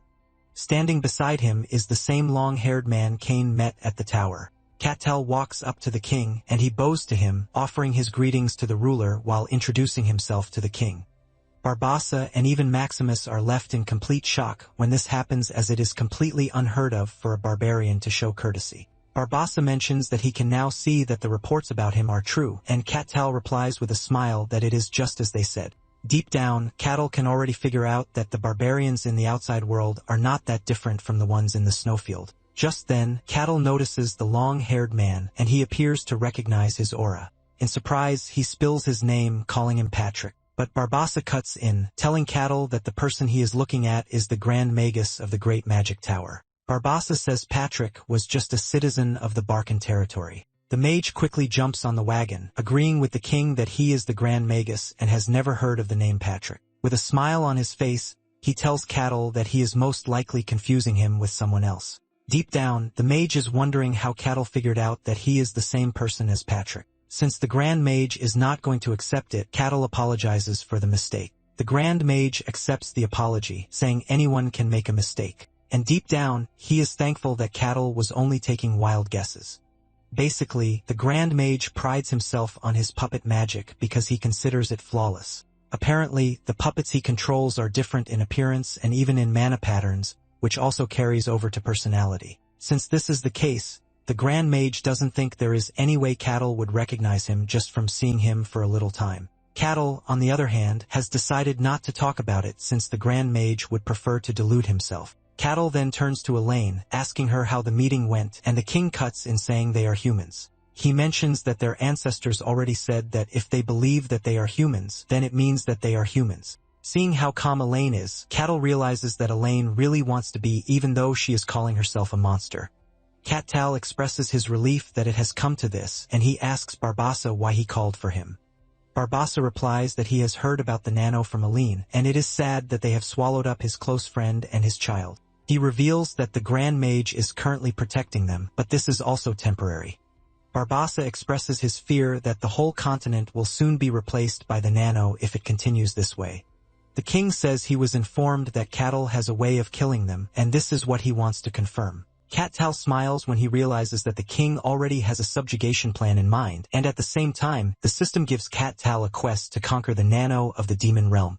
Not long after this, the knight who was captured is brought before the king, and the Grand Mage mentions that it is actually best to gather as much information as possible before they finally go up against the entities. He mentions that he has tried several methods, but it has refused to show its true form. However, he believes that Cattel should be able to help with this since he has made direct contact with them in the past. He assures Cattel that he is free to go all out because he has isolated the entire area with a barrier. The knight acts as humanly as possible, asking Cattel and the others why they are treating him so unfairly. Cattel ignores him because he is busy thinking of the best way to handle the situation. He soon gets the best approach he can use, and he unleashes his killing intent, unveils an overwhelming amount of pressure that puts Mama's fear in the knight. Even those who are not inside the barrier are crippled by the overwhelming killing intent from Cattel. The king opens his mouth in disbelief while Elaine almost loses her composure because of how insane Cattel is. Even the Grand Mage is completely astounded at the fact that Cattel is able to do this with just his killing intent. In fact, he is more impressed because they are only feeling a mere fraction of the killing intent that is directed toward the knight, which means the knight who has never had a feeling of death before is currently having the worst time of his life. With the fear creeping into every corner of his body, the knight finally gives in, and the nano in him shows its true form, which is a hazy dark red figure. The nano questions Cattel, asking him what he thinks he's done, but Cattel simply offers his greetings, telling him that it is nice to meet him. He lets him know that he would like to have a chat with him, and since it is nothing but a chat, the nano agrees to this. The first thing the nano does is to ask why they are being rejected, and the question alone pisses Aileen off. She yells at the nano, telling it that they have basically killed and devoured her people. In the nano's defense, it claims that they merely made Aileen and her people perfect, so it doesn't see any reason why she should be angry. Keatle finally understands what is playing in front of him, and he asks the nano if the reason they want Aileen back is that she is actively rejecting them. The nano replies that it is not obligated to answer this, but Cattel decides to play on its intelligence, telling it that humans are creatures who only act based on reason. Cattel tells the nano that based on the answer that it provides, Aileen might actually change her mind and join them. Cattle urges the nano to explain itself in detail, so that Aline might be a bit convinced to join them. The nano takes a minute to think about this, and it finally gives its answer, revealing that it is all based on replication. It mentions that at the moment their numbers are small, and to increase their population they have to replicate. For the replication to be efficient, they actually need as many entities as possible. However, for some reason that they don't know, Aaron and Elaine are resisting them, which makes the whole thing look like an anomaly. Cattle then asks the nano what they plan to do by replicating and increasing their numbers. The nano proudly replies that they plan to make the world perfect since they believe that it is currently flawed. Cattle then puts it into simple terms, which is basically saying that they are going to replace everything in the world. The nano proudly mentions that there is no reason to refuse this offer, and it suggests that Aaron and Eileen come with it so that they can help the world. Cattle takes the nano's suggestion into consideration, and he turns to Eileen asking her what she thinks. Eileen doesn't even think twice about it before replying that she is not interested. The nano hears this and flares up in anger because it has finally realized that Cattle tricked it. It starts raging, promising to devour everyone present in the room, but just then it hits the barrier wall, which keeps it in place. The Grand Mage makes fun of the nano, asking it if it seriously believes that there is no countermeasure in place. Before the nano can cause more nuisance, the Grand Mage snaps his fingers to close the barrier and shrink the nano into a small cube. The Grand Mage acquires the cube with the sole purpose of digging further once he returns to his lab. Barbassa then mentions that it is pretty risky to leave the nano to run free because it might cause more problems in the future. He then asks Cattle if he is sure that he can exterminate them, and Cattle confirms this. He asks if they can head out immediately, but at the same time, he is worried about the distance. Just then, the Grand Mage solves their little problem, telling him to come closer because he is going to teleport them to Luton. Cattle is blown away yet again when he hears that the Grand Mage is capable of teleportation. Just as they prepare to leave, Elaine stops them, telling them that she would like to follow them. Aaron freaks out when he hears this, and he tries to call the princess to order, but Alan mentions that she really wants to know whether she will lose her sense of self in the face of death, just like the usual nano. She is also interested in knowing what makes her different, even if she is different. All of this goes down to the question of whether she can truly remain herself. Her words are convincing enough for the two, and they agree that she should join them on the trip. With the princess going, Aaron quickly jumps in, telling them that he has to go with them too. The Grand Mage doesn't even argue with him, but he urges them not to do anything careless. The Grand Mage activates his teleportation magic, which leaves Aaron and the others wowed. Within the blink of an eye, the four find themselves at the entrance of Lutaine's royal castle. Being back home leaves some sort of sensation on Aaron and Aileen, but nonetheless, the two agree that they should get the mission underway. Cattle then expresses his concern about the mission, saying they might make a scene, which will draw a lot of attention. However, the Grand Mage comes to the rescue once again, telling Cattle that he doesn't have to worry about this because he has set up a barrier covering the entire royal castle to block out both sight and sound. This leaves Cattle completely overwhelmed. And before he is done celebrating this, the Grand Mage reveals that he is done. Cattle is left with questions since he didn't hear the Grand Mage cast any spell. He asks him if he has done anything, and the Grand Mage replies that he has just covered the entire royal castle in a barrier, which means not even a single ant can leave the vicinity without his permission. The Grand Mage boasts about how spells of this magnitude take less than a second for him to cast, and Cattle commends him, telling him that it is quite impressive. Cattle is glad that he is finally getting to see a hero-class mage in action. Since the Grand Mage has fixed the pressing issue, Cattle mentions that they are free to proceed. He starts walking towards the gate, and the Grand Mage asks him what his plan is. Cattle simply replies that they are on a visit, so it is a courtesy for them to knock. However, Cattle shows them his own version of knocking as he leaps toward the gate and delivers a powerful punch that shatters the gate. The shockwave from the punch immediately kills all the soldiers standing behind the gate. The other three watch in complete disbelief at how overwhelming his strength is. The noise immediately attracts Adamant's attention, and he comes out of his hole, asking Cattle if he is out of his mind. Cattle smiles at him, telling him that it is nice to see him again. Adamant angrily holds out his staff, and he prepares to cast a spell. But Cattle is not ready for his usual theatrics, and he dashes toward him before he can even react. Cattle smiles evilly at him while telling him that he is not there for him, and he renders him headless with just a flick of his finger. To the knight's surprise, Adamant fails to regenerate because of the overwhelming strength that Cattle used in crushing him. Cattle smiles, and he urges the core of the nano itself to show itself before it is too late. Just then, the nano placed in the knights' bodies starts gathering, and in no time, the entire royal castle is filled with red particles. Surprisingly, Aaron and Aline are not affected, and they ask the Grand Mage what this means. The Grand Mage realizes that since they are not reacting to the hive, it means the princess's worries have just been cleared out. He tells her that just as she had hoped, she is completely different from the rest of the entities. The Grand Mage tells her that if she and Aaron were not different, she would have transformed to become one with the hive's core. The entity finally reveals its true form, which is a humanoid shape with a single eye and a ripped body to go with it. The nano expresses its disappointment that Cat-Tal is messing with their grand plan, which they believe is mercy. Even though the entire area is under the influence of the nano and the pressure from its body is crazy, Cattle maintains his smile, telling the nano that its definition of mercy is quite interesting. The nano mentions that they had no intention of revealing themselves because they wanted to respect humanity's will and grant them their freedom. The nano turns to Aaron and Elaine, expressing their discontent at the fact that they were still rejected after they showed them the mercy of letting them live the lives that they desired. Kettle smiles, saying he finally understands why the nano decided to stay hidden. However, he is not impressed because all that is left are monsters mimicking the dead, and hearing this pisses the nano off. They unleash their anger, telling Kettle that they are going to erase him completely. But Cattle smiles, telling the nano that they might run into a bit of a problem here. The nano then unleashes a bunch of nano projectiles, which are all aimed at their nemesis, Cattle. The projectiles hit really hard, leaving a massive shockwave in their wake, but Cattle does the unthinkable. He pulls in the energy from the blast and hurls it at the nano. It travels at a blinding speed with an overwhelming force. It barely misses the nano's head, but gives the nano a Toji kind of appearance by tearing through their upper body. Cattle laughs casually as he tells the nano that it wasn't his intention to miss. The nano are left in so much fear that they call Cattle a freaking monster, but Cattle returns the jab, reminding them that they are the actual monsters. Cattle's attitude makes the nano angrier, and they transform into a more deadly version of themselves with the intention of throwing everything they have at Cattle to make him disappear. Cattle, being Cattle, smiles like a baby because he is finally getting to see the nano enter phase 2.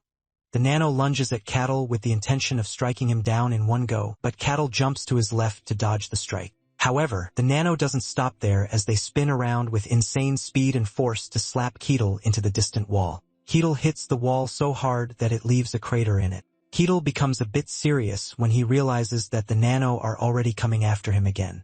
This time around, they have transformed their arms into a blade aimed at cutting Kettle's head off. Cattle bends to dodge the strike, but this doesn't help much as they unleash a projectile from their chest to surprise Cattle.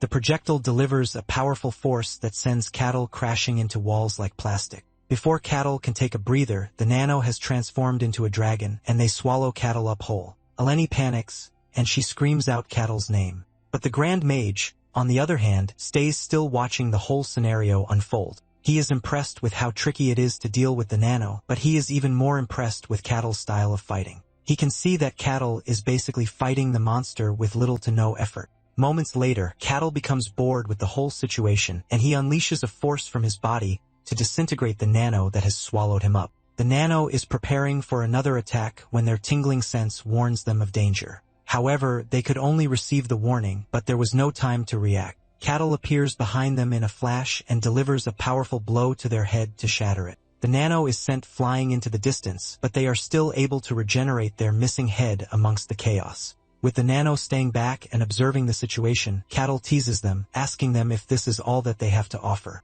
The nano then admits that they would have to use every bit of power that they have to take Cattle down. The nano gets into business and starts pulling in every single bit of particle out there. They plan to sacrifice a major part of themselves as long as it provides an avenue for them to kill Cattle.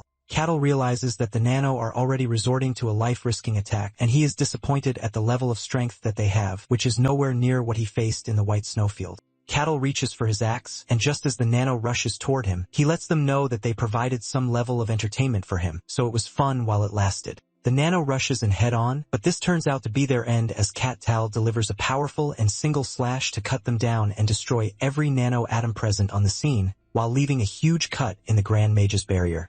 Cattle's strength shocks Elaine and even the Grand Mage, who thought he had seen everything Cattle could do. Even in their last words, all the nano could say is that someone like Cattle has no right to exist in the world. With the nano defeated, the system informs Cattle that he has completed the quest. and just like before, the system lets him know that the rewards will be distributed later. The Grand Mage joins Cattle where he is, and he commends his strength at smashing up the nano. Elaine walks over asking Cattle if it is over, and Cattle replies that with the look of it, it appears to be over. The nano has been deactivated, and all that is left is pixie dust lying around. The Grand Mage asks Cattle if he is fine, and Cattle says he is, but he wants to know if the Grand Mage is good because he shattered his barrier with his last attack. The Grand Mage nervously smiles at this, as he never expected his magic to be destroyed with a single swing of an axe. The Grand Mage mentions that the shockwave was overwhelming, but he already took care of it. Cattle curiously asks him how he took care of it, and he replies that he put everyone in Lutane to sleep. This insane level of magic control leaves Cattle amazed, and he asks him if this is even possible. Kettle celebrates like a little boy telling the Grand Mage how amazing he is, but the Grand Mage is left without words since Kettle is the amazing one. The Grand Mage mentions that it might be over, but cleaning up the whole mess is going to be a headache. He suggests that they return to the kingdom in the meantime, and before he knows it, Cattle suddenly appears behind him. The Grand Mage almost dies from a heart attack as he asks Cattle what his problem is, and Cattle points to the remains of the nano asking if he can take it. Cattle puts on a baby face while asking for this, and the Grand Mage simply tells him to do whatever it is that he likes. Later on, the Grand Mage walks into Barbassa's chambers to find him stressing out. Barbassa mentions that the whole situation is a mess because even when he tries to explain to the nobles, they wouldn't listen to him. He mentions that the nobles are doing more than just putting political pressure on him, as they are now adding the title of a mass murderer to his name. The Grand Mage is not surprised by this, and he tells Barbossa that it is hard to accept the fact that their entire royal castle was replaced by entities from the demon realm. The Grand Mage then asks Barbassa how Aileen is coping, and he replies that Aileen is feeling much better than expected. Barbassa says Aileen is holding her ground well, while making sure she is not giving in to threats from her kingdom. It is as expected since she is the only remaining bloodline of the royal family and the demon realm entity, which is their sworn enemy. Even though she is most likely confused about everything that is going on, Barbassa has no choice but to commend her resolve. The Grand Mage mentions that Alan has been through a lot already, but he believes that there is something acting as her pillar of support. The Grand Mage then talks about how weird the entities are, which begs Barbassa to ask the Grand Mage how strong Cattle is.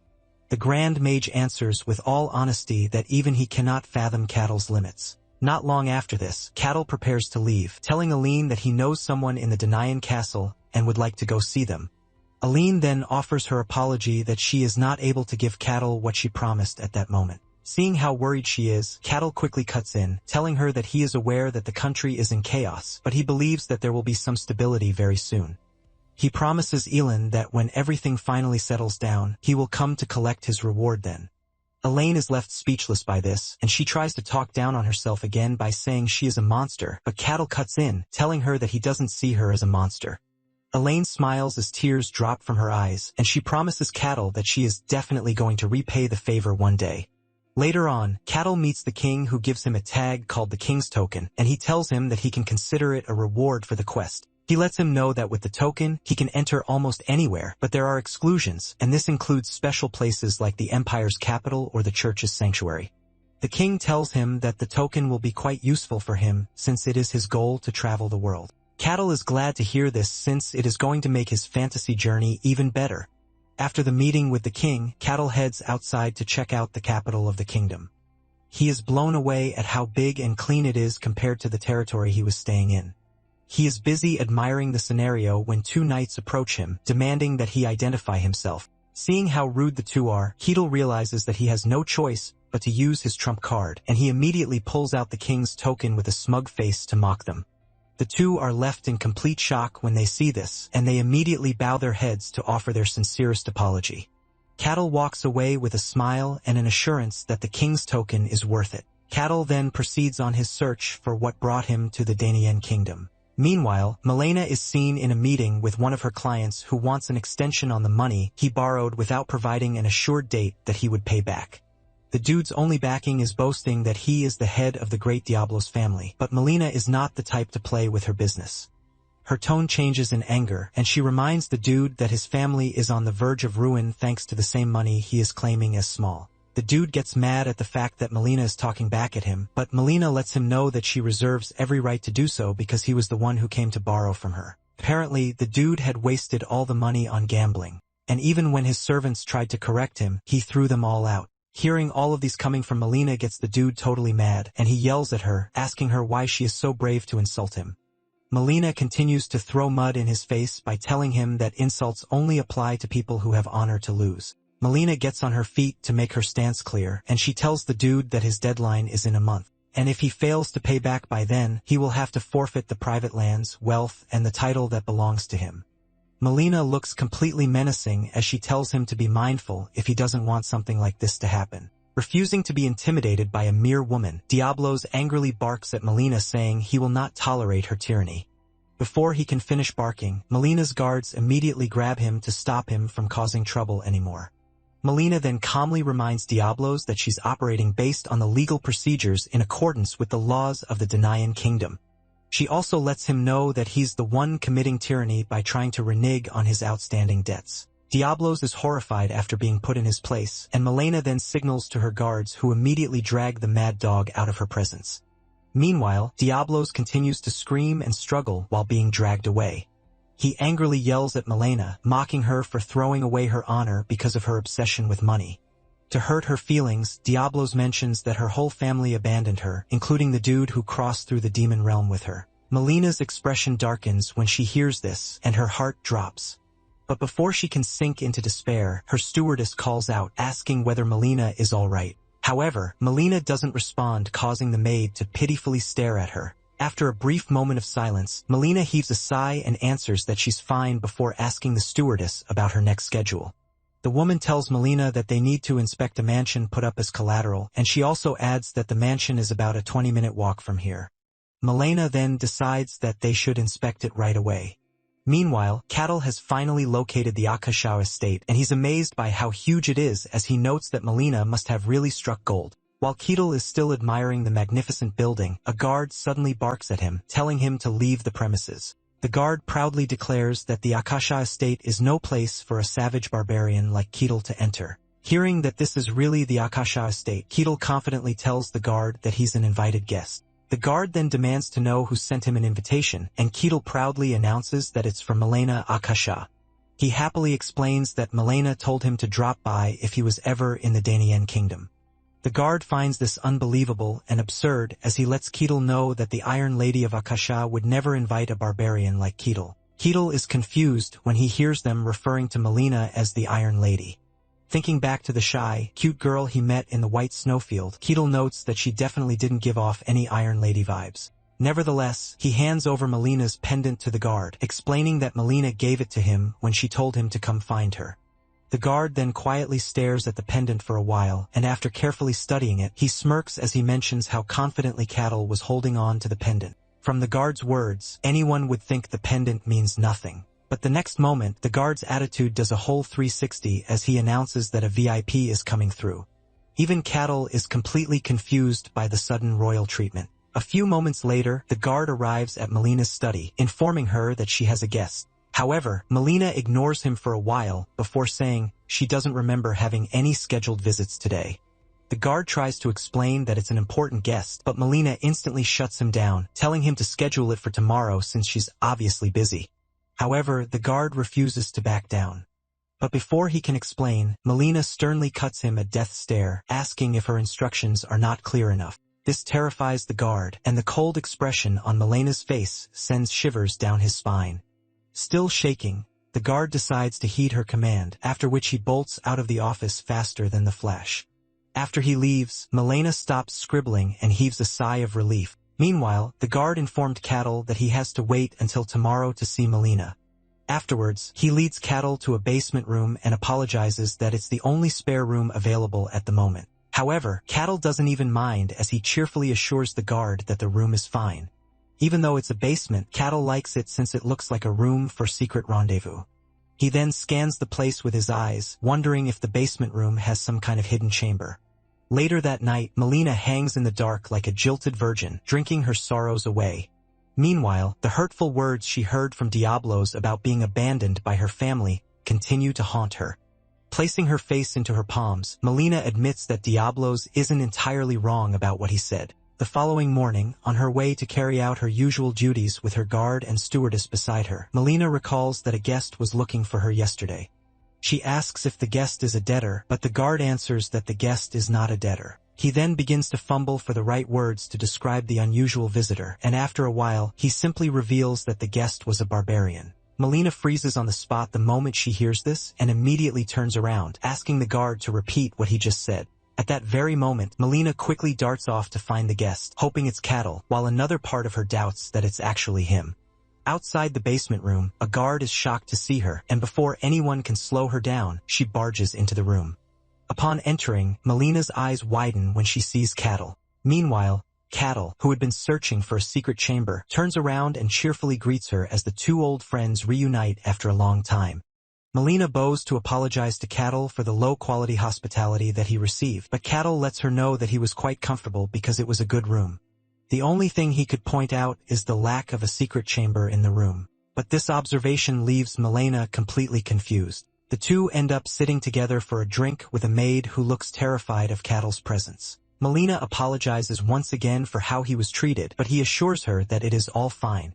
Melina blushes really hard as she talks about how long it has been. This forces Cattle to ask her how many years it has been, and she mentions that it is about 5 years already. Melina then asks him if he was able to resolve the issue that prevented him from leaving the snowfield the last time they saw each other, and Cattle says yes. He tells Melina that after resolving it, he was able to get out. Melina expresses how happy she is that everything worked out well for Cattle, and Cattle says he can also see that she is doing quite well for herself. However, Cattle mentions that he heard some things while he was down in the basement. He heard that the merchant trip she embarked on back then was a success, and she was able to rebuild the family in no time. Melina confirms this, attributing all the glory to Cattle, who made sure it was a success. Cattle tries to act humbly, telling Melina that she was the one who put her life on the line, so she deserves all the praise. Cattle then asks her if she's changed her butler because he can't see the old man who was with her in the snowfield. The moment Cattle mentions this, Melina's expression goes cold, and she finally finds the courage to tell Cattle that the butler has left to serve the rest of the family. Upon hearing this, Cattle figures out that something had happened, and Melina mentions that it is her fault that he left. Melina tries to move around the conversation by reintroducing herself, and she welcomes Cattle to her establishment once again. Later on, Cattle is placed in a luxurious room where he enjoys himself. Even though it is not on the level of the royal castle, it is still pretty expensive. He is enjoying a bowl of grapes when Melina enters the room, asking him if he has a moment. Cattle tells her that she is free to come in, and Melina comes in with a bottle of wine while fully donning her nightgown. Without wasting time, the two get down to drinking. And soon afterward, Melina taps out, admitting that Cattle is nowhere near her level even though she is also a pro when it comes to drinking. Cattle replies that he is already used to drinking, and this is thanks to his barbarian buddies in the snowfield. Cat-Tal then expresses his surprise at the fact that Melina enjoys drinking, but Melina corrects the misconception.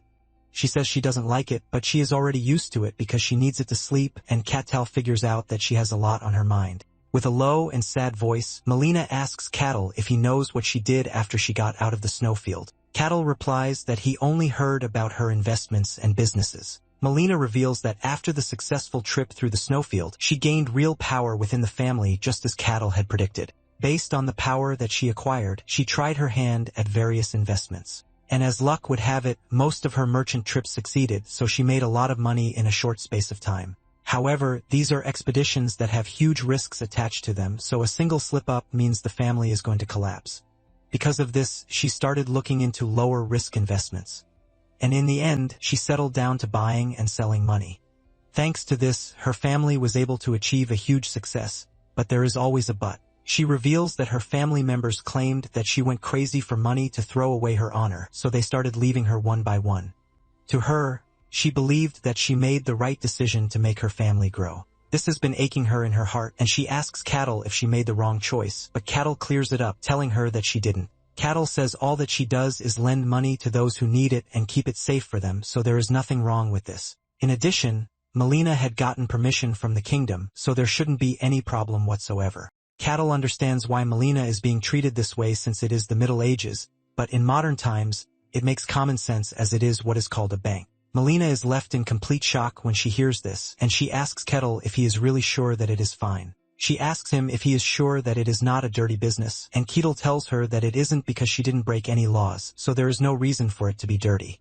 In fact, Ketel believes that she's been able to make her family even more important by accumulating this amount of wealth. Melina's face turns red like a tomato as she doesn't believe what she is currently hearing. Hearing all of this reminds her of how her former butler left her. With Ketel putting in his word, she finally realizes that she wasn't doing anything wrong. She mentions that over the past 5 years, Ketel is the only person who has given her a confidence booster. She drops her head in relief while tears flow freely from her eyes. Meanwhile, her new butler is worried that something might be wrong with Melina despite the fact that Melina told her not to come look for her, since she is having a meeting with a barbarian. The woman finds it hard to leave her alone with Ketel. Just then, she hears noise from inside the room where she is, and she rushes over believing that she is hurt. However, when she opens the door, she is met with something else entirely. She sees Melina bawling her eyes out while talking out of her mind about how everything she did was for her family. Ketel is the unfortunate one who has to listen to her sad rants. But at that moment, he has no choice but to just continue listening. Seeing that her master is safe and sound, the maid retreats and gently closes the door, leaving her to do her thing. In fact, she is so traumatized that she just wants to forget everything that she saw and stumbled upon.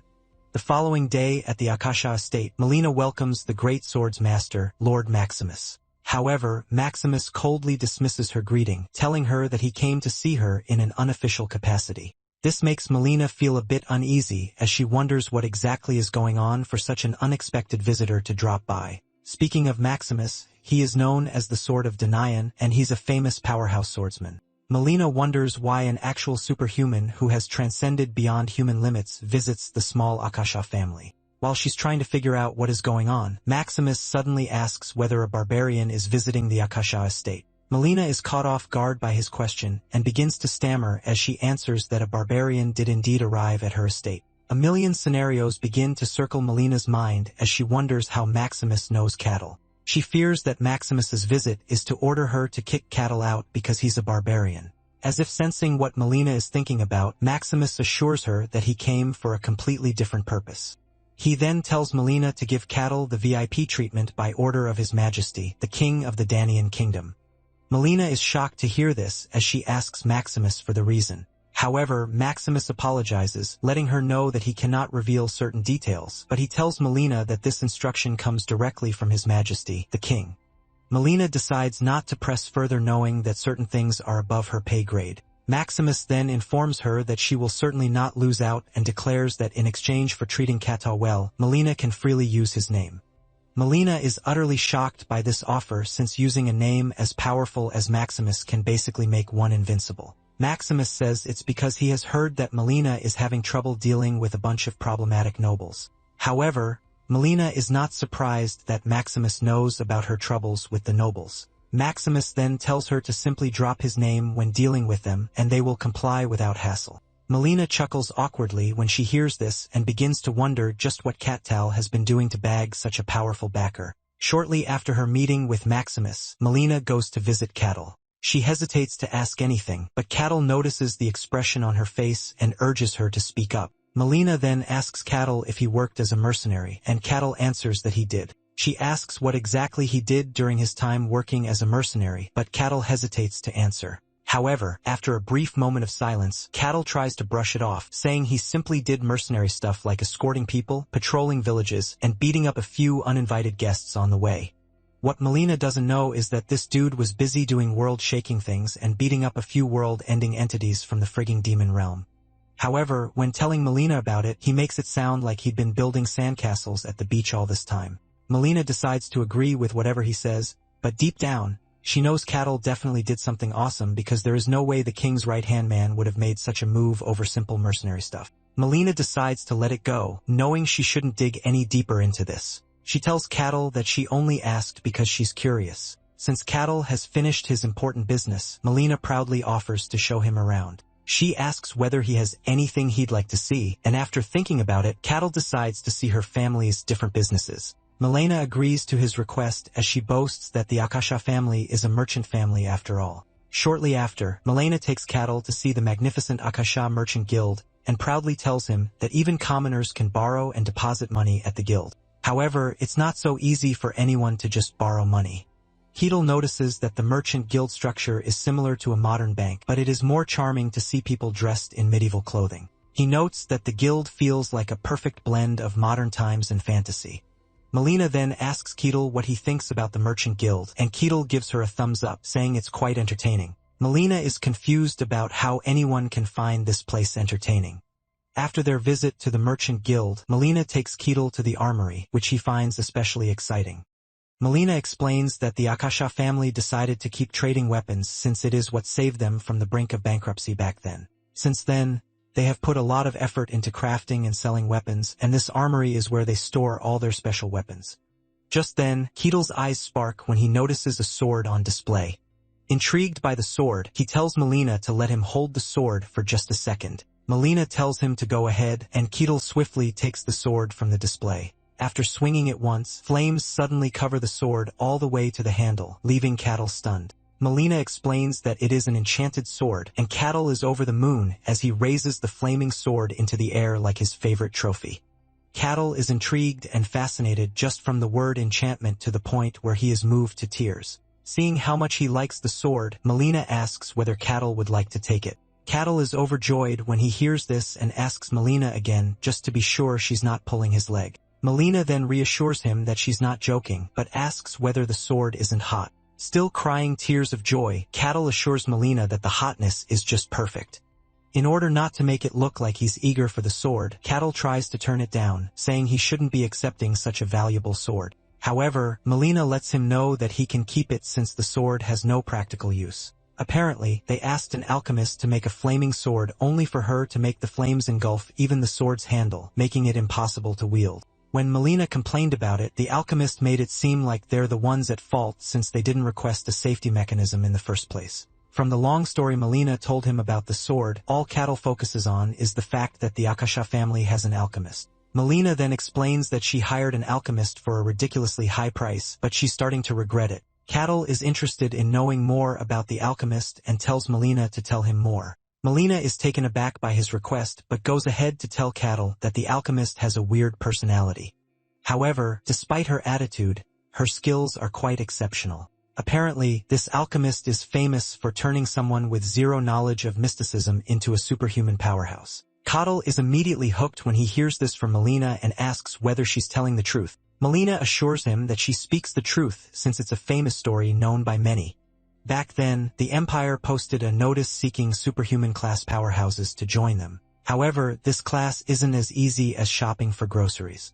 Even within the kingdoms, there were barely one or two of them, and they received special treatment due to their class. Therefore, there was no reason for them to slave away for the Empire. After a while, the notice was ignored by all and basically became useless. However, one day, a strange alchemist appeared and promised to create a superhuman-class powerhouse for the Emperor in exchange for granting her a single request. Most people would have dismissed her as a lunatic and thrown her out immediately, but the Emperor did not. Instead, he told her to use his own son as the subject. Ketil can hardly believe that the Emperor willingly offered up his son as a test subject, but Melina explains that the alchemist actually succeeded, transforming the prince into a superhuman powerhouse in just 1 year.